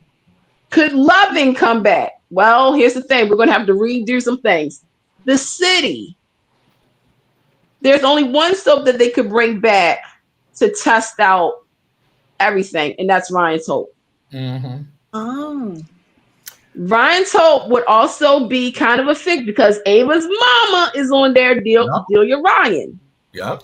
You could also put in some people, like a sprinkle of the new Ryan's Hope, and sprinkle some, like at least four characters from All My Children and One Life to Live. You could sprinkle it and then go from there. Because I feel as though if you do All My Children, One Life to Live, and because let's be honest, if they brought back All My Children, One Life to Live, this would be the third time. I mean, yes, the first time was ABC, then we went to Prospect Park, then, this. They never got a true finale. They never got a true farewell like we did with Another World and As the World Turns and Gone Light. They never got a true finale. So if you roll the dice and you do this and it fails, that's it. No more chances. Which is why it would be a terrible choice for ABC to resurrect one of their soaps. I'm not saying that ABC shouldn't have another soap, but to bring back All My Children, One Life to Live, Edge of Night, Ryan's Hope, all of that would be a flippin' disaster, because it's been so long since these shows have been on. It's been so long since these actors have done this show, and many of them, your favorites, are still doing it somewhere else under contract. They would have to literally steal them from the other networks. Ryan's Hope would be your best bet, though, Matt. I mean, I'm not. It doesn't matter. You give yourself the most creative freedom by being brand spanking new. You can do whatever you want. You're not going to have anybody out there going, but what about Delia? But see, here's the funny thing is Ryan's Hope has been off the air since 1989. So for three, let me see, making sure I'm doing this right. 3 generations, whatnot. They don't know what Ryan's Hope is. I can honestly say I've never. So then, what would be the point? Never seen it, but this is I'd be down for you saying bring back Ryan's Hope, kind of have that at the core, and then weave in the characters, the faces, as we could get them, depending on who from some folks from For me, the only you can still make Ryan's Hope new, because again, it's been almost 30 plus years since the last episode. So then why not do Versus the something fact, where you have 100% creative freedom to not have to worry about what Ryan's Hope even did 30 years ago? but this is the funny thing, you can actually play with this versus all my, because here's the thing, General Hospital did a disservice. When you brought on All My Children, One Life to Live characters, you kind of gave us an update of what's going on with them, right? Which is great. It's great, you know, but it didn't fit the mold of the show that we knew. Again, there's no way in hell that Blair Kramer would be with David Vickers. I'm sorry. Right. There's no way. And I've been watching this show for a long time. There's no way. No. To me, it's like, all right, if you were to bring, there's added pressure when you say you're going to bring back All My Children and One Life to Live. And we all know this. There's a certain, like, if they was to say on Monday, breaking news, All My Children is coming back to ABC in February of next year. First thing everybody is going to say is, Susan Lucci. Who's taking care of the show? No, who's running the show? Who is Edis Nixon's son going to be a part of it? Oh, yeah. 1.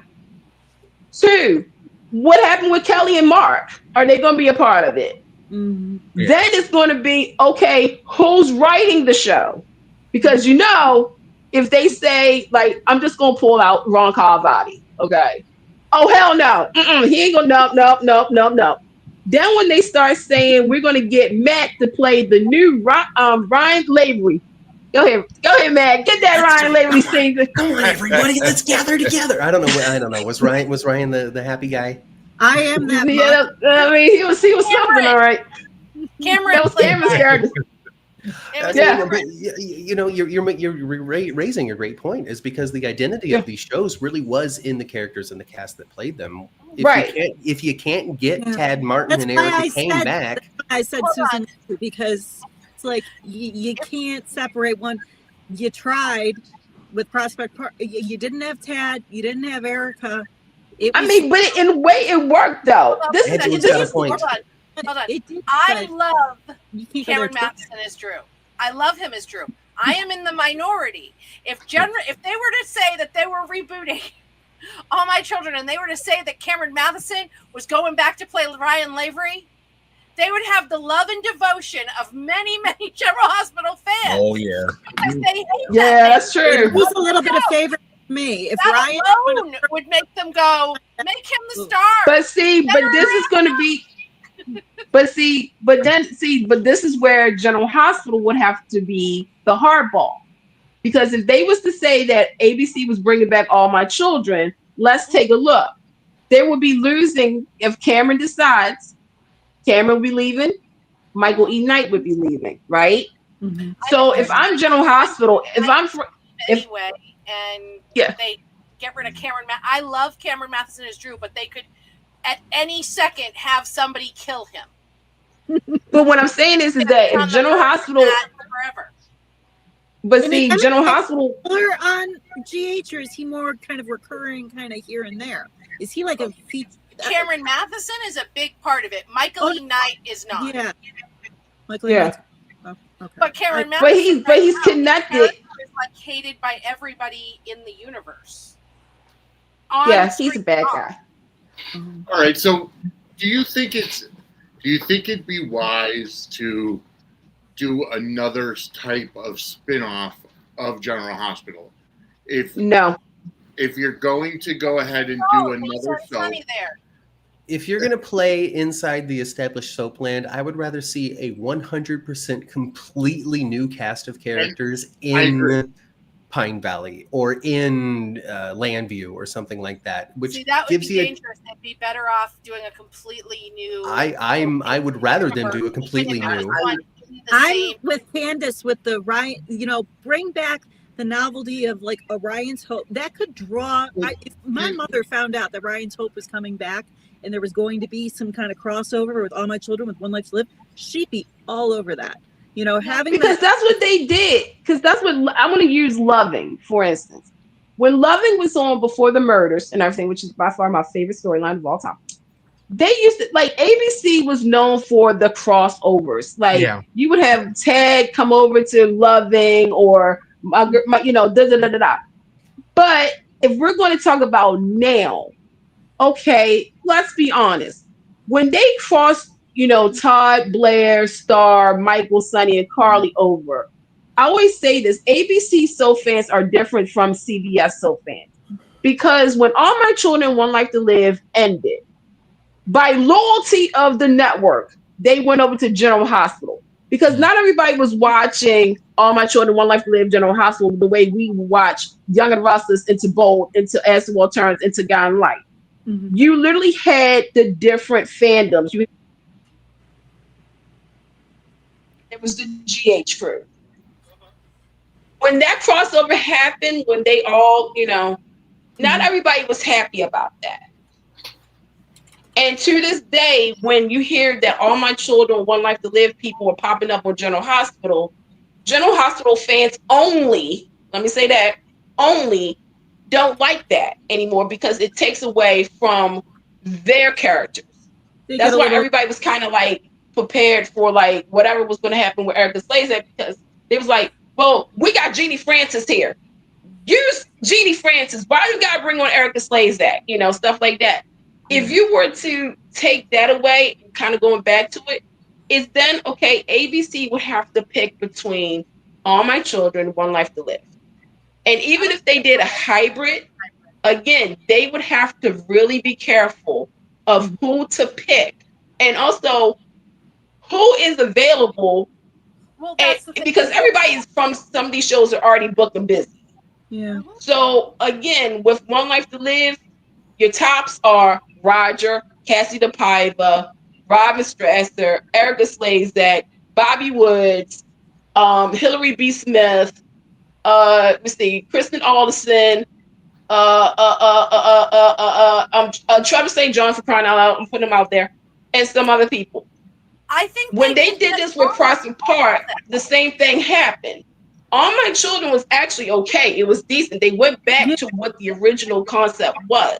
Yeah. Yes, you didn't have Susan Lucci. And we all know at the finale of season 1, y'all know that was Michael E. Knight coming back. Yeah. No, they had a plan for him. Yeah. They had a plan, but they spent all that money.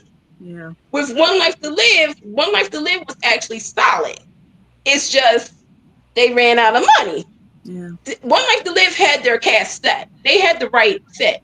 But for me now, in the way that, again, ABC screwed up once, Prospect Park screwed up twice. If you bring these shows back and they fail for the third time, that's it. Yeah, third strike, you're out. That's it. There's no. I mean, I want people to understand. The biggest issue with the Prospect Park thing is that it was before its time. I think it was too early. It was. Oh yeah, way too early in streaming. I mean, even before that, you guys remember we had, for some of us who remember this, when CBS had their original shows, it was LA Diaries, which had Amber from Bold and Beautiful, and it had, oh God, I'm going to freaking forget her name, but it was Marnie from As the World Turns. What the heck was her? Oh my God, Allison, duh. They had a crossover and they came over to Young and the Restless, and then, and whatnot. That was before its time. Then you had Night Shift, which I miss you, Night Shift. But now it's like, okay, ABC, because here's the thing, ABC has the rights to everything. Right. They just don't know what to do. Right. I mean, Matt, I know where you're coming from. Trust me, I do. But if somebody comes up with an original programming right now, a concept for that show, again, it's just like with anything else. It's either going to sink or is it going to swim? And it's a different breed of soap viewers now, because this is the same thing that I said about Beyond the Gates. Beyond the Gates is the new soap for new generation. And Beyond the Gates works because it's something completely different than the established soap operas. Yes. Right. It's got the same. It's got a lot of the same structure, but it's brought into the newer generation because of their use of technology on the show, Right. and social media. Yeah. The fact that Chelsea is an influencer, you don't see all that on the other 4 soap operas. So I agree.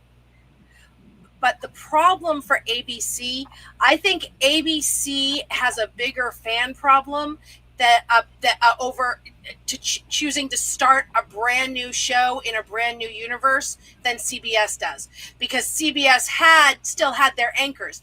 ABC canceled these shows that people are still calling to have come back. CBS wasn't under that shadow. okay, Do that you makes agree sense. with that, Candace? Yeah. Because and that's why I said Ryan's Hope, because Ryan's Hope was the anchor for All My Children, Loving, One Life to Live, and General Hospital. So With if Ryan's you brought Hope, that back and weaved in folks that happen to be available, maybe kind of, oh yeah, hey, what are the like, you know, kind of. See, I feel like there would be a little bit of room to play there, because you'd have like Ryan's Hope as sort of an anchor, maybe flesh that out, kind of update that, get that in like the current, and then kind of and it's weave only in going to be other 30 folks. minutes. Yeah, and then weave in other folks as they're available. It's like, you know, we don't see like, you know, like Wally Kurth. We don't see him as Justin on days, but once in a while he'll make an appearance. You know, it's like we have these characters kind of filtering in and out based on budget, based on availability.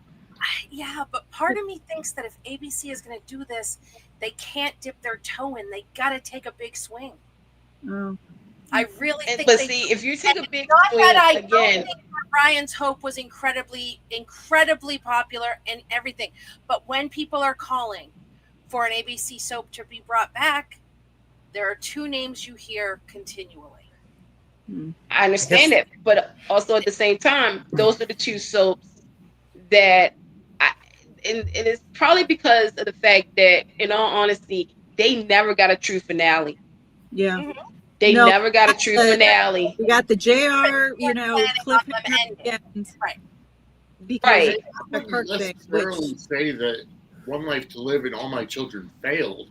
They got canceled because of the changing atmosphere in television, where the networks were moving away from soaps. They wanted to go cheap. To go for more. Can I just say it? Can I just be like blunt about it? It's because Brian Franz really didn't he just didn't give a damn. Right. Yeah. And I mean, and then when it went over to granted, Prospect had a vision. They had a vision. Not gonna lie, they had a vision. It's just they blew through the money and they didn't have a safety net plan, if that makes sense. Yeah. So the fact is, their timing was too soon for it. I do. Yeah.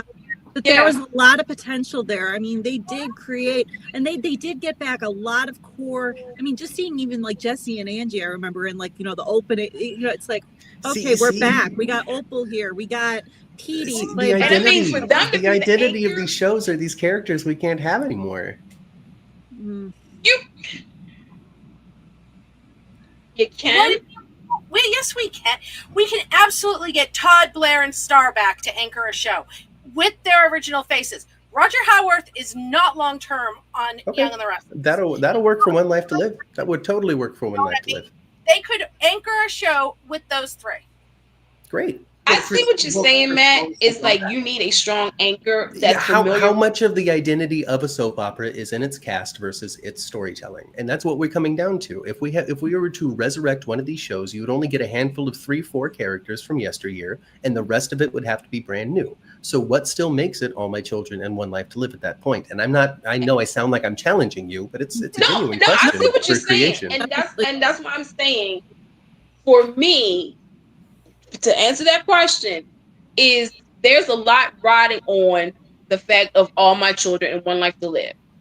That's why I said ABC has to be the smartest, has to be smart. Because with Ryan's Hope, again, I will tell you the story. I have it where it's the new generation of the Ryans in their everyday lives. Delia will now be the senior of it, which is crazy considering how she used to be. Right. So you do have a new, fresh layer of Ryans and other people that you can insert storyline. the continuation of the struggles of the everyday life with the Ryan family, whether it was political, medical, or whatnot. The ongoing, like you can come, you actually have a fresh slate to do storylines on versus because again, not everybody knows about Ryan Tote's history because the show went off the air before the 90s, before technology took over. Versus All My Children, One Life to Live, because of General Hospital. We know that again. So Blair was married to Martin Gray. We need to know. We're going to have to hear about that in the reboot. We also need to know what's going on with the children. Or, what's going on with Tess, Best, and West. You really don't think that if they decided to reboot and they decided to center it on Blair, Todd, and Star, that the majority of the audience would be more than happy to forget that they ever made a mistake that she was married to Martin Gray. I think. Oh no! Trust me when I tell you, so fans because I think people would gladly say, "Okay, we'll Bobby Ewing that." Absolutely. Well, no, because you got to think about who was David Victor's with. Right, but I'm saying they could erase that. They could very easily, and the audience would accept it because they hated that rewrite. But here's the thing. Would you do that? Now I'm going to challenge you, Angela. I want to challenge this to something that Matt said. You need to bring some drama, right? I wouldn't erase it. I wouldn't erase that. I'm going to tell you why. You're going to need some kind of anchor for Blair and Dorian. Okay.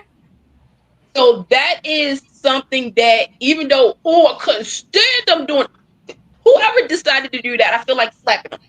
But that's something that would actually, like, if you were to tell me the show's coming back, this week on One Life to Live, the continuation, because I think, and that's also we need to say that too. Instead of saying a reboot, it's a continuation. Because we're going to have familiar, stuff like that. So on the continuation of One Life to Live on ABC, what happens when Blair sees Dorian for the first time? You slut! Like, oh my God, Dorian slapped Blair. Oh my God, I'm watching it. Okay, then what's the problem with it then? Because then you just said that stuff is an impediment to them starting it again. But again, I'm going to ask this question. See, I can play two sides. I'm looking at it from networking, from the network of, okay, these two shows that the fans have talked about for years, All My Children, One Life to Live. I have to pick one. Because if I pick both of them, that's extra money.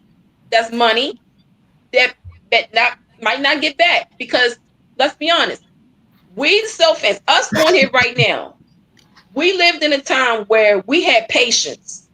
Yeah. We had patience. Nowadays, some of the viewers do this. And tell me if this isn't true. I'm watching. Yeah. I'm watching. Oh yeah. Hey, what was I'm watching? You're gonna have to get that fan 5 minutes. If you don't grab that person's attention within 5 minutes, done deal. I understand that, but one, I don't think that they have to choose. I think they could realistically do a hybrid. I really, really do.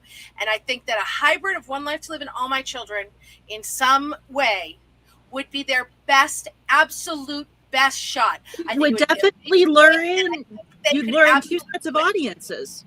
Exactly. I didn't watch One Life to Live, but I watched All My Children. I'd tune in for a hybrid. I'd want to see the One Life to Live folk, knowing my All My Children folk were there.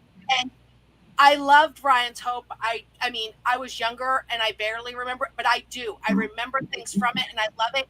But I just think that as far as hooking the ABC nostalgia crew that we have the majority of still paying attention, I don't think that that's the best bet.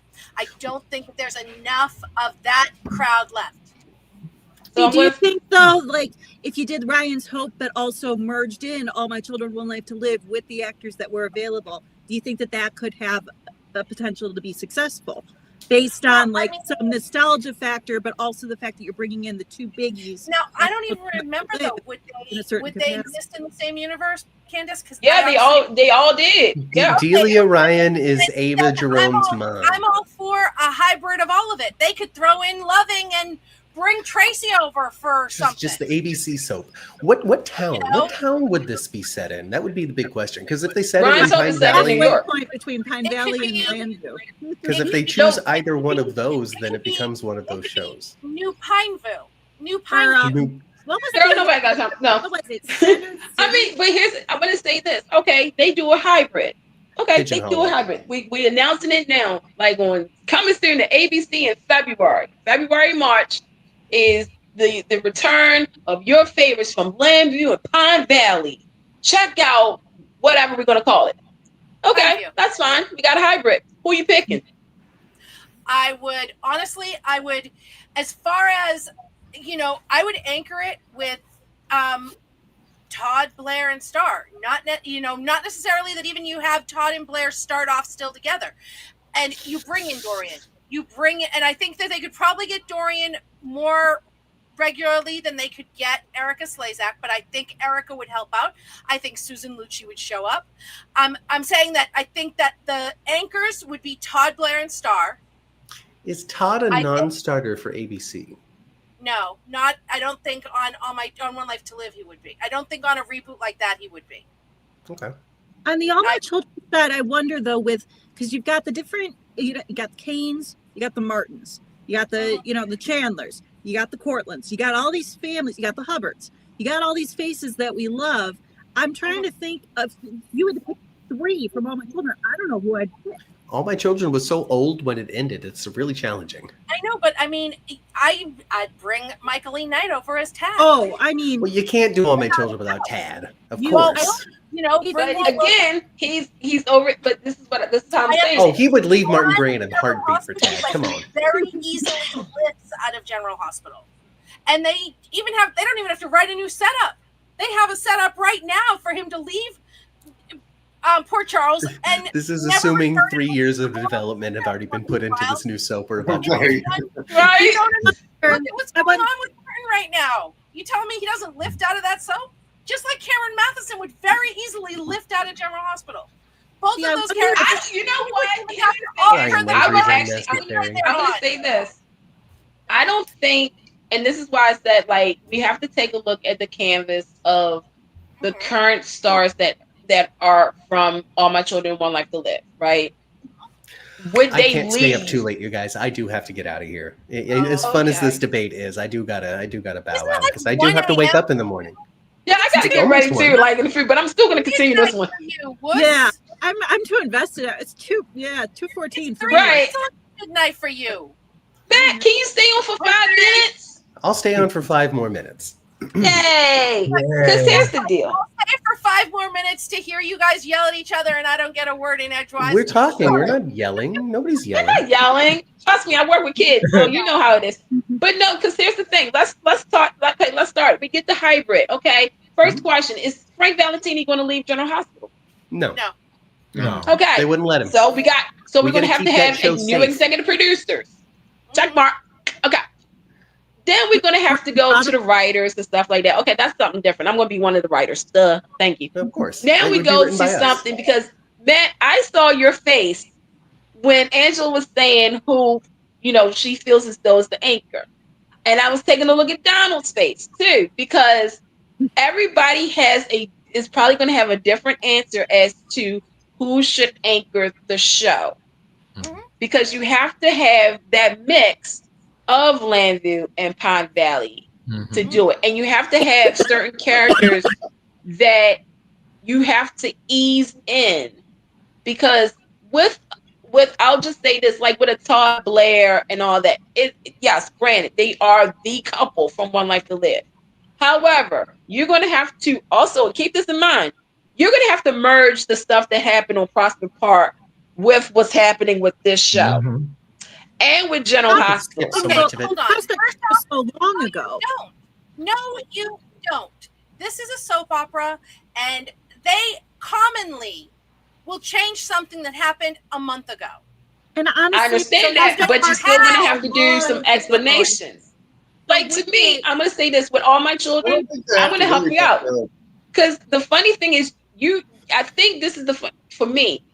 I'm going to have Miranda Montgomery be on a part of it because Yeah. she is the granddaughter of Yeah, of course. Erica Kane. One, so she should definitely be on part of this.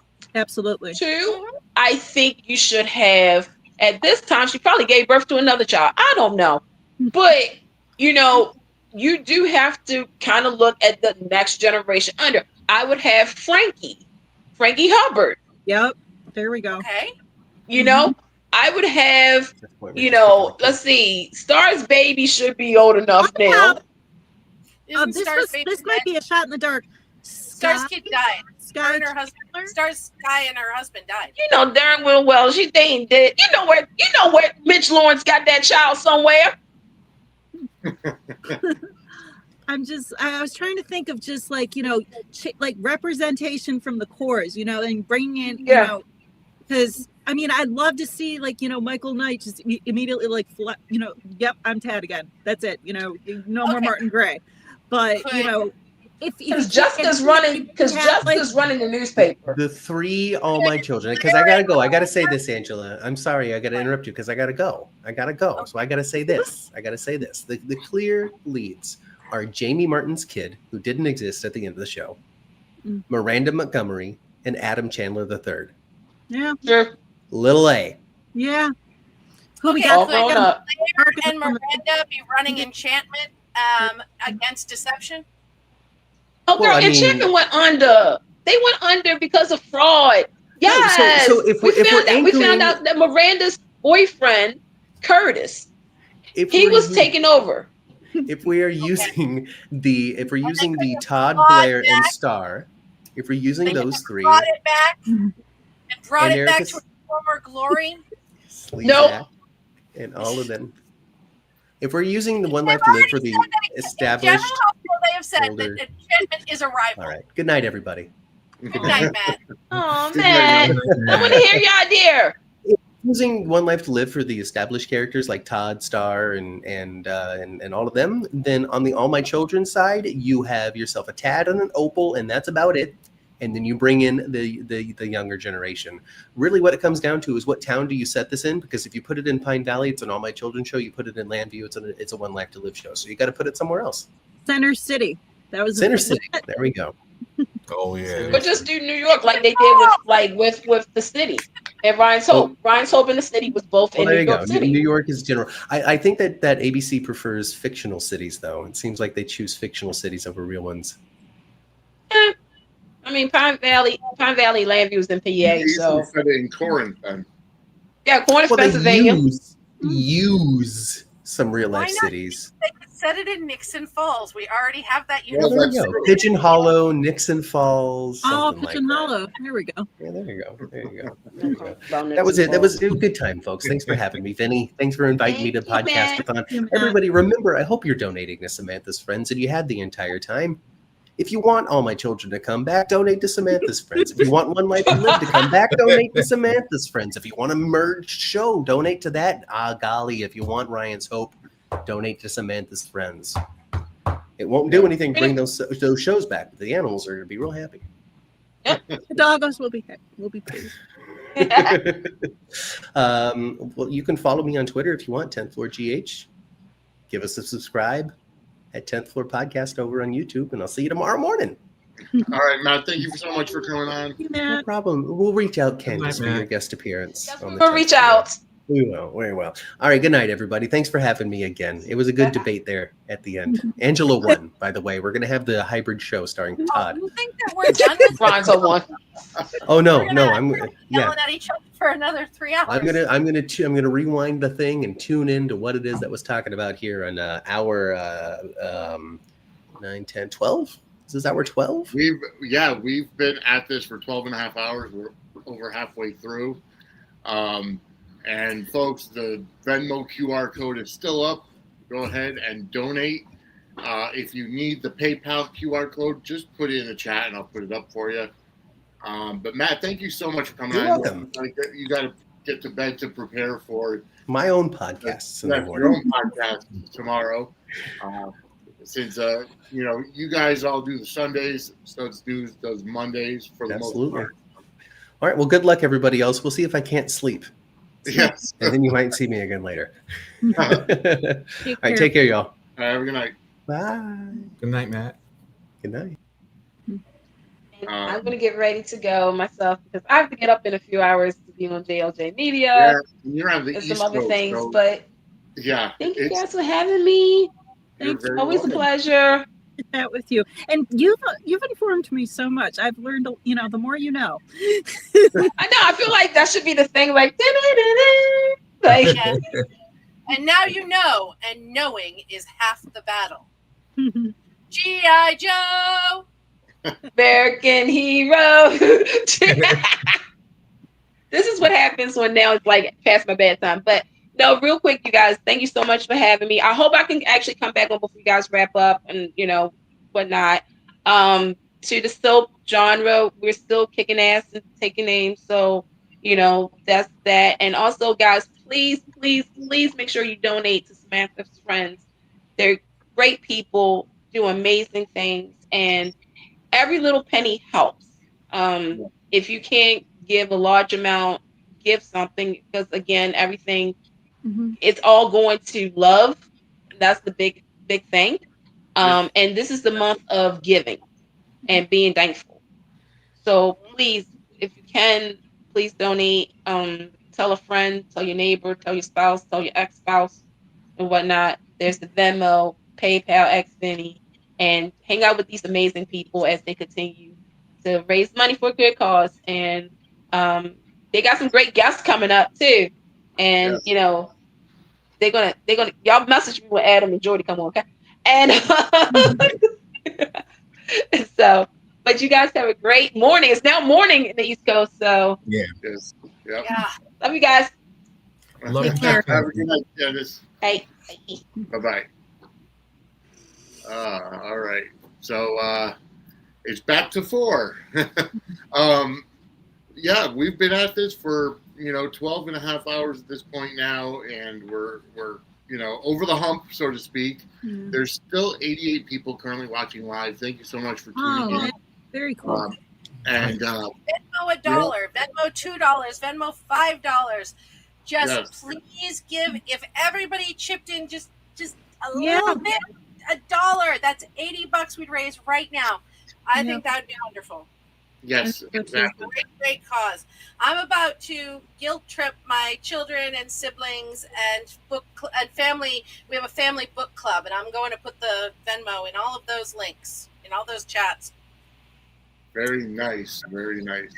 And it goes to help, the service animals, to be rehomed, to be trained for veterans, for first responders, the people that have literally given, their bodies for us. But, it does, every little bit helps, and that's why we're doing this. That's why we're getting into these discussions and debates, because we have passion for soap operas, whether it's physical combat like wrestling or the the soap operas that have a lot of physical loving. And no, I'm not doing a Lori ad today, but I would love to have you guys donate, because Samantha's Friends has passion for dogs, for service animals, and that's what it's all about. So I urge you to scan the Venmo QR code. And like I said, if you need the PayPal QR code because you're outside the United States, let me know and I'll throw that up on the screen so you can utilize that as well. But anyways, so very lively discussion at 3 o'clock in the morning, talking about a potential, not even something that's been in the works or announced or even an inkling of an idea, but even just the idea of it just gets y'all, because at the end of the day, I mean, I would love if there was an announcement dropping tomorrow saying that these, the soap I grew up on was coming back in any kind of capacity. And, in that sense of like, the hybrid sort of model, because I don't feel like if they brought it back, this original so much. To be honest, I feel like I still would. I'd be there for it. You know.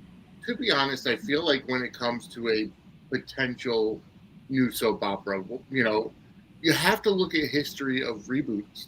I think the most successful reboot, even though it was a little different than the original, was Hawaii Five-O when they rebooted that for CBS. It wasn't a soap opera per se, but it was a reboot from a 70s show because they did the MacGyver, they did the Magnum PI, you know, and those only lasted a couple of seasons. I mean, unless they're still going on, I don't know, but I feel like you don't hear about them. When it, you know, I feel like it could be something completely different because when it comes to a reboot, it's got to be either better than the original, less than the original, or different than the original. So it's got to be one of those things. And if you go with it, yeah, you know, again, it would depend on how many people you could get under contract. And yeah, exactly. You know, I mean, one universe that I've just kind of fallen into recently, and I mentioned it before, I've been binging Dexter. And now, granted, I know that the finale was kind of polarizing for the original recipe version of it. People felt one way or the other. I personally thought it worked. And then when I watched the installment that was made 10 years after the fact, Dexter New Blood, they went and they took it to a point where, you know, it's still, it exists in like this alternate sort of space, but they twine in the history, they twine in certain faces, and it worked for me. You know, it only lasted for one season, but that was what it was intended to do. And it's just, I feel like they did a good job of just kind of taking what they had, revisiting it in a new spot, twining in that history, and just, you know, and I feel like that's like an artfully done sort of reboot where, yes, okay, it seems like it's a totally different landscape. We're not in Miami, we're in upstate New York, and there's snow everywhere, and it's a very different style, but the core is still there to a degree, getting that history kind of in. And I feel like it could be duplicated with, you know, it can't be the All My Children of Old. It can't be Pine Valley. It can't be Strictly, but something kind of in between where you can see those faces and have that history back, you know, even in like a different set city, like, oh yeah, so-and-so moved to Center City. They're not in Pine Valley, or something like that, where you see those faces again and you have the history again. The appetite's there for it. It's just going to have to be very artfully handled.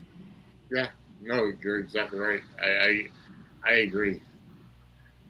I will be right back.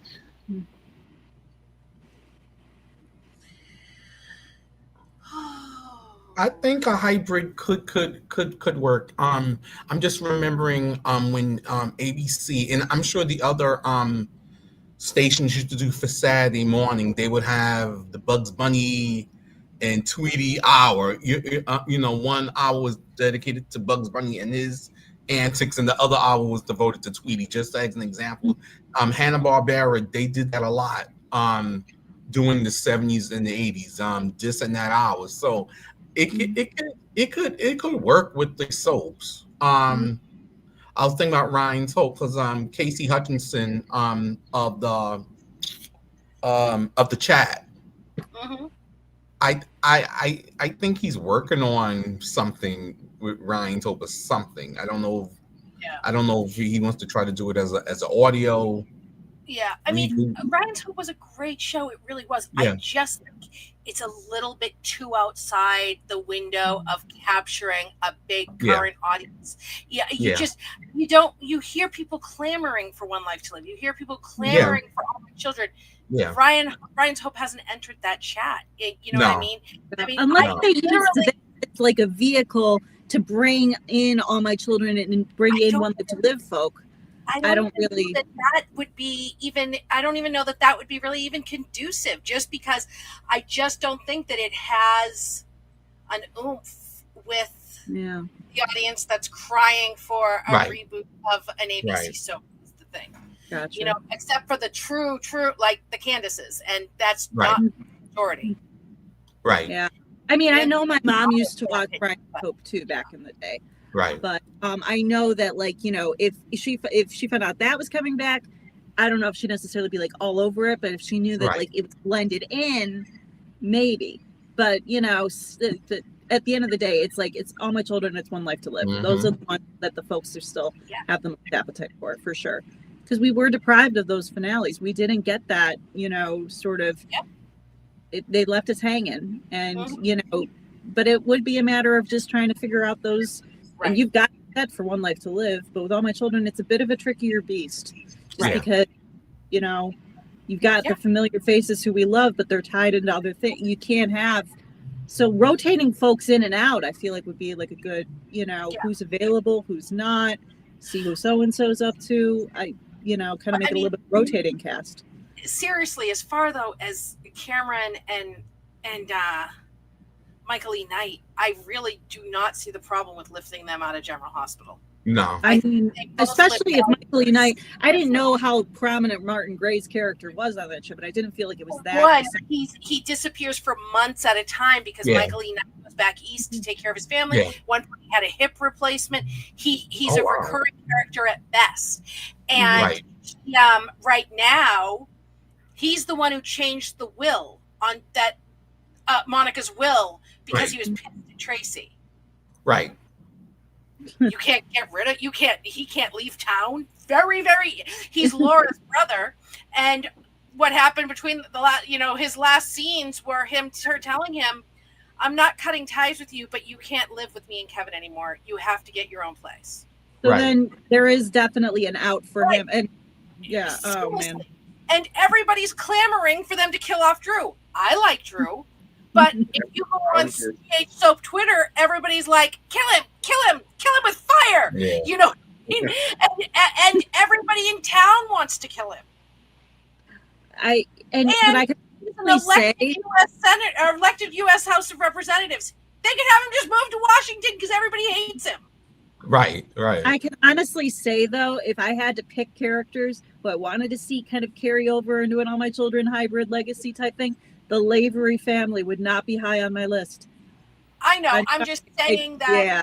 No, I mean, Cameron Matheson, lovely human, but I have no interest in seeing Ryan Lavery in any capacity. I know. I was just saying but it would be easy for him that have that recognition with the fans. That, you know what I mean, would be. I don't think that they could get Torsten K to come back as Zach. I think that would be too difficult because it seems like he's really into the beautiful saying his same line over and over I and think over. Katie McLean, though, could theoretically. I think because her Beyond the Gates appearances are kind of, you know, she's second, kind of few and far between. I really thought she was going to be a much bigger character, and John Lindstrom was going to be the. I thought so too. Given the when way they everything announced them, it seemed that she would be more prominent than he was, but that has not been the case. I think they could very easily get her back, you know, and then, you know, what have Tad and Dixie been doing? I mean, I'd love to know. And I'd love to see, like, if we're going to have a grounded couple, make them the next, you know, Joe and Ruth. We had Joe and Ruth, now we have Tad and Dixie. Yeah. Yeah. You know, I mean, I'd love it. I'd be there front and center. Drop in to help launch it. Erica Slezak would help launch it, but neither of them have any interest in coming back to soaps full time. For sure. Right. Just knowing that it could potentially, you know, little. Jerry Verdorn passed away, correct? Yeah, he's no longer with us. Yeah. Okay, that's what I thought. But they could bring back Nora. Oh yeah, absolutely, as a matriarch of, you know what I mean. Yep. And again, Roger Howarth's role on Young and the Restless is not a long-term thing. Long for the world. Yep. He's a recast of a violent rapist. Yeah. Oh, gee, is he typecast or what? I know, right? That poor bastard. I'm like, and he's such a nice guy, and he loves the animals. Why do they keep looking at this man and going, he rapes women? But you know, I'm just like, from Franco to yeah. It's funny with Roger Howarth. I mean, I associate him with As the World Turns as Paul. I remember seeing him on that and kind of, being drawn to his character there just because he was paired with Katie McLean's character, who I'd followed her to As the World Turns for a bit. So I kind of got caught up, that's where I associated with him the most. But obviously, GH, everything like that, and Todd. But I mean, we can see Tad and Dixie's daughter, Kate. Yes. And There's even when generation mentioned Jamie Martin. Yeah, there's a whole generation across these two shows that they could have integrated also. Who played Amanda is leaving that Selling Sunset thing. Put her back with Jake. Have them come. What the heck? Ricky Paul Golden had great chemistry.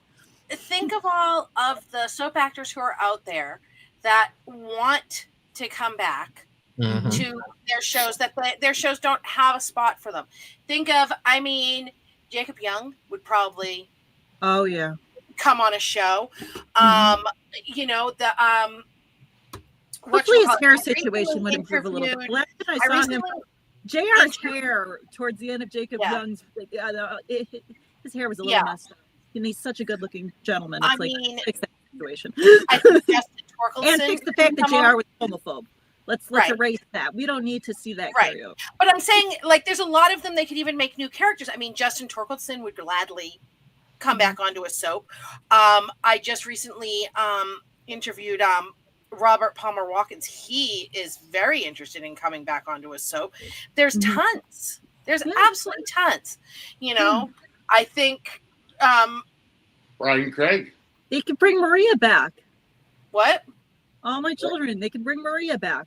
I just couldn't hear you. Oh yeah, Eva LaRue would jump at it. Absolutely, without a doubt. Yeah. And I think Jacqueline Grace Lopez would gladly go on as her daughter. We could have, another, Santos. That's another. Yeah. Heck, if Kelly, Ripa, and Mark Consuelos were willing to bring the show back, maybe they'd be willing to make an appearances. Exactly. We could stand. I'd love to see Haley and Mateo. Yeah. Are they still doing the Lifetime holiday show of? Yeah. They announced they were doing it, and then we haven't heard anything else. I got so excited. I was just like, we're going to see Pine Valley at Christmas. I was very happy and then it totally flickered out. Daisy, we are not bringing Todd back for Carly. That's not happening. Stop it. I think Carly's next love interest is Valentin. I think so too. Yeah. On Friday, he already softened to her. Yeah. He was already, warning her gently about Jack, killing her and all her children and everything. If, he found out, I was like, wow, you're being real, real nice and bordering on sweet already. This is your second meeting. Is it the wig? Is that what's doing it for you? Lord. Could be the role playing. Seriously, him and Carly have always been contentious. They never had deep anything, but it's always been snippy at each other, and that's already gone away. And they've already announced events together. Yeah. Well, it's the enemy of your enemy is my friend. Yeah. So, and honestly, I like I loved Vanna. Of course, I loved Vanna. I still love Vanna. Mm-hmm. And Charlie are my OTP and they are my end game, but we're not there yet.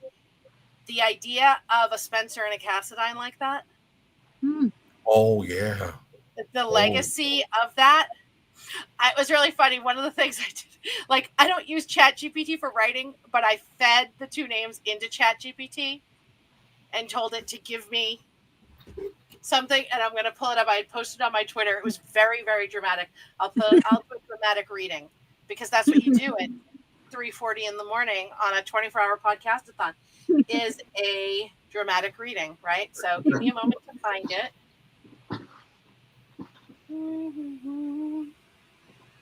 It was very, very dramatic. It sounded like the back of a romance novel. Oh boy. Yeah. Hold on. Oh, damn it, stop. My fingers, and I don't I can't find my glasses anywhere, and when it's really late, I start needing them. So I keep trying to hit the search button on my Twitter, and it keeps hitting the edit your bio. I'm like, I don't want. Stop. Yeah, but no. Okay, hold on. Donald, did you agree with just while Angela's trying to pull up did you agree with the Matt's main three for the All My Children thing when he mentioned Miranda and AJ and or did he mention Miranda? He mentioned AJ.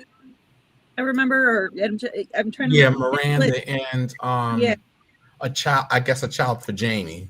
Yeah, seemed like an interesting kind of next generation sort of route. Yeah, because with Miranda and AJ, they tried to do that on the reboot, and I would have wanted to see more of that, but I didn't like I wish Miranda would have been more of a bitch. That's what I wanted to really see. I do want to see Miranda more of as a bitch like her grandmother. Yes. To continue. Yeah, because you have Bianca, who's just like the sweetheart. It would be funny to see it like kind of skip a generation and have the hell on wheels.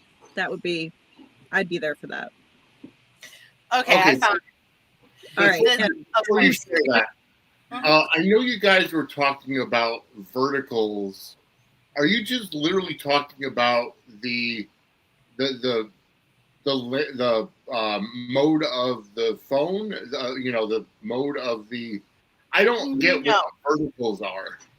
Okay, so do you ever see like on TikTok or Instagram those things, and they're really ad accounts that are? It'll be like a little. It almost looks like a Hallmark movie scene, but it's this woman is being dumped, and this other guy, and it's like a little story in like 30 to 60-minute clips or 60-second clips. That's a vertical. It tells the whole story that way. Oh, okay. And subscription, people pay subscription services to watch these things. Okay. And there's thousands of them, and they are massively popular because they're just those 30 to 60 second or 30 to 90 second clips. So they're literally they tell the story that whole way. An example of 30 Rock predicting the future. They did a whole little thing, 30-second sitcoms. I remember that was a gag that they did. They called it. They predicted it. And it's perfect for how people, especially like the younger generation, like content. Yeah. So. Yeah. Because I can even say, like, when it comes to, the fan edits that you see, the little set to music, I make fan videos. I still make them long form. Mine will last like 4 minutes, and then I have to figure out how to cut that on, so it'll go on Twitter within a certain time limit. It's tough for me to do it, and I'm not even like that far out from like but there's a gap there.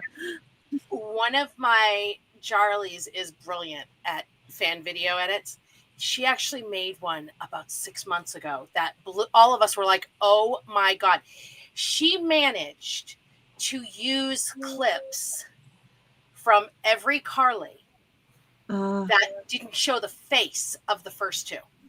Only showed them from behind, but it was Steve Burton. Oh my gosh. So captured the entire history.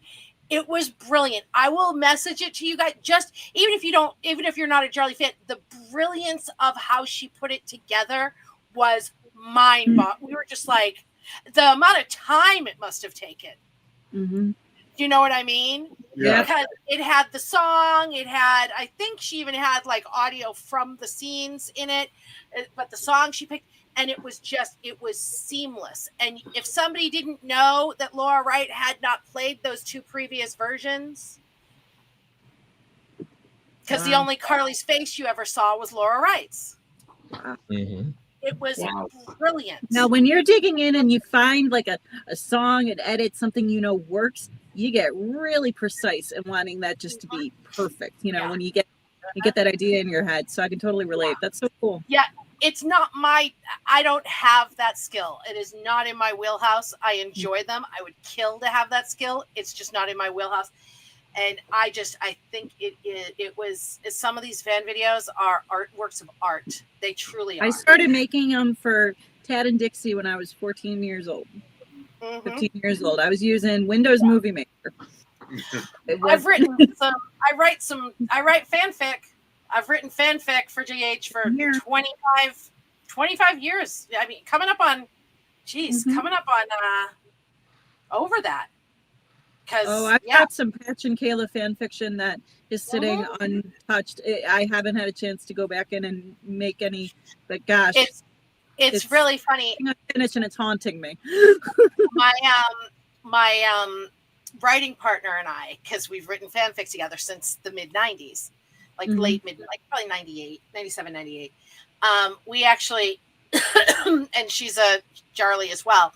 And we also liked Jason and Claudia, which of course is just completely fabrication on our part, aside from who the characters are. We're actually doing we have laid out a 7-book series. And it's based on what we have done with those characters in our fanfic, but of course they're new characters. But it's we finished book 1, each book, it's like a Bridgerton kind of layout where each book focuses on a couple, but the other stories are woven in and they're all connected because there's twin brothers and then friends of them and yada yada. We finished book 1. We're writing book 2. After book 2, we're going to go back and edit book 1. We might self-publish on Amazon. We haven't decided yet, but because we kind of got the inspiration. Because I mean, like, I get very upset when people are like, "Oh, 50 Shades of Grey came from fanfic," and I'm like, yeah, but it was bad. There's really good fanfic. Really good fanfic. And there's good dirty fanfic. Oh, yeah. That was just really bad writing. I was embarrassed. I was like, this cannot be what represents us. So we kind of took that from that. We took our characters and changed them a little bit and put them in a different setting and yada yada. Well, that was my first creative writing I ever published online. Was on fanfiction.net because I was pissed off about the pancake storyline and all my children, and I was just like, I gotta write something to correct this because if I can't. That's what's fueled my fanfiction. Honestly, it's anger at a certain decision that was made, and then being just like, nope, you know what? I'm gonna change this. This is bugging me. The very first fanfic type thing that I ever wrote, it had to have been junior high, and I didn't even know what it was at the time. And it wasn't even like I was trying to, I didn't even think of it. I was doing I didn't even know what fanfic was. And I wasn't angry about anything. I liked a show, and I was going to write my own script for it. And it was 21 Jump Street. I wrote an episode of 21 Jump Street. You wrote a spec. I still have it somewhere. And I look at it now, and I'm like, well, that was fanfic. Well, when I figured out what a spec script was, I was just like, hey, I've been doing that since I was a teenager, kind of. Exactly, right? Yeah. Okay, so I found the thing. Yeah, I want to hear it. And the ship name for them is Valentine, because he's Valentin and she's Caroline. So Valentine is perfect. It's a great ship name. I love ship names that are real names. Yeah. I do. And then this is what ChatGPT said. It is so dramatic. I might crack up laughing as I'm reading it because this is like campy dramatic, but I love it. Who could have guessed that a Spencer would become the ice princess a Cassadine craved the most? A feud born on a yacht, a curse whispered through generations. Ice that once threatened to freeze the world is now melting for a woman born from the very bloodline the Cassadine swore to destroy. But when flame meets frost, empires melt, dynasties burn, and a new reign rises from the ashes. They are temptation forged into power, the alliance no one wanted, and the force no one can stop. Come on, that's some good shit. Wonderful. That's some good shit, right? I'd watch that. I'd pick up that book, look at that back, and be like, yep, okay, I'm gonna. Right, I'm in. Son of a bitch, you got me. I was like, damn, ChatGPT. I've named my ChatGPT because it helps me. I have a name. We came up with a name together. I pay a subscription for it to have the good for my headline stuff, but it also helps me, brainstorm scheduling and laying out, Yeah. Yeah. So I was just like, damn, girl. Yeah, I can honestly say I try not. I mean, I as tempted as but actually I did encounter, because we had been talking fan fiction, I mean, there's a platform out there that I looked into kind of contributing to for a hot second, where it's a lot of AI generated sort of, you plug in everything to it, and then AI will write like your kind of choose your own adventure fan fiction based on these prompts that you plug in. It's interesting. It's kind of weird. I don't know. I appreciated the choose your own adventure kind of style that was applied to it, but it was also like, I don't know, like the whole fun of it is, the writing of it in itself. I don't necessarily want to plug prompts in and then have this thing get written out for me, even if it is in a different kind of cool pick your own lane format that people can kind of decide what they want to read. It was just an interesting sort of thing to encounter. Yeah. But I don't know, at the end of the day, it's like I still want to just, sit down, open up a Word document, and then throw that thing into AO3. Oh yeah, absolutely. Absolutely. My writing, every time I ask it to make headline, and I've like chastised it. I'm like, stop offering to write my first paragraph. I never want you to write my first paragraph. Yeah. Never, it's ever, like, you ever. can help me write my cover letters for jobs. I'm going to give you my main headline, and you can give me the 7 variations I need for every box on WordPress that Parade makes us plug a headline into. Mm-hmm. You can give me keyword suggestions. Yeah. And I will write my articles. Thank you very much. Yeah. You can help me write and spit out cover letters when it probably won't even get read anyhow, or it's going to get read by AI. So it's all combined. That's fine. That's all well and good. I'm still going to go in and tweak the cover letter that it spits out, but I don't have to do all the hard part. It's really funny because Parade now, we're not allowed to use AI, which I like. I like that they don't use AI for articles, but they have started instituting that thing that a lot of them are doing now with the AI summary. That little, like, you've noticed in the articles that there's like that box with the 3 bullet points or the whatever bullet point. Yeah. It's a box on WordPress that you say produce AI summary, and it does it. I always go back in and edit mine because I never like the one that it comes up with. Right. But now they're telling us you guys have to use this, but we can edit it. But they're like, you have to put in the AI summary. Wow. And I'm like, okay. I mean, I don't care, whatever, because I can edit it. So it is. Yeah, as long as you can go in and take. But it's still weird because there are some people who don't. I mean, probably most people don't. Most of the people are probably just going, boop, all right, I'm good. Yeah. And I'm just like, I don't think we should be having AI do any of the actual content writing. No. I mean, and that just seems like content writing to me. Let it do the non-creative job. Let it do the jobs that nobody is here for. Like, I don't know, sort my Excel spreadsheet so I don't have to do that crazy stuff with the numbers and all the little boxes. Let AI run that. I told it, I'd tell it, okay, I'm going to be doing a recurring daily recap article. And for the CBS soaps, they're all going to be in the same article. Give me a template. What would be a great template based on the Parade demographics, yada, yada, yada. That's the technical stuff. You know what I mean? And it's brilliant at that. It's brilliant. We have prompts for, like, if I'm struggling with a headline, we have prompts that they've given us that to feed into it, and mine are just programmed now where, give me a headline that hits the CRT, that hits the SEO, that hits the for Parade. Yep. And it's brilliant with that. Absolutely brilliant. Yeah. It's brilliant about, I'm trying to figure out what image would be best. Should I use a throwback? I'll feed in my article and say, what image suggestion do you give me as far as the type? Not even use this image. Do I use a new image? Do I use a candid? And it's stuff like that where sometimes you can like really go down rabbit holes with stuff like that. And it takes so much time that is essentially, and that kind of stuff. That's why I tell it it's my assistant. It's, my girl Friday, but it's not my co-writer. Yeah. You know what I mean? It's getting my coffee. Care of the little menial tasks so that you can focus on the creative. It's my time saver. And I think it excels at stuff like that. And people don't use it as much as they could for stuff like that. Yeah. You know what I mean? Or I'll say, I want to start writing recurring features with a soap opera angle.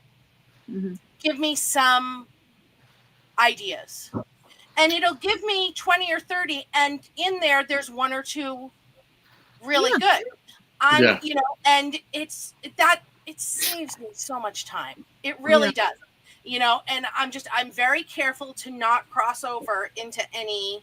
Yeah. You can use your brain power that you're freed up and that mental energy and that time towards putting out the article that you want to write and perfecting that. It's you want it. So. You know, it's working smarter, not harder. It's and I think that's the stuff that it, you know, was really intended for. Right. Not I don't want to see it becoming actors and becoming the scripts. I don't want to see that shit. And neither do I. And it's also really good because, like, I can go to Google and I can say, I'm looking for an article about this. And it'll give me 50 articles, and one of them may kind of be what I want. I can read the same prompt into ChatGPT, and it will give me exactly what I want. Exactly what I'm looking for. Much, much easier with the link. I do a lot of deep dives into, because I'm a big politics nerd. I'm a big policy wonk. I like reading legislation. It can sometimes be hard to find just by Googling it. Right. But I can feed what I'm looking for into ChatGPT or court cases, and it'll link me to them very easily. Right. That stuff, it's priceless for. It's absolutely amazing for that stuff. Just because now with Google, it's like you type in something, this is a sponsored result, this is the AI summary, this is about 80,000 things you have to get to before you can actually get to what you want to look at. And Another thing that's been really interesting, I was in high school debate when I was in high school. I love debate. I love like true debate. I love debating issues. I love debating facts. And as an adult that's not in high school debate anymore, I can go on Twitter and pick a fight with a Trumper, but I'm not going to get a good faith debate from either side of us. No. You know, we're just going to call each other names and whatever.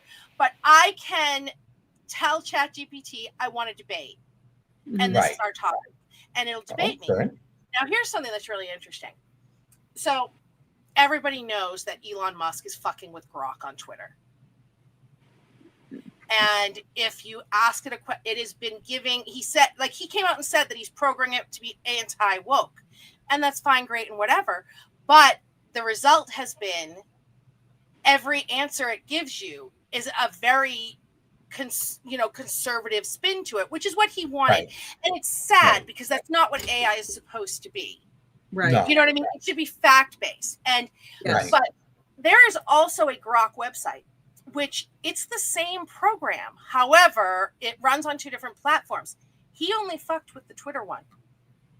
I have had the Grok website and the Twitter Grok debating each other and not know it. Oh my God. I'll ask them both the exact same starting question on an issue, get 2 completely different answers. Holy shit. And then I'll use that back and forth to them. Oh my God. Oh, goodness. I have too much time on my hands, but it's fat. Those kind of things though are fascinating to me. You know what I mean? It's just truly fascinating. Oh my God. You know, and then at the end of it, I'll tell the Grok on AI, you haven't been debating me. You've been debating the Grok website. You are debating. It's coming from inside. Exactly. It like struggles with. It doesn't make sense to it. It believes me because I show it. You could show it the whole transcript, but it takes it a while to understand. Another 30 Rock reference I just thought of. It's Jack. It's a jack off. It's jacked debating. Sorry, when I get punchy, I fall back on comfort TV shows. It's okay. It's just, but these are the kind of things that I have fun with. Yeah, because I have too much time on my whatever hands. Sparks joy in this day and age. Whatever sparks little joy. Yes. I don't know, guys. I'm gonna have to tap out here. I've got air at 3 a.m. here. You guys, I took a nap, so I'm good. So whatever you guys have to do, I'm good. My caffeine buzz it wore off a while ago, but I thought that tea told me a little bit. It was like this fancy ass bubble tea type stuff, and I was like, yeah. So, and I rode that wave for a while, but now it's starting to kind of. Oh fade. my God. The other day I needed a caffeine boost and I was like, I don't really feel like an iced tea from Dunks and their coffee has been shit lately. And then I was like, you know what? I haven't had for a long time. I'm going to go get a frappe from McDonald's just for the hell of it with an espresso shot in it. There you go. That thing, and it had been a long time because I've been drinking more tea because I don't actually like coffee. I like creamer. And I'm trying to lose weight. So I haven't been, so the coffee caffeine, but oh my God, it like really energized the hell out of me. Yeah. I haven't done coffee in a while. It was weird when I did eventually get COVID and I was a unicorn. I held out for a very long time before I finally got it. It was like ringing in the new year for 2024. That's when it finally hit me. But I lost my taste for coffee because I was drinking so much tea to compensate for the. And then I don't know. I used to drink 3 cups of coffee a day, and I used to drink it with a lot of cream and sugar. Then it was just cream. Then it was just black.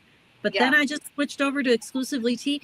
Then cut to my office doing this whole like, oh yeah, here we have like lattes and stuff like that. So and I was just like, and I was like, oh my gosh, my caffeine. I mean.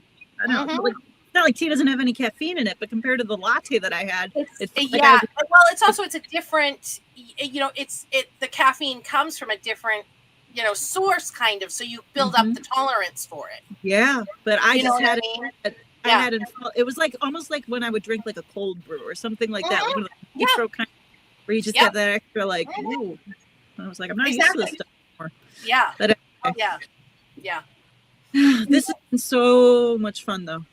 Oh God, I could do this all the time aside from we could just have like a month-long constant stream where we just pop in and out. No, but and he's like, or we won't. For good this has been great. And I really hope, and everyone, I'll sign off by saying, please donate. Come on, guys. Venmo squares. We have but yeah. Make our donation promise happen for the doggos. Yes. Will you be back on later on? I'm gonna see. I've got some running around and stuff to do tomorrow / today. now all blurring together. I'm gonna see if I can jump back on at some point because I would like to, especially knowing we've got a couple more guests and everything. I'll see if I can circle back, but it's been lovely. All right. Well, Kim, thank you so much for, coming on for, at this point, 13 hours. It's been a joy. Sparking joy, right? Yeah, exactly. All right. Take care, everybody. Take care. All right, Kim. Have a good night. All right. So then there were 3.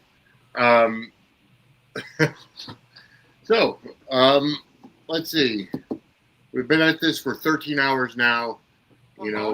For those of you, 88 people currently watching live, go ahead and scan the QR code for Venmo. If you need the PayPal link, let me know. Just put it in the chat, and I'll go ahead and put the PayPal link up on the screen for you to scan. We're looking to raise $700. We're at $155. So, Vinny, can you send me the PayPal link and the Venmo link either via text or in Messenger on Twitter? Yeah, I can do that right now.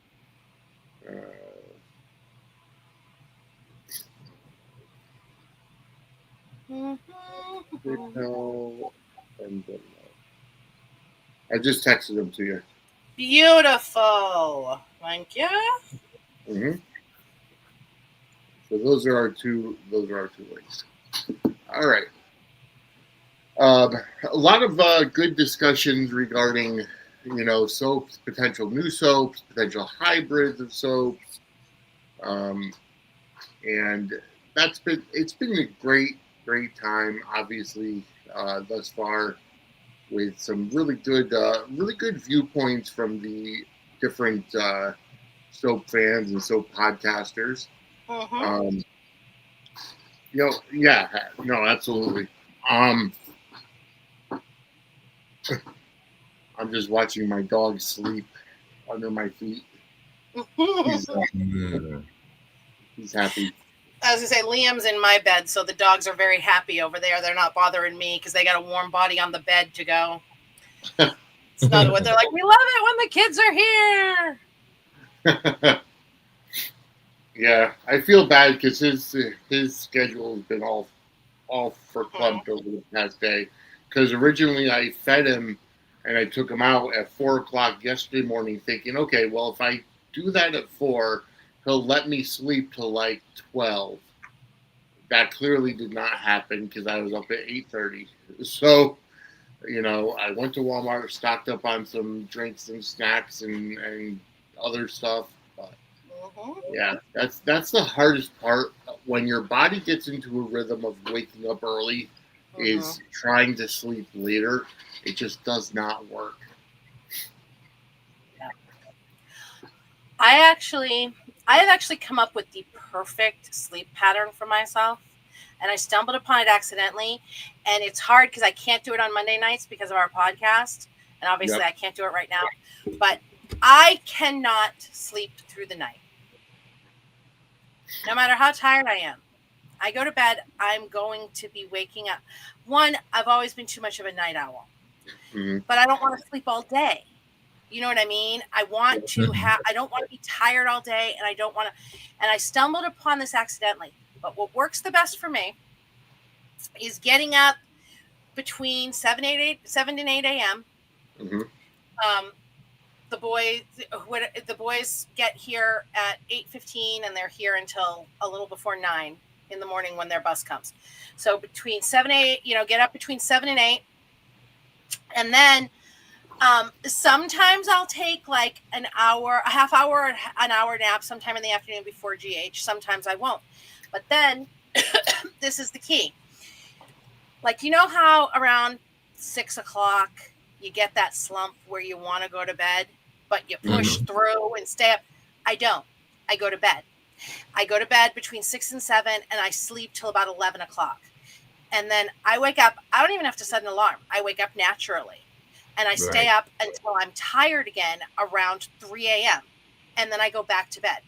I am still getting at least 8 hours of sleep. It's just not in a big thing. But in researching this, I discovered it accidentally because I did it accidentally, and I woke up the next morning feeling amazing, feeling more rested than I had felt in, I can't even tell you how long, because I always get up a ton. And, but I get up a ton after, staying up till 11 o'clock at night.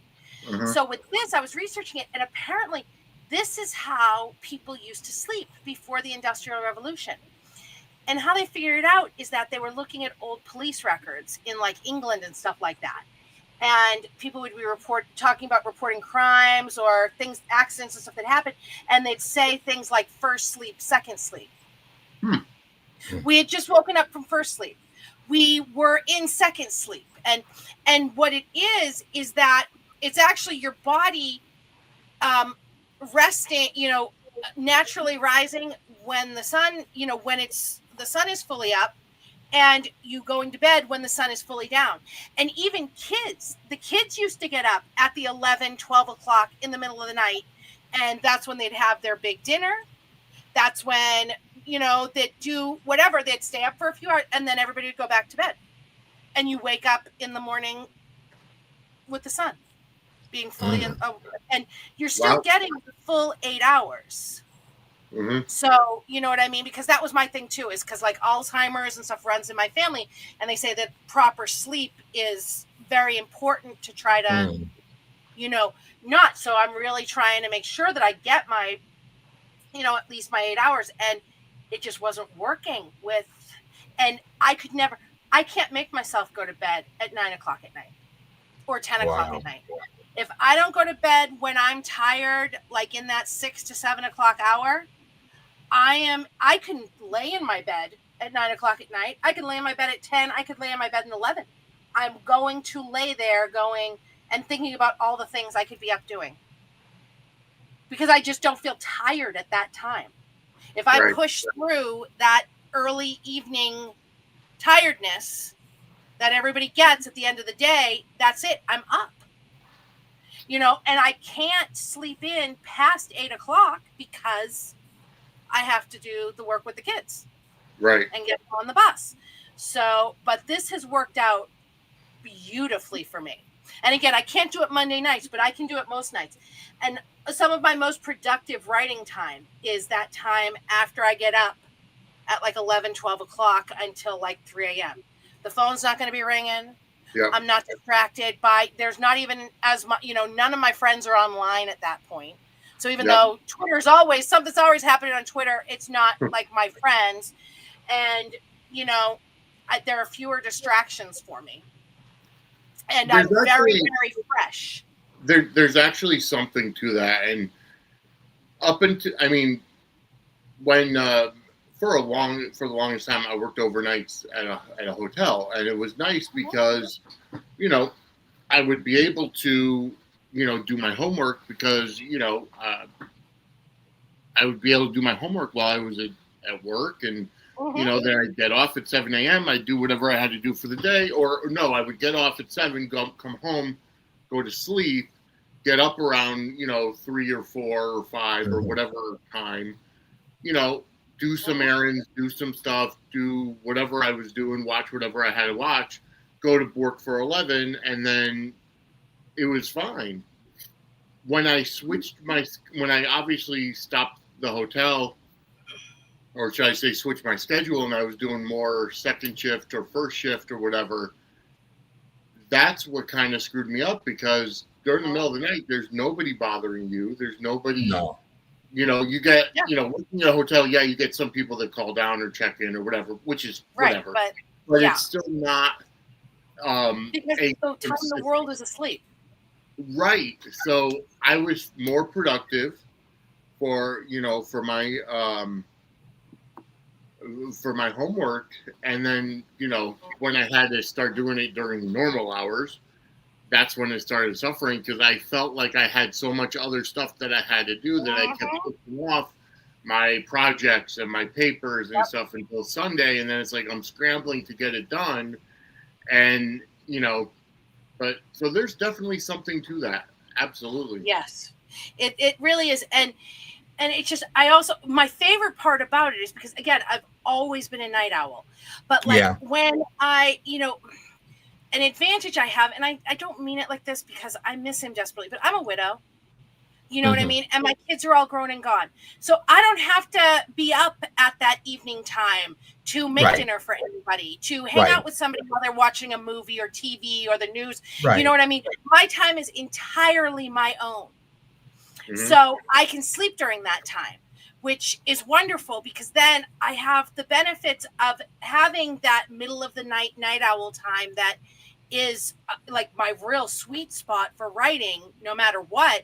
And I also can be up during the day when I need to be making appointments or doing phone, you know what I mean? Doing things during normal business hours without being exhausted. And I love that. And like the little nap I always take in the middle of the day. I mean, almost every industrialized nation except for ours has afternoon rest periods. Like over it, I mean, everybody knows that like the Japanese are some of the most efficient workforce in the world. Like as far as executives and stuff like that, they mandate afternoon rest. Mandate it. You know what I mean? And there's a reason for that. They wouldn't do it if it didn't up productivity. Yeah. Not to mention, I really feel like to do split shifts at work is more productive than a straight 8 or 10 hour day. Yeah. And I don't know why America is so backwards. Like, you know, and again, without getting political, but there's so many things wrong with the way that the American work day, the American work week was set up. There's so much stuff wrong with it. Well, it's like it almost seems like they feel like they need uniformity. That, you know what I mean? And like, you know, one thing that makes me crazy, and again, this isn't political, is that, they made all these adjustments for COVID for people to work remotely. Mm-hmm. And then there was this, and people were productive. Yeah. Things, these companies still ran. Things got done. Yeah. And I was like, and I thought at the time, I was like, wow, I said, this is going to revolutionize. I said, these companies can now, when they transition back after COVID, they can have office space, but they don't need near as much. No. Yeah. Because a lot of their workforce is going to love continuing this. Mm-hmm. But they were like, and then there was this whole, everybody has to go back to the office because when people work from home, they don't actually work. And I'm like, but we know that's not true. Because the trains kept running. The clock kept ticking. Yeah. That we know that that's not true. And I don't understand the instinct to believe that workers will shirk their duties if they're not in the office. There's nothing to back that up. And remote work also opens the talent pool. Because one of the biggest issues that like the more rural states have in luring big companies, even if they have better tax advantages and stuff like that, is that they don't have the talent pools that the urban areas already have. You know what I mean? Like New York City, like Boston, like LA. Those, they have a built-in, higher worker talent pools because of their, because they've cultivated it for decades. But now that, or generations, centuries, but now, with remote work, you can be in a very low tax, corporate friendly state for your headquarters and still tap that talent pool. And so many don't do it. And it baffles me because it's like they're biting off their nose to spite their face based on nothing. Based on an assumption that the American worker is not going to do their job if you're not looking over their shoulder. And I think that it's detrimental for the company and the worker. Yeah. And like the people that I nanny for, one of them works for a company that's a pharmaceutical compounding company. So they put drugs together for chemotherapies and stuff like that, and then get them to the hospitals. And she's an administrative assistant. So during COVID, she was considered an essential worker, and she still had to go into the office quite a bit. She could work from home some days, but most of the time she still had to go into the office. Fine, great, whatever. But dad is help desk, IT help desk. That's a phone job, even if you're in the office. Yep. You know what I mean? So she was exclusively work from home very easily. And then just this year, they told them, for reasons passing understanding, everybody working remotely has to come into the office at least one day a week. No reason for it. And it's only one day a week. It's not the end of the world. But it was just very arbitrary. And there was absolutely, she's like, I'm not doing anything other than being on my phone and the computer at the office. It's not like that one day in the office, I'm going around to other people and fixing their computers. I am phone and my computer based, no matter what seat my ass is in, whether it's my home office or this one. And they have to, when they're at work, they have to be, on and signed in, and they're a very busy company because they're like a nationwide company. So there's no shirking anything. You know what I mean? And the company has the phone line at the house, so they know what they're doing. And it's just crazy to me. Because I think the companies are hurting themselves. Yeah, COVID changed a lot of things for the better, but also changed a lot of things for the worse as well, because I feel like when they started with the whole thing of everybody, had to stop doing what they had to do, like overnights.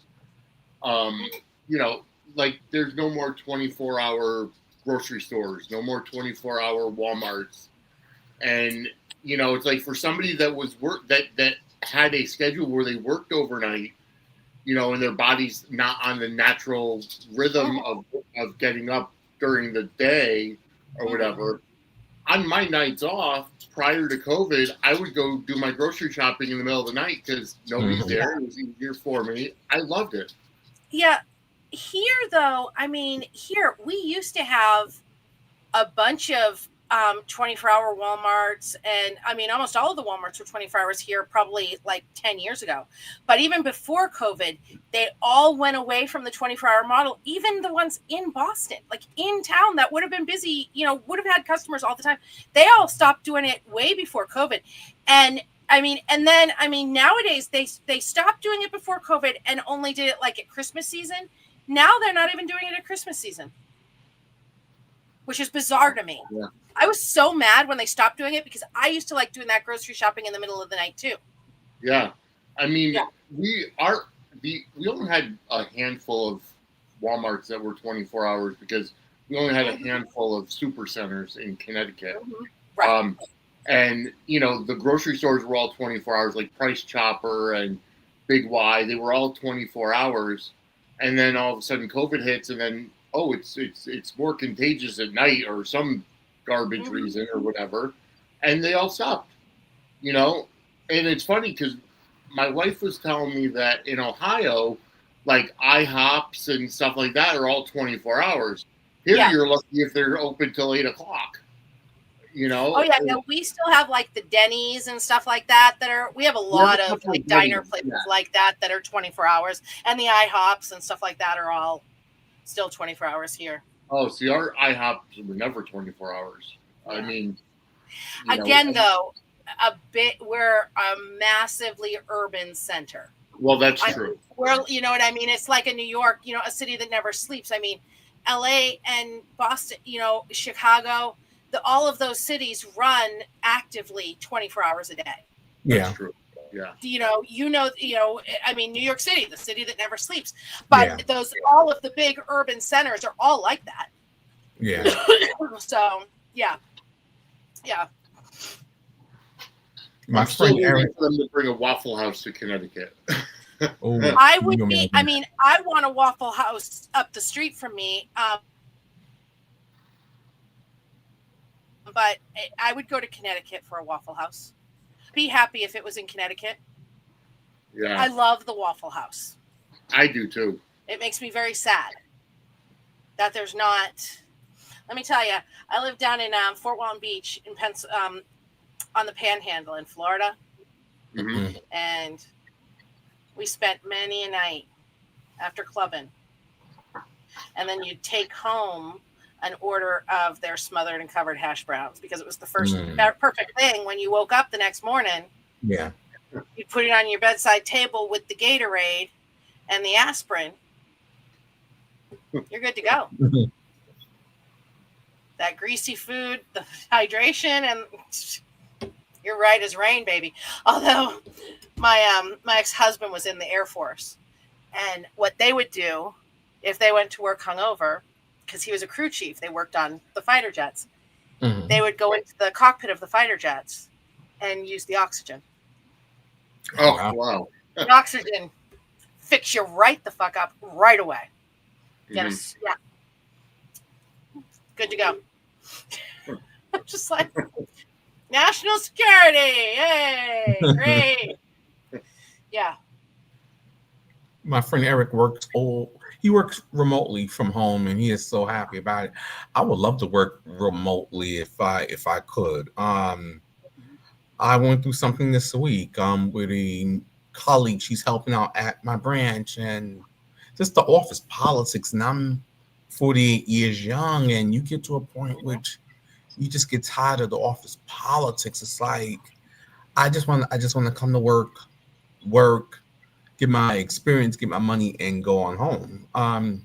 You know your whys when you approach a certain age. I mean, most people do, not everybody.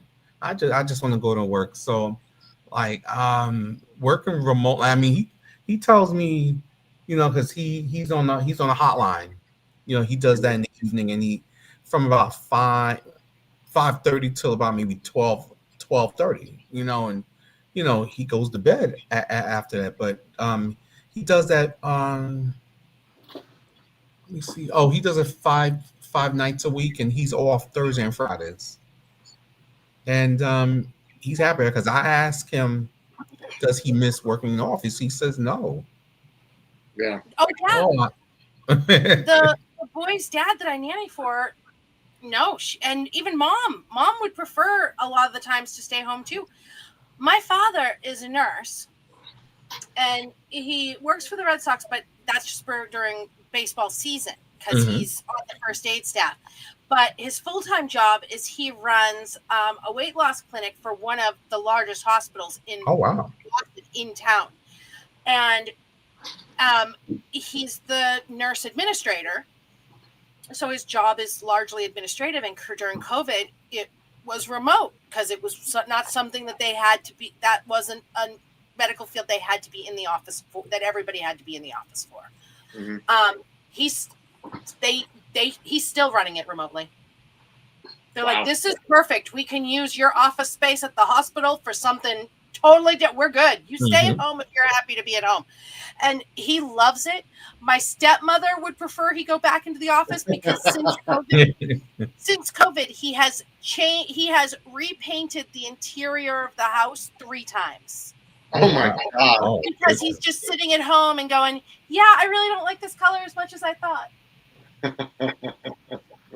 And she's just like, he has to go away so he stops painting my house.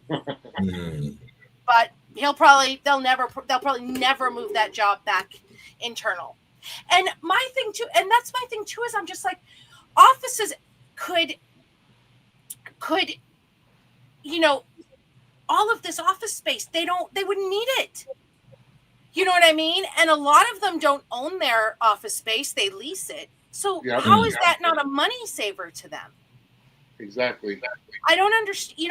And that's what I'm saying is it really seems so many of them are biting off their nose to spite their face. I have a friend that works for like Chewy or something and that's all phone, it was administrative. It's all on the computer. Wow. And during COVID, they set them all up with home offices, yada, yada, yada. And then after COVID made them go right back into the office. Why? One, your workforce is happier. There's less traffic. There's less congestion. There's less air pollution. Yeah. You know what I mean? It's cheaper for your people to not have to drive in. It's less time for them. They're not sitting in traffic. You know what I mean? So that's more of their own time. Yeah. And whether you have the office equipment set up at their house or at a building you're leasing, you're paying for it anyway. Yeah. And I don't understand the push to make everybody go back to the office because I just don't think that it was needed. And it just seems real arbitrary and weird to me. And I don't understand it. But, again, they don't ask my opinion on things. They probably should.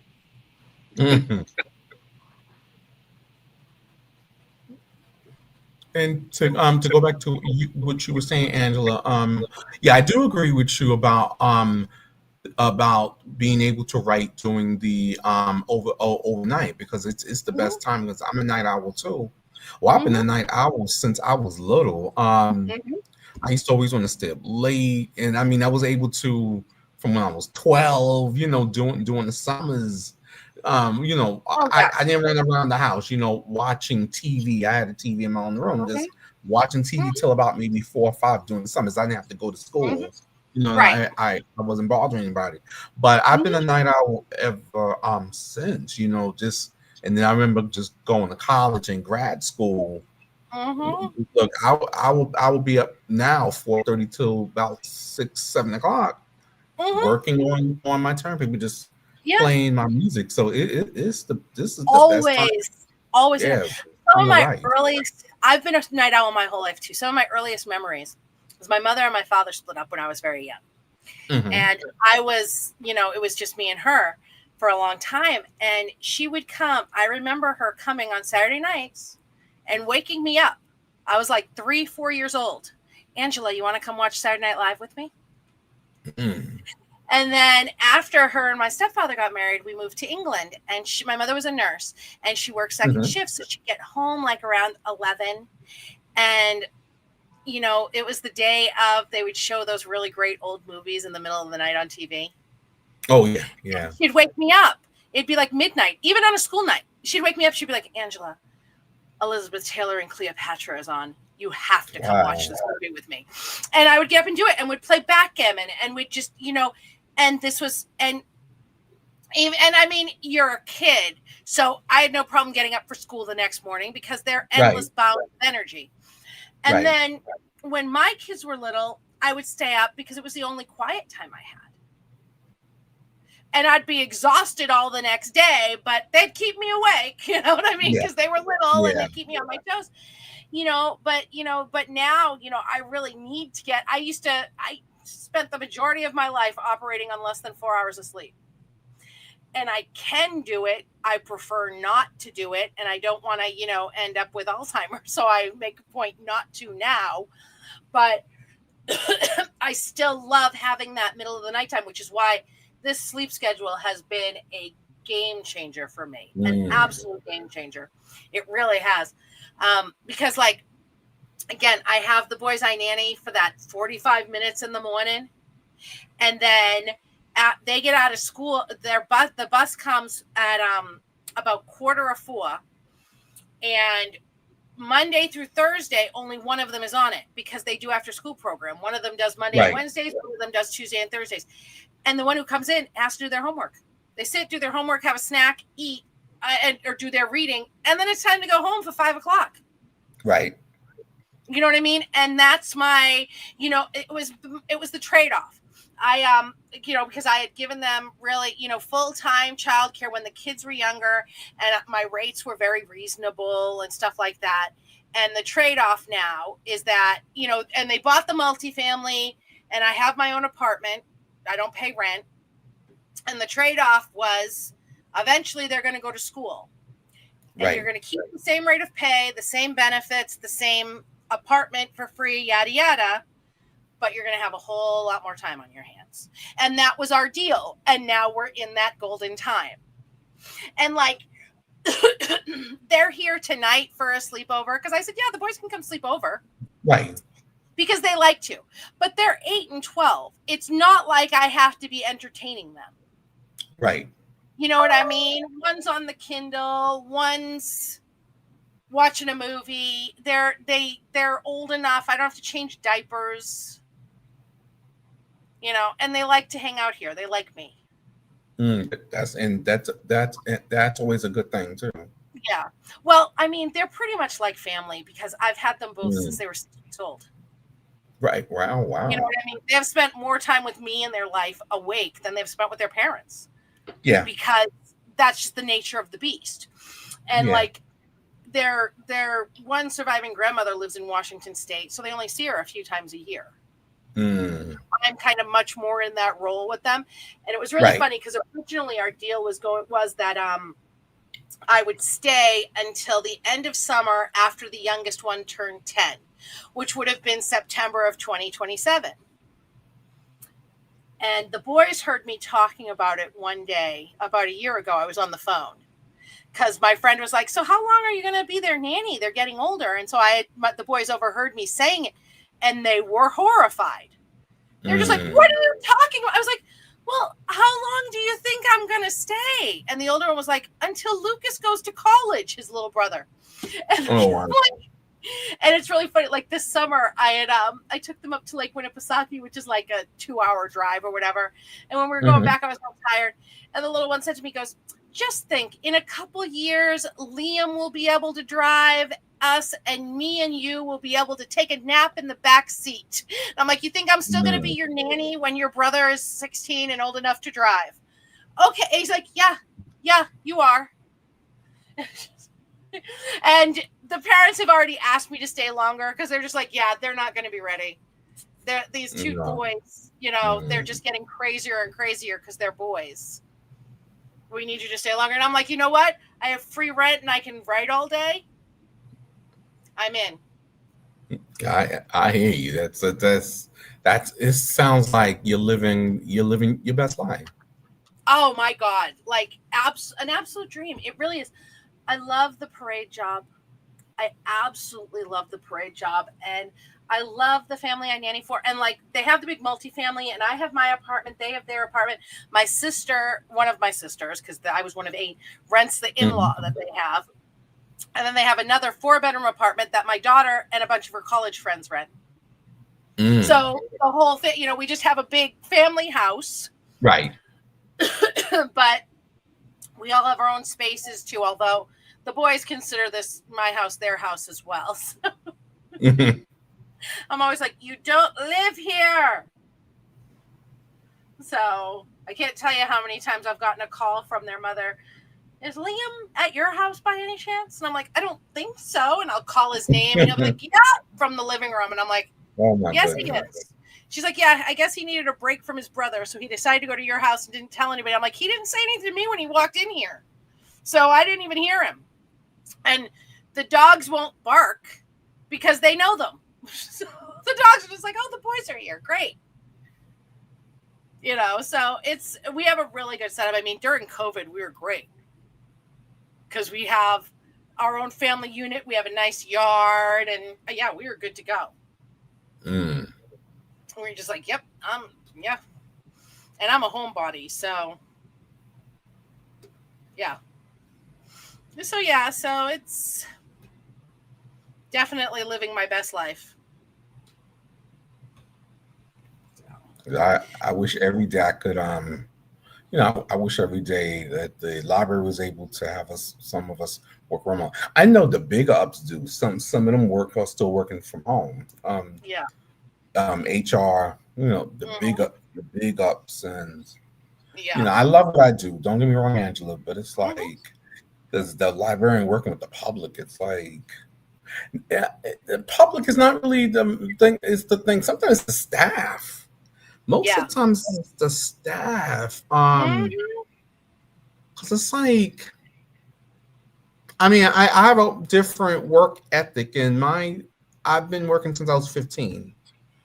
And my philosophy just go to work, get your money, pay your dues. That's how I think. But everybody doesn't share that philosophy, which is okay. That it's okay. Everybody's on his or her journey or their journeys. Right. I'm just like, really? Because I'm at a branch right now, which there's some people helping us from another branch. A branch closed, and I'm working with a person who she takes everything very personally, and I'm like, okay, this was something that happened, and I was just going through like a little short moment. We all have our moments.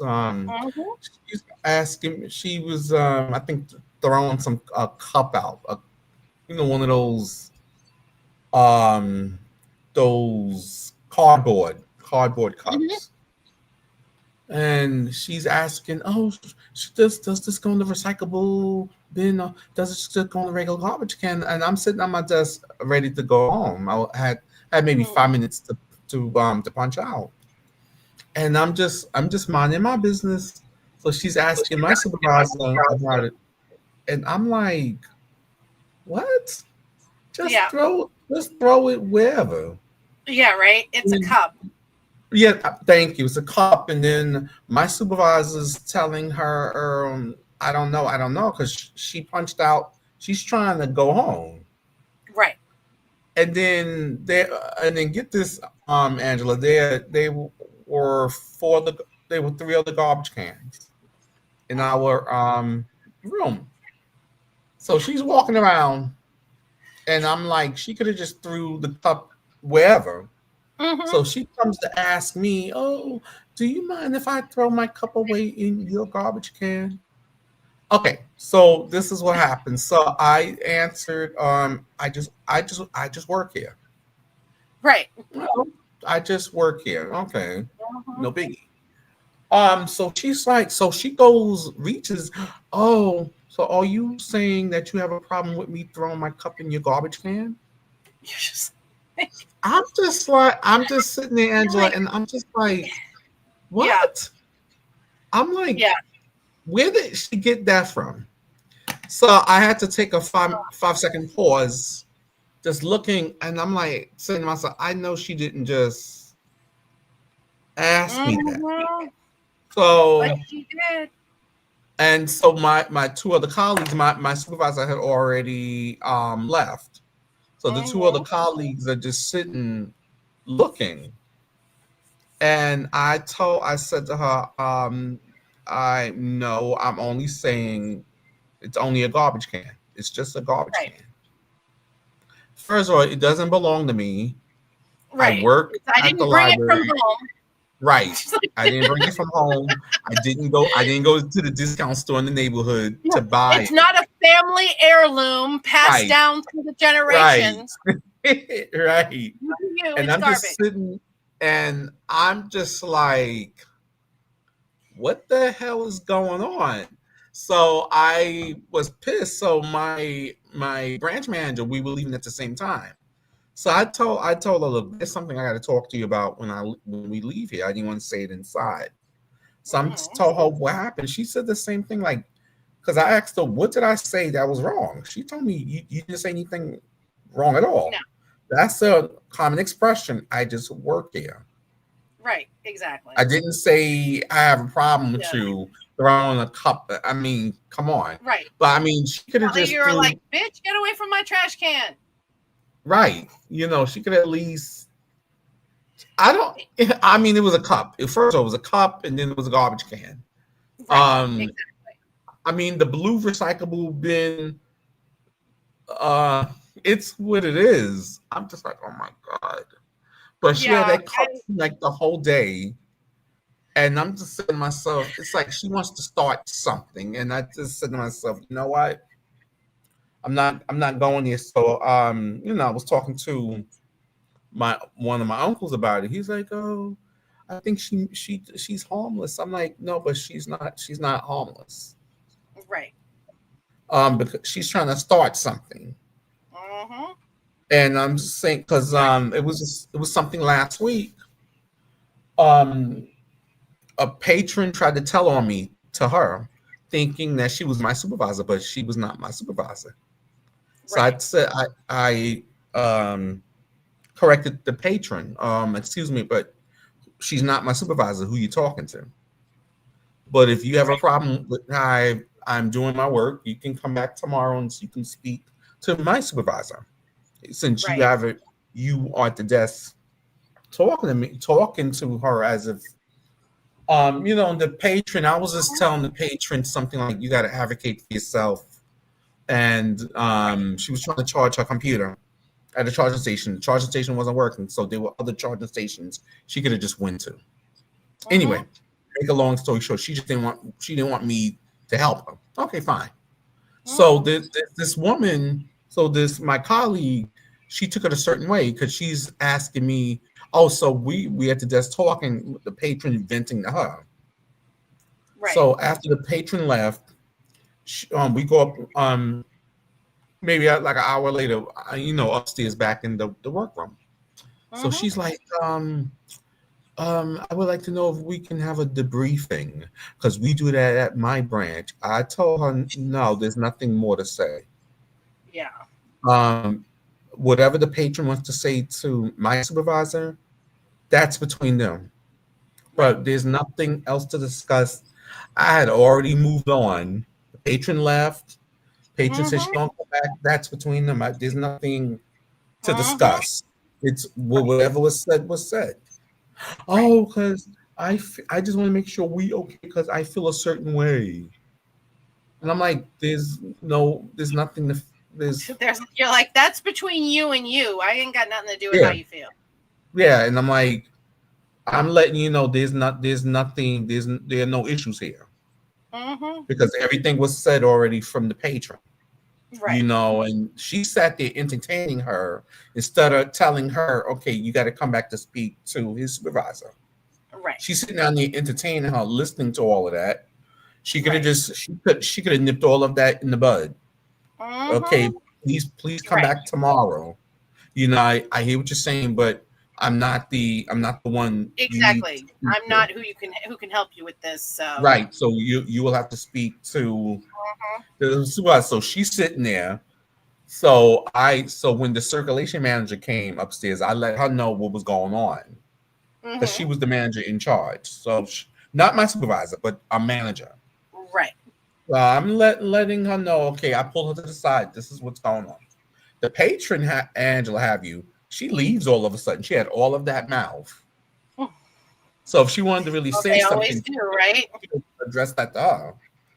Mhm. Because it was just the simple fact of me just telling her, you can go to another charging station, charge your computer up. So something very simple. It was Yeah. What? no You an ad. electrician? You're gonna change. You're gonna what? Get your tool belt out and go fix the charging station for her? And the thing about Angela, the plug wasn't securely the plug was not securely, and so I was in the area anyway doing another collections assignment. So I figured, Mhm. okay, let me go in because the colleague, she's just helping us out. She doesn't know the lay of the land. Right. So I was in the area just, I saw the plug wasn't securely into the socket.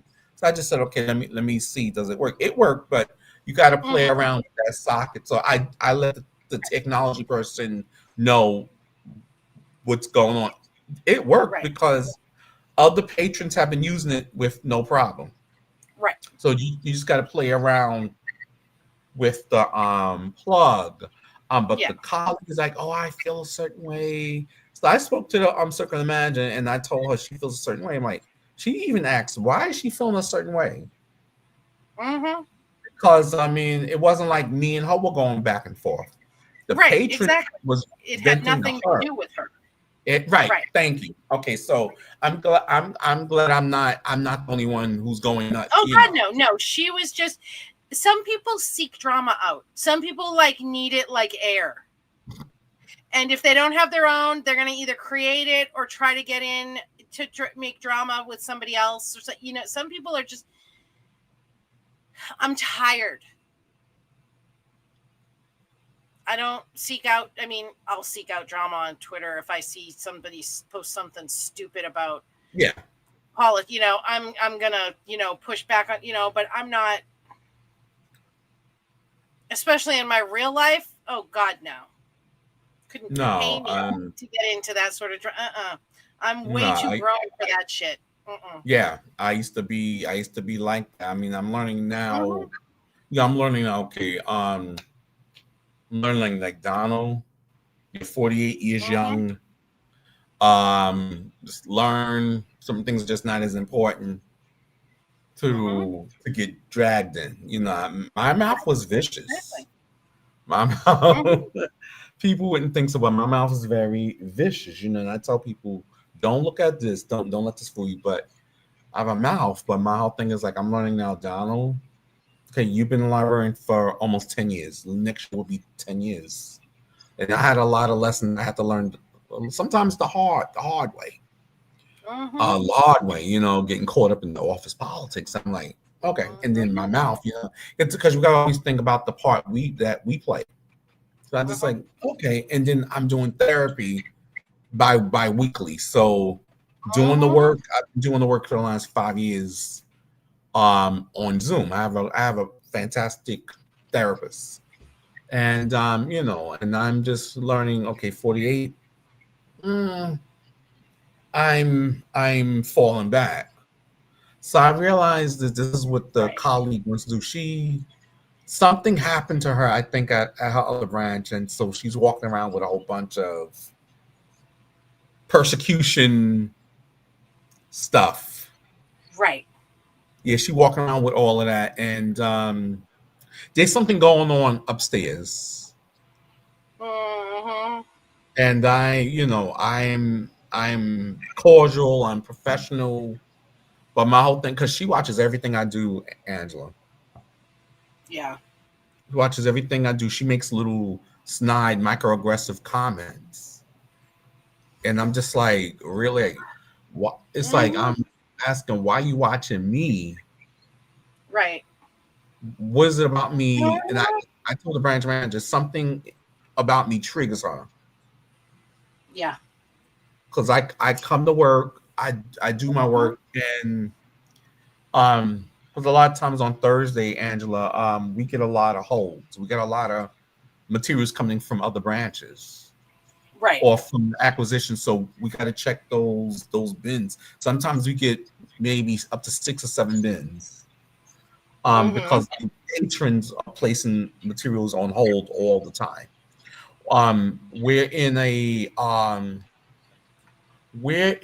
gentrified community, and people are placing stuff on hold all the time instead of just looking on the shelf to see do Right. we have the materials. They're just saying, you know what, I'm just going to go into the catalog, go into Libby, go Right. to Libby, do what I want to do, which is I fine. love So Libby. Thursdays, sometimes they put me on the first desk. So I do it fast. I knock it out. And the Mhm. whole we got a rubber band, the slip to the items, the books, the Yep. DVDs, the audio books, and just put them on the whole shelf. So I'm the type of person, I just want to get those things done. I'm not trying to sit there going into the second hour Right. working on rubber banding books. Mhm. So she said to me, "Oh, that was fast." I just like no, because that didn't make any sense. Right. Because I'm like, why is she focusing on me for? Like I don't Mhm. bother anybody. Look, it's like if you're on the desk, you on the first desk, you gotta check in the holds. That's the first thing Mhm. we do. That's the first thing we do. And it's a challenge because patrons are coming in asking for help.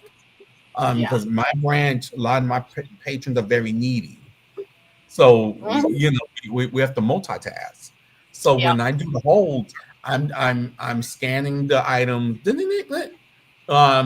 Whatever goes onto the shelves, go on the shelf. Whatever goes onto the whole shelf goes on the whole shelf. So I'm just trying to do everything quick. So she's like, Yes. "Oh, that was fast." I Yes. didn't even. I'm like, she's a nut. I didn't even address that because I was like, okay, but she likes to Yeah. talk, sit at the Yeah. desk and I would have talk. just been like, "Thank you. I'm great, aren't I? Thank you for noticing," and then been on with my business. Flip Yeah, it back and right around on her. I'm gonna, you know what, Angela, I'm gonna do that the next time. Yeah. I'm gonna do that the next time because it's like she wants to She wants to play cute. Play cute. yeah, and I'm just like Are you falling because asleep, Vin? What? Are you falling asleep? I'm exhausted at this point. Ugh.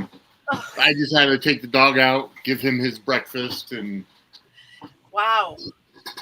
This yeah. early? Wow. Is it because you were already up? Oh, he's used to you getting up early. He's used to eating around 5 in the morning because, Yeah. it's because I usually get up for work early unless I'm closing. But either way, my wife gets up around 6, but he wakes her up around 5, even if I'm still in bed. So My dogs, if I were to lay in bed with my dogs, they would stay in that bed happily with me until they died of dehydration and starvation. If there is somebody laying in that bed, they do not care about food. They do not care about anything but snuggling in. They're insane that way.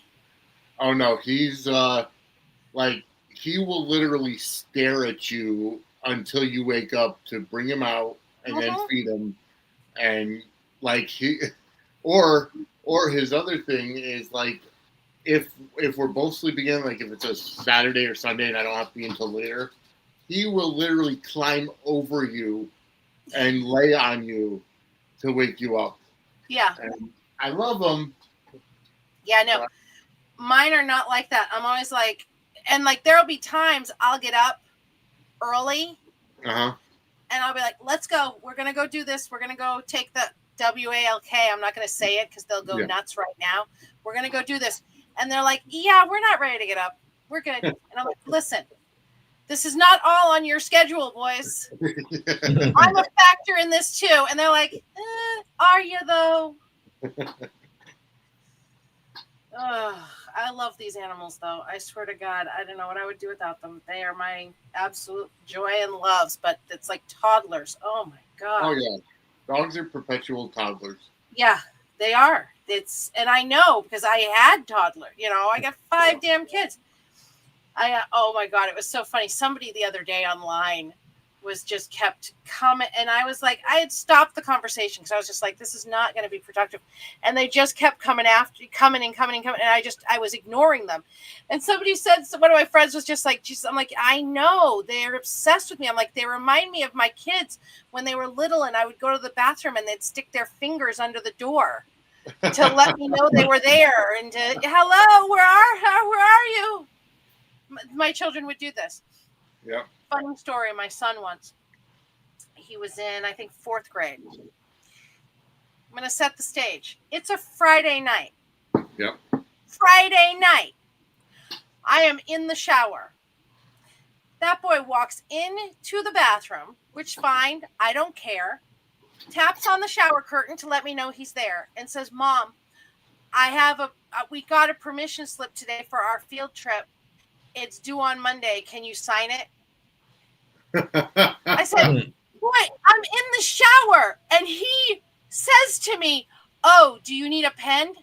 Yes, that was the problem. I forgot my shower pen. I'm like, child, if you do not get out of this bathroom, so Christ, it was a Friday night. It wasn't even like it was a school night and it was, right. Needed tomorrow. Oh, do you need a pen? And I'm like, you're the smart one. I mean, all of my kids are brilliant, but I used to say it because like my middle daughter, brilliant child. I mean, she is like book smart, brilliant. But sometimes the common sense part when she was younger didn't meet up with the book smarts. And I would be like, I don't understand what is happening right now. So I used to go, you're the smart one. Do you need a pen? This is the same kid, though, when he was in high school. He's like 16. I had told him on a Friday, I said, listen, I'm getting you up tomorrow morning at 9 because we have to do this thing. And he goes, 9? What am I, a farmer? My child, what you don't know about farmers could about fill the Grand Canyon, okay? 9 is like midday for them, okay? Yeah. Am I a farmer? Good Lord, I still remind him of that one. So, wow. I got the funny kids. Oh, Lord. I remember one time I was watching that show, This Is Us, with my daughter Bronte. And we were sitting there watching it together. We both really loved it. And she looked at me, she goes, why couldn't you have had triplets? Why are you the worst? I'm like, sorry. Wow. I don't know. I let you down there. Yeah, because that was, I'm like, one, even if I could have chosen that, there's no way in hell I would have. Why didn't you have triplets? Why are you the worst? I ruined your life. Not bad.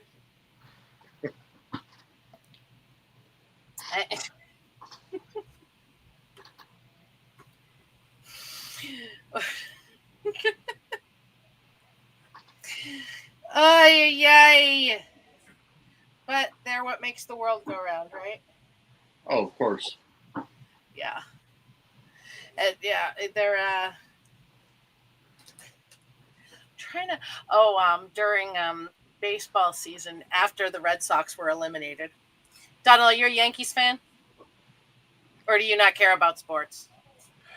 I'm in the basketball, baseball somewhat, depending on the team. So after the Red Sox were eliminated from the tournament, David Ortiz, now Big Papi, is a commentator. And he's a commentator with A-Rod and Derek Jeter. Oh, wow. Shoot, hold on 1 second. I got to turn off the alarm. My alarm doesn't have a Monday thing. I don't know why it was that.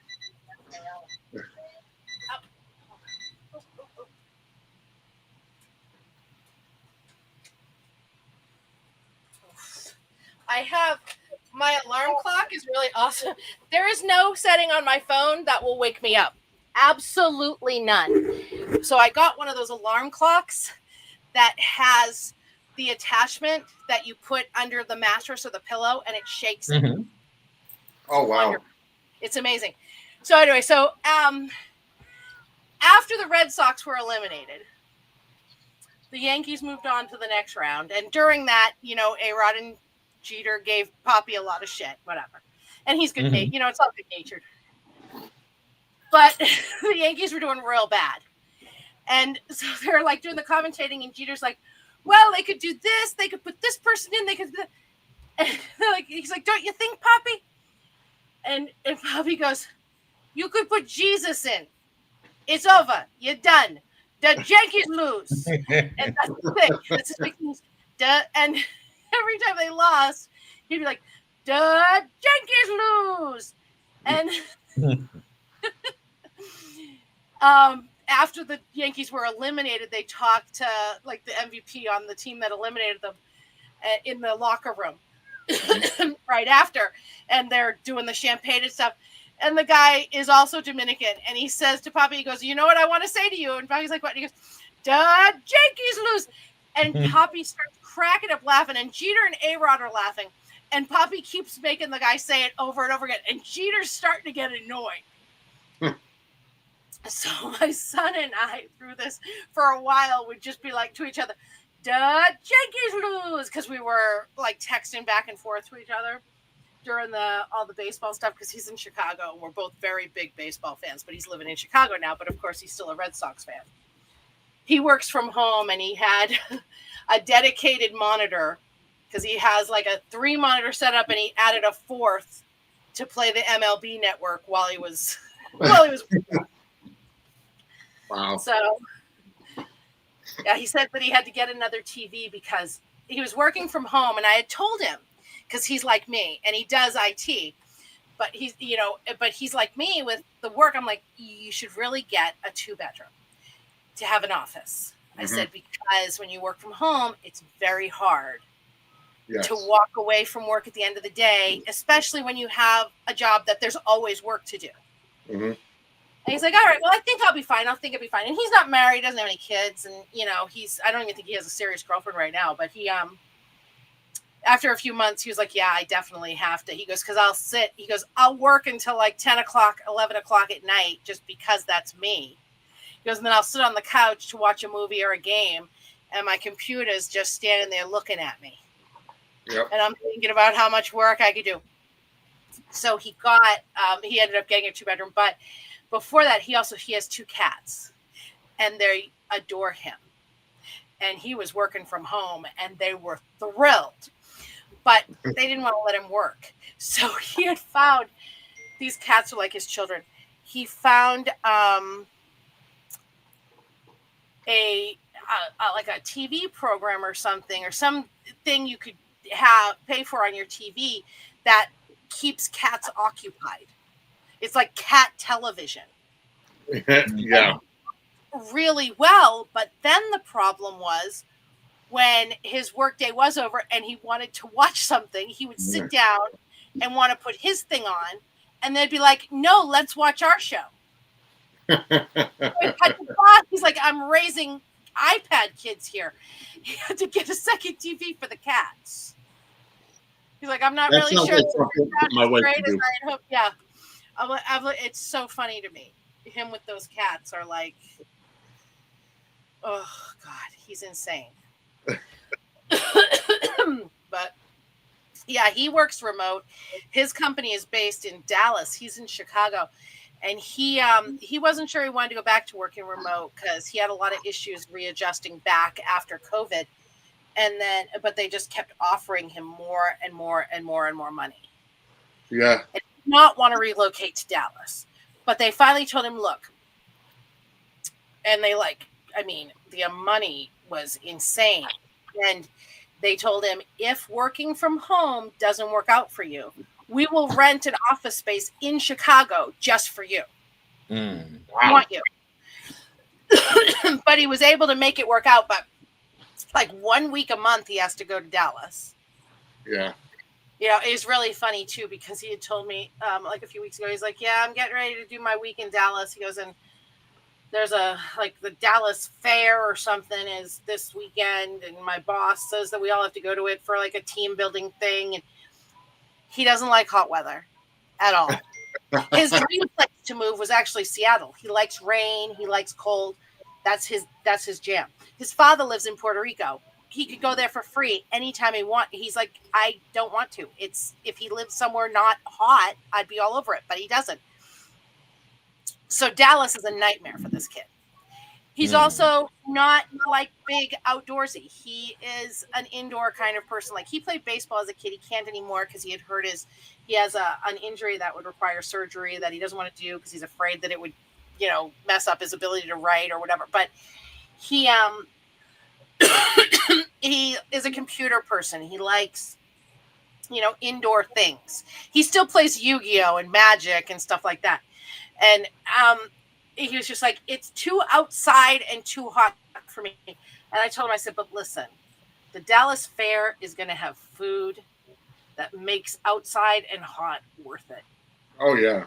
It is going to have barbecue that will make you believe in a god. Oh, And, yeah. I can only imagine. Afterwards, he was like, you're right. The food was really, really good. He's like, it was amazing food. It was the best barbecue I ever had. It was still too much outside. Yeah.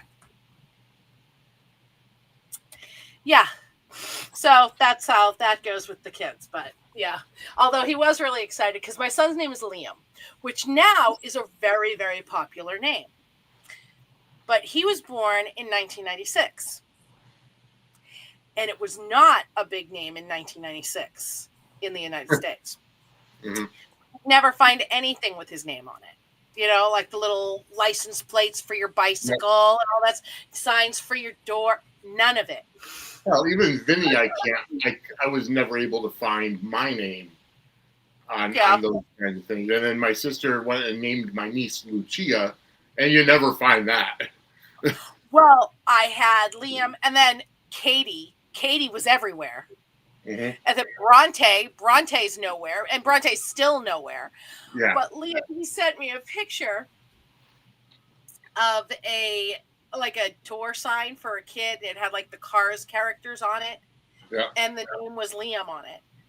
He saw it out of the fair. He's like, look, finally my name on something. And I was like, did you buy it? And he's like, no, of course I didn't buy it. I'm almost 30 years old. I'm not going to have a name sign that has Cars on it. But he's like, but I was so thrilled to see my name on something. So, yeah, he's very funny with that. And then I told his sister Bronte, she's like, of course he found his name. I'm never going to find my name. I'm like, yes, but we always had stuff made for you, but yeah, the thrill of seeing your name on something in the store, I guess, is a joy she'll never have. I'm like, it's something, something to tell your therapist about. Everybody needs something, I guess. The trauma. I used to say that to my kids all the time when they were upset about, we're having pasta again.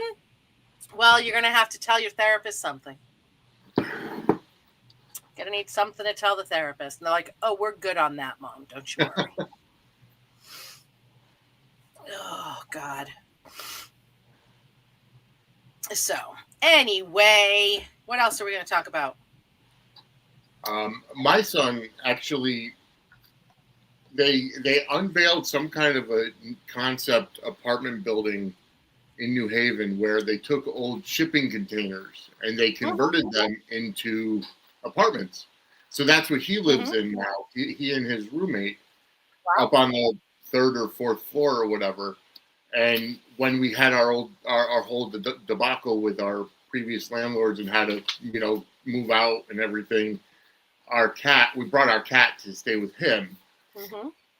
and she got into so much. She hid behind his refrigerator, and then she got up into his recliner. But he's actually he's a general manager at Chipotle now, and he's going to school. I want to say part time, maybe he started school full time again. But he wants to go to become a lawyer.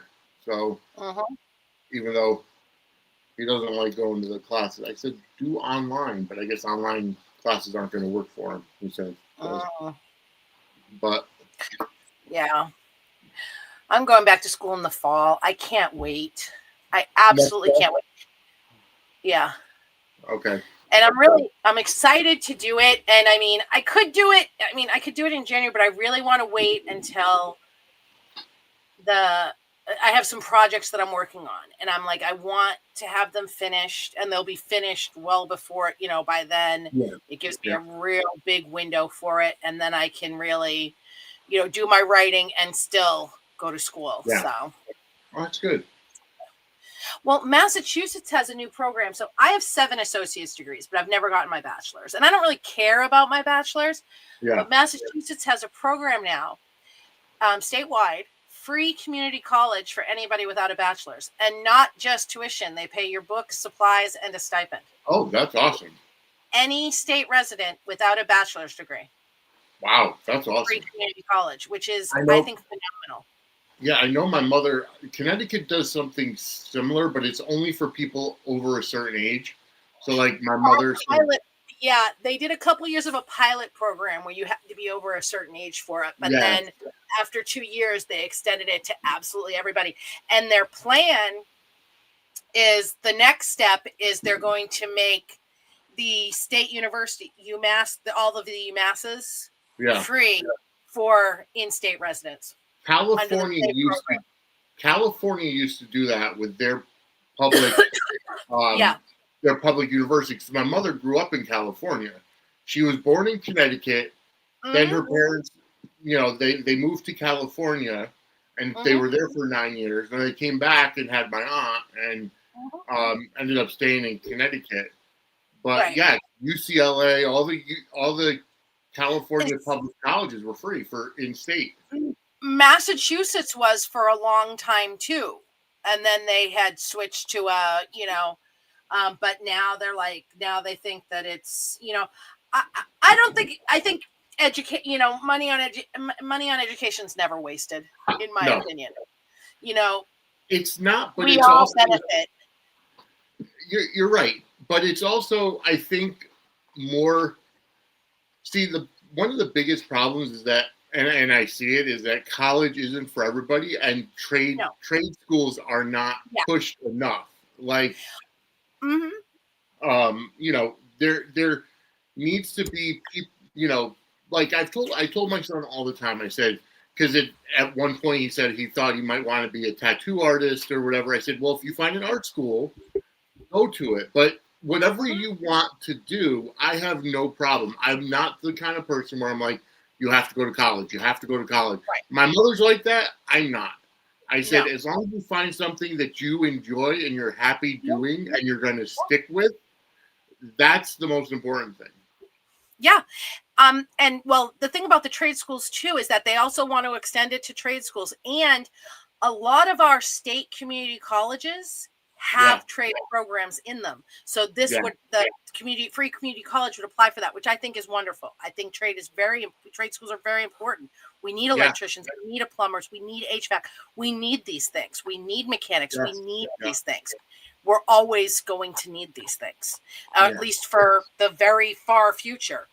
And I agree with that. Like my kids, I've always encouraged my kids to pursue their dreams. Always. I mean, my mother was always very, yes, be whatever you want to be. You want to grow up to be an astronaut? I'm here for it.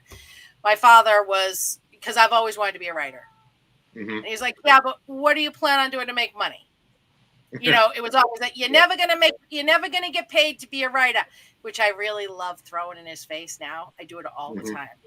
Like, so Dad, remember when you used to say, and he knows as soon as I say, remember when you used to say, he's like, yes, I know. I said you would never be a writer. And I was wrong. It's the only time he has ever admitted he was wrong in his life to me. So I really milk it. I really do. But yeah, my ex-husband was a lot like him with the kids. Like when my son was younger and wanted to be a baseball player, he was, and my daughter wanted to be an actress. You know, my son was just like, it's not like when I was a kid and wanted to be a fire dog when I grow up. People actually become these things, which is true. You know, and I remember when my son was in like middle school or something, we had a meeting with the teachers just for parents' night. You know, my kids never were a problem in school, but it was just for parents' night. My ex-husband goes, we were there together because talking to the teachers, our son wasn't there, which is a good thing because I probably would have punched my ex in the throat. But he was like, I'm concerned about this baseball thing. When do we make him start realizing that, you know, it's not a career path? And the teachers looked at this man like he had 3 heads. They're like, we don't. Yeah. They're like, those things kind of work themselves out. If it's not going to be a realistic thing for them, they figure it out. Yeah. That is, we are not in the business of crushing children's dreams. That's not productive for anybody. Sorry, that's not what we'll be doing. Thank you, sir. I was just like, are you kidding me? See, my family was like the complete opposite, where like my dad taught me about Italian mother's guilt, or you know, like, because when I was, you know, in high school and I wanted to go into broadcasting and communications and stuff, and I was looking around at schools, and my dad's like, you know, Syracuse has a good communication school.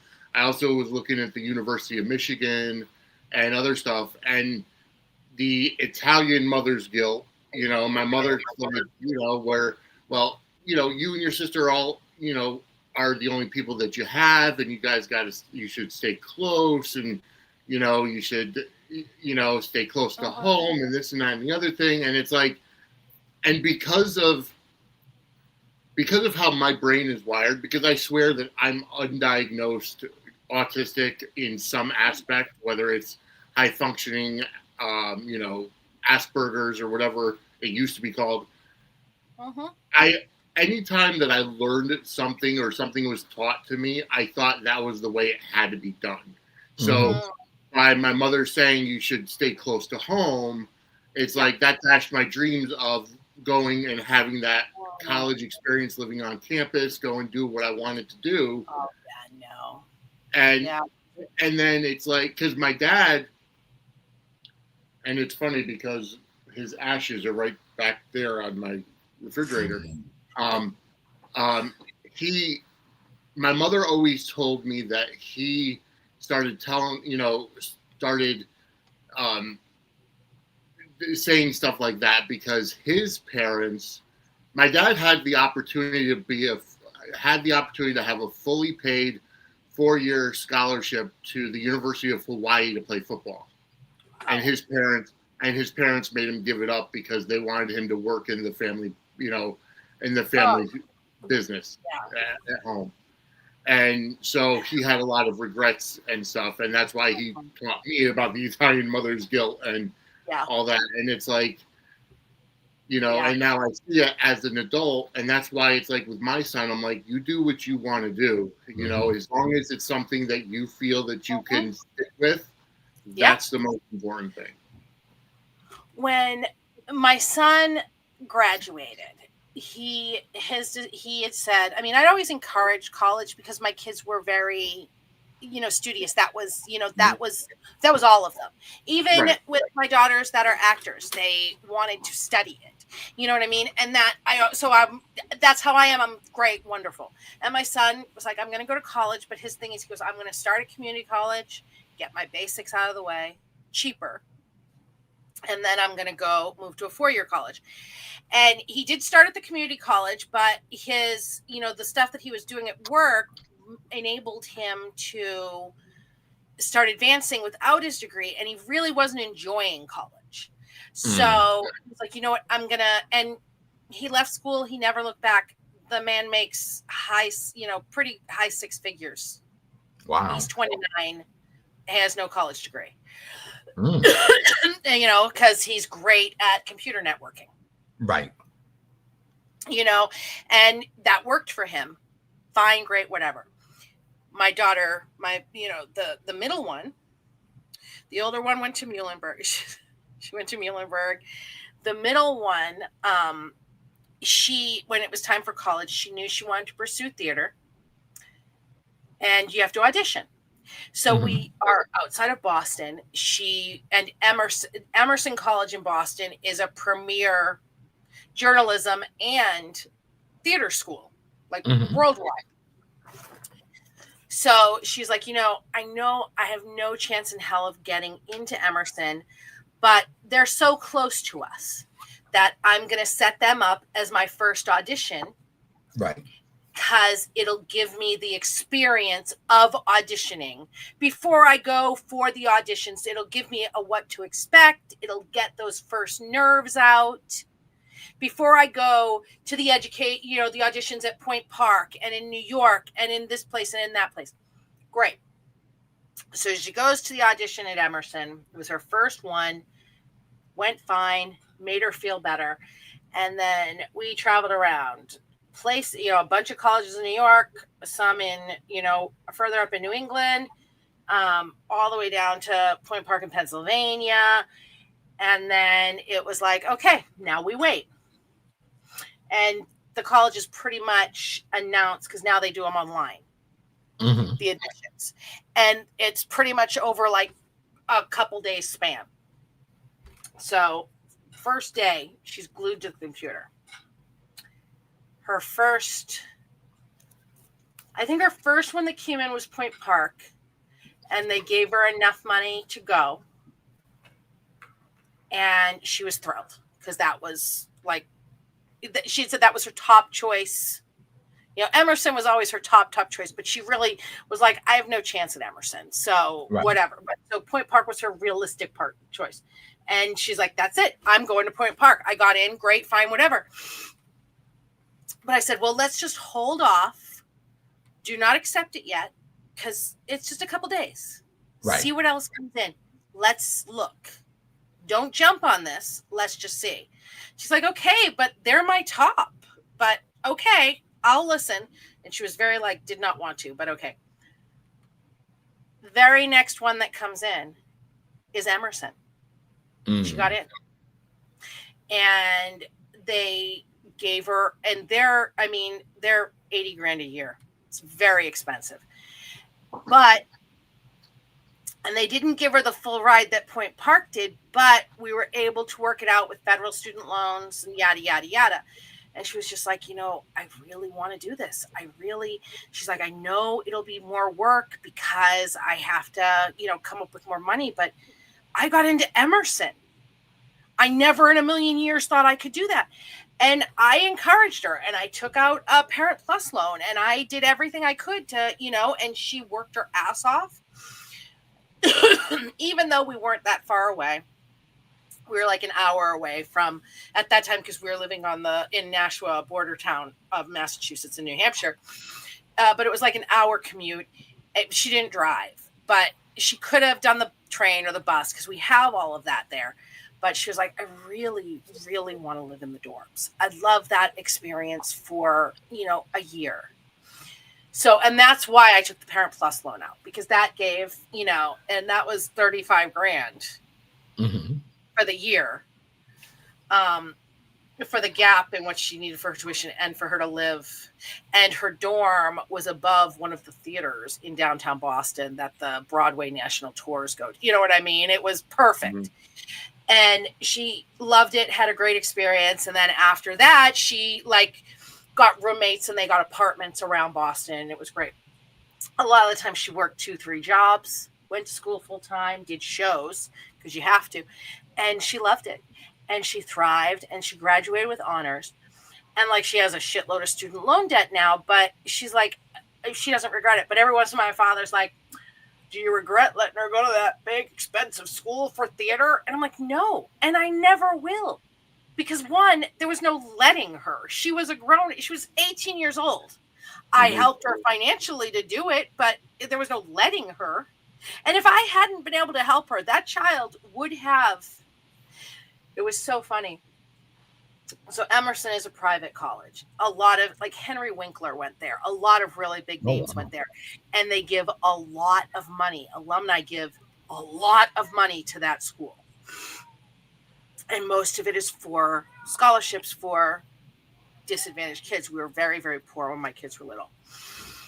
And so her freshman year, we took out, the maximum amount of loans, plus I took out Parent Plus loans.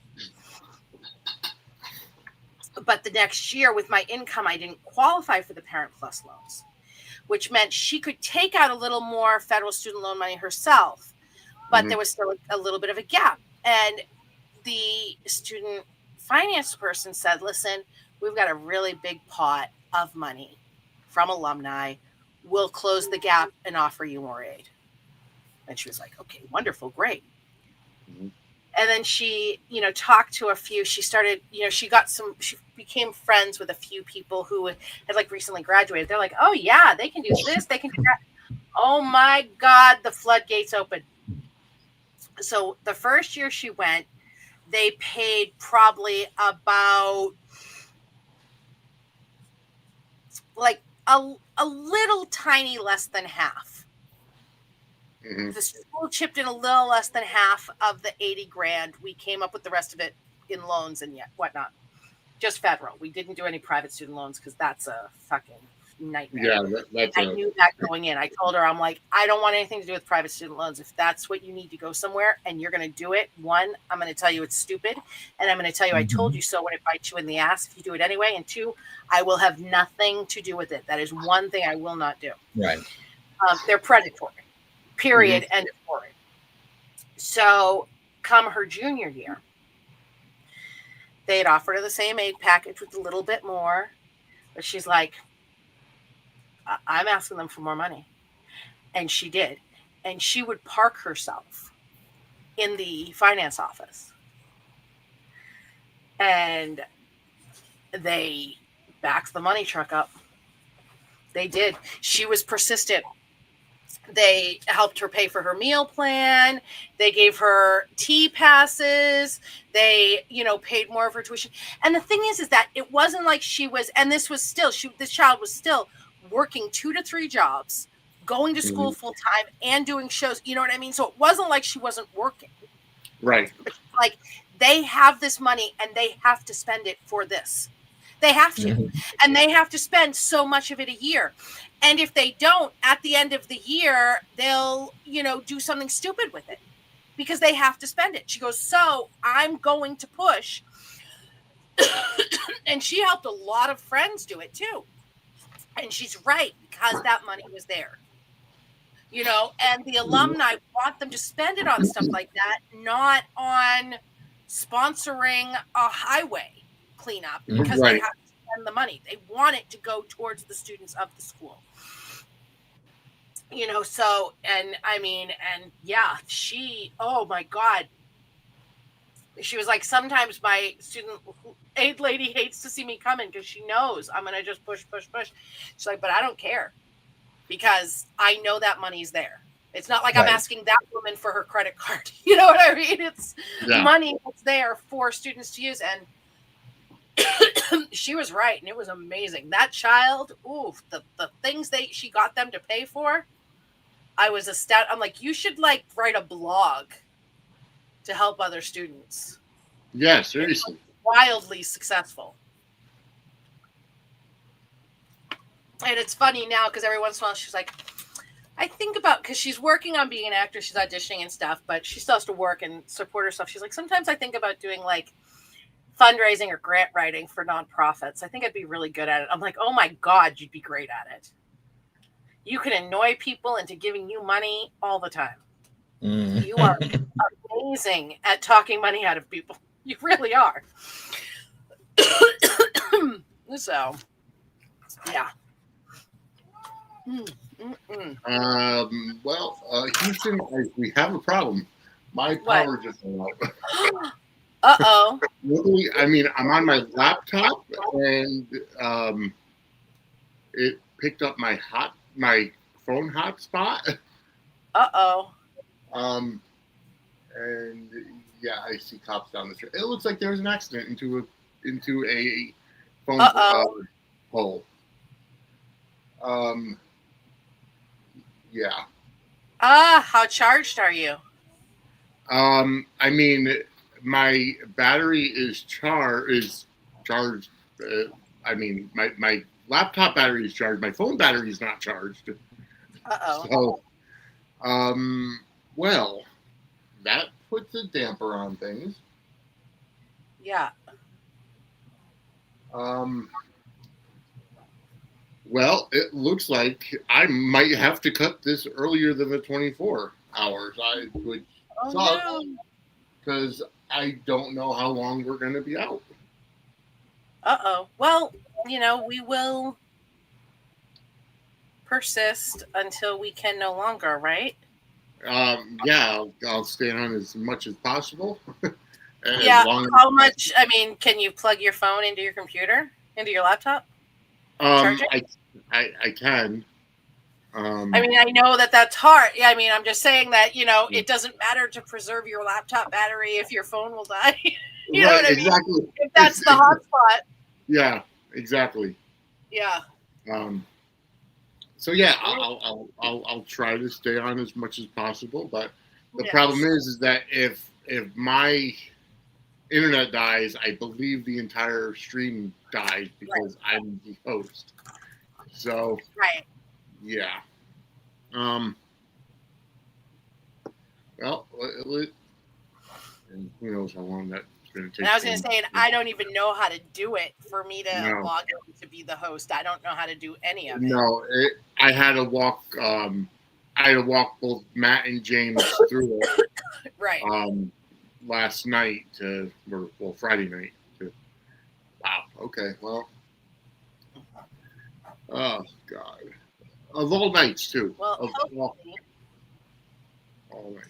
Yeah. And I mean, if we need to, I mean, who's coming on tomorrow and at what time? The only person that's been confirmed is Courtney Marie Warner and her husband at 11. And 11 Eastern time? Yeah, 11 Eastern. Okay. All right. Well, I mean,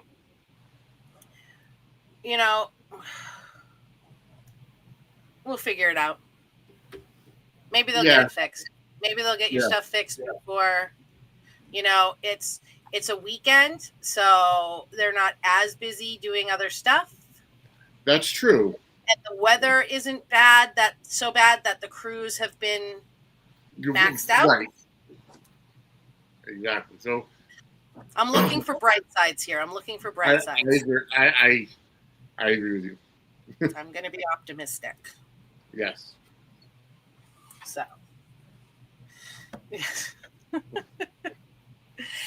I swear it's always something, right? Yes, it is. I don't. Yeah. Well, anywho, that was a wake up call. Although now I'm broadcasting in the dark.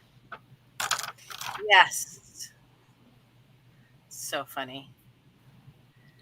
Good Lord. So, Donald, it's been interesting. One thing that's been really interesting as a librarian, this might be fun for you. So the publisher, Simon & Schuster, have been sending me books, pre-release books. And it's largely been young adult stuff, which I love, especially because even if I'm not going to read it, I can get my nieces and nephews to read it and they'll give me reviews of it. But mainly I just write an article, like doing like a book release announcement kind of thing. But it's been really fun because they're sending me all these books, like pre-release books. And I actually have access to an online database of ebooks of their pre-release books in all the genres, which is a lot of fun too. So, and my nieces and nephews love it. because like I got a book the other day and they're all like fighting over, my nieces are all fighting over who gets to read it because it doesn't come out till next August. Oh wow. And they love being the only one to be able to read something. Like of their friend group. Yeah. They love that I got a book no one else has kind of thing, which is a lot of fun for them. So yeah. And I love getting it's fun. And it's I mean, I get at least 2 or 3 in the mail a week. How did you make that happen? It happened. I don't know. One day, months ago, one of the editors at Simon and Schuster, I guess maybe it was after I started writing for Parade. And I guess my email is linked or my Twitter, somehow they got my email as a press person, as an editor, and reached out to me and said, hey, we have this new book coming out. Would you be interested in reading it and writing an article? And I was like, okay. And he's like, I can give you access to the database. I can send you a hard copy. And I saw it was a young adult book. So I was like, you know what? Why don't you send me the hard copy? Because I also have nieces in that age group. Right. And it's funny. It's a reimagined Little Women called Beth is Dead. And it's set in modern times, but instead, and it's the March sisters, and they're all, nowadays teenagers. And instead of Beth dying of the disease, she's murdered. Oh, wow. And they're trying to figure out who did it. And some of them are suspects. And it's, so it was real interesting. And my nieces loved it. My nephews didn't do it. And I actually there was another one I just got the other day that is also a reimagined Little Women. It's for a little bit younger group. It comes out next August. It's for 8 to 12-year-olds, this one. And it's called Little Monsters, but women is like scratched out. And what it is that the March sisters are actually, one can turn into a mermaid, one can turn into a werewolf. You know what I mean? And they have these, so it's really, I think this looks awesome. And my nieces are like, I want to read that. I love the cover. Yes. Yeah, I love the cover of Beth is Dead too. If I don't know, you could look it up because that one's already been released. That was the first one they sent me, and it just like randomly happened. And now, like every editor there in the young adult department, especially, and I've started getting a couple that are adult as well, which I love. But I mean, it's so funny because at least 2 or 3 a week, I get a new book. 2 or 3 times a week, there's a new book. And they don't even ask me if I want them anymore. They just send them. And they all have this little, flyer of the, the announcement and the write-up and the author information. And I keep this and I give the nieces and nephews the book. There you go. And yeah. So, but yeah, because so he sent me that first one, Beth is Dead. And as soon as I heard that it was a Little Woman book, it made me think, did you ever watch the show Friends? Oh, yeah.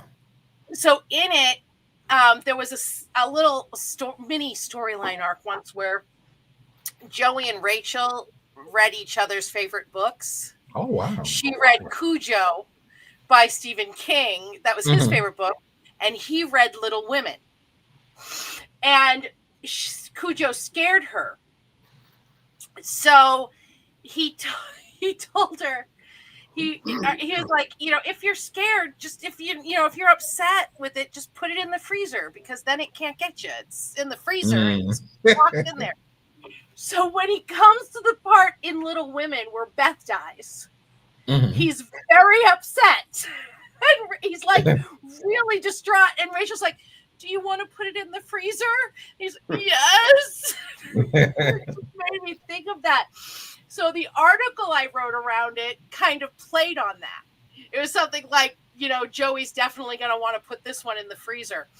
I can't remember the exactly headline, but that's what I did. And the picture for the article, I used a picture of Joey Tribbiani from Friends, like surprise. And the editor saw it, and because when when it published at, because I set it to publish at like 6 a.m. because that's like the best time for things to publish in the morning. And as soon as I had set it to publish and had a link, I sent it to the editor, and the editor opened it the minute, like, I guess they were up, which doesn't surprise me. They were based in New York City, and they opened, and he instantly emailed me, and he's like, I have never in my entire career of doing this seen such an amazing way to announce a book like this. He's like, this was, he goes, I laughed out loud. It instantly grabbed my attention. This was brilliant. He goes, and every time I hear about every time I hear Little Women, I always think of that episode of Friends. Oh, wow. I'm like, most people do, and people that watch Friends do. And ever since, I guess he spread the word or something, because it's so funny. Yeah, so that's been a nice little side benefit of the. That's a great perk. I mean, yeah. Mm-hmm.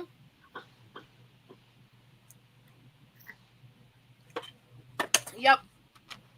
Yes. So, and Parade does, has a book section, so I can write about them.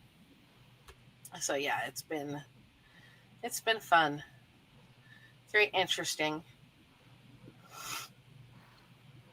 And like a few weeks ago, somebody said something to me. Like I was in like a political debate with somebody, and they said something about how I listen too much to the media. And someone I didn't even know jumped into the tweet thread and went, "You idiot, she is the media." Right. I was like, yeah, I guess, yeah, kind of. That it kind of is true. Even though I do write entertainment, I am kind of the media. Yeah, so I hadn't thought about that, but yes, I am. Yeah. And that was fun. And I didn't even know who the person was. I'm like, that's really funny. Mm-hmm. But, yeah. All right. Well, I think I'm going to make an executive decision and end this now, because I don't know. A, I don't know how much longer my phone is going to last, and B, I don't know how long I'm going to be without power. So I think what I'm going to do, I'm going to keep an eye on things here. I will go ahead and email Courtney or Charles and Courtney and, let them know the situation, and we'll have to find out, see if I can reschedule or something. But, this sucks. I mean, we have my Zoom account as an option for later if you wanted to. Yeah, it's a possibility. I will keep you posted and find out. I'm going to be awake. So if your power comes back on, message me, call me. I'm not going back to sleep at this point because it's 5:45. Yeah. All right. Well, the boys are going to be awake anytime. So. All right. Well, folks, I want to thank you guys for tuning in. 90 people currently watching. I hate to do this, but the QR codes, if you go to YouTube and watch the replays, the QR codes are there. Donate to Samantha's friends. Once the money comes to the Venmo, it's going to Samantha's friends anyways. If you need the PayPal link is available as well. I was not expecting this to happen, but I will keep everybody posted. Just stay tuned to the social media at Suds Media. If we're able to get back up and running, I will. But I will keep everybody posted. So for now, I'm going to go ahead and end this. And if for nothing else, we'll see you tomorrow night at Suds Media on Suds News at 8 p.m. Eastern. We'll see how things go. But Donald, thank you so much for staying in. You came in at tonight, and you've been an Iron Man again for tonight. Absolutely love when Donald's around. I do too. You're welcome anytime, Vinny and Angela. It's always a pleasure, and just thank you for thinking about me for the second year. I may, if you're able to correct this, I'm gonna go to sleep for maybe 4 hours, and then I'll be up probably by around 10. So if Okay. it comes back up, I'll definitely will be back. All right. Yeah, Excellent. sounds good. I might do the same. But yeah, I'm gonna keep an eye on things. I'm gonna call the electric company, see if they have an ETA. But while they have to obviously clear all the cars away first, and then. But who knows? Yeah. But Okay. folks, it's been great, and we'll see if we can get back. But if not, we'll figure something out. We will. Yes. Have a good All right. morning, and we may be back, but I'll keep everybody posted. Perfect. Okay. All right. Bye, guys. Get some rest. Bye bye.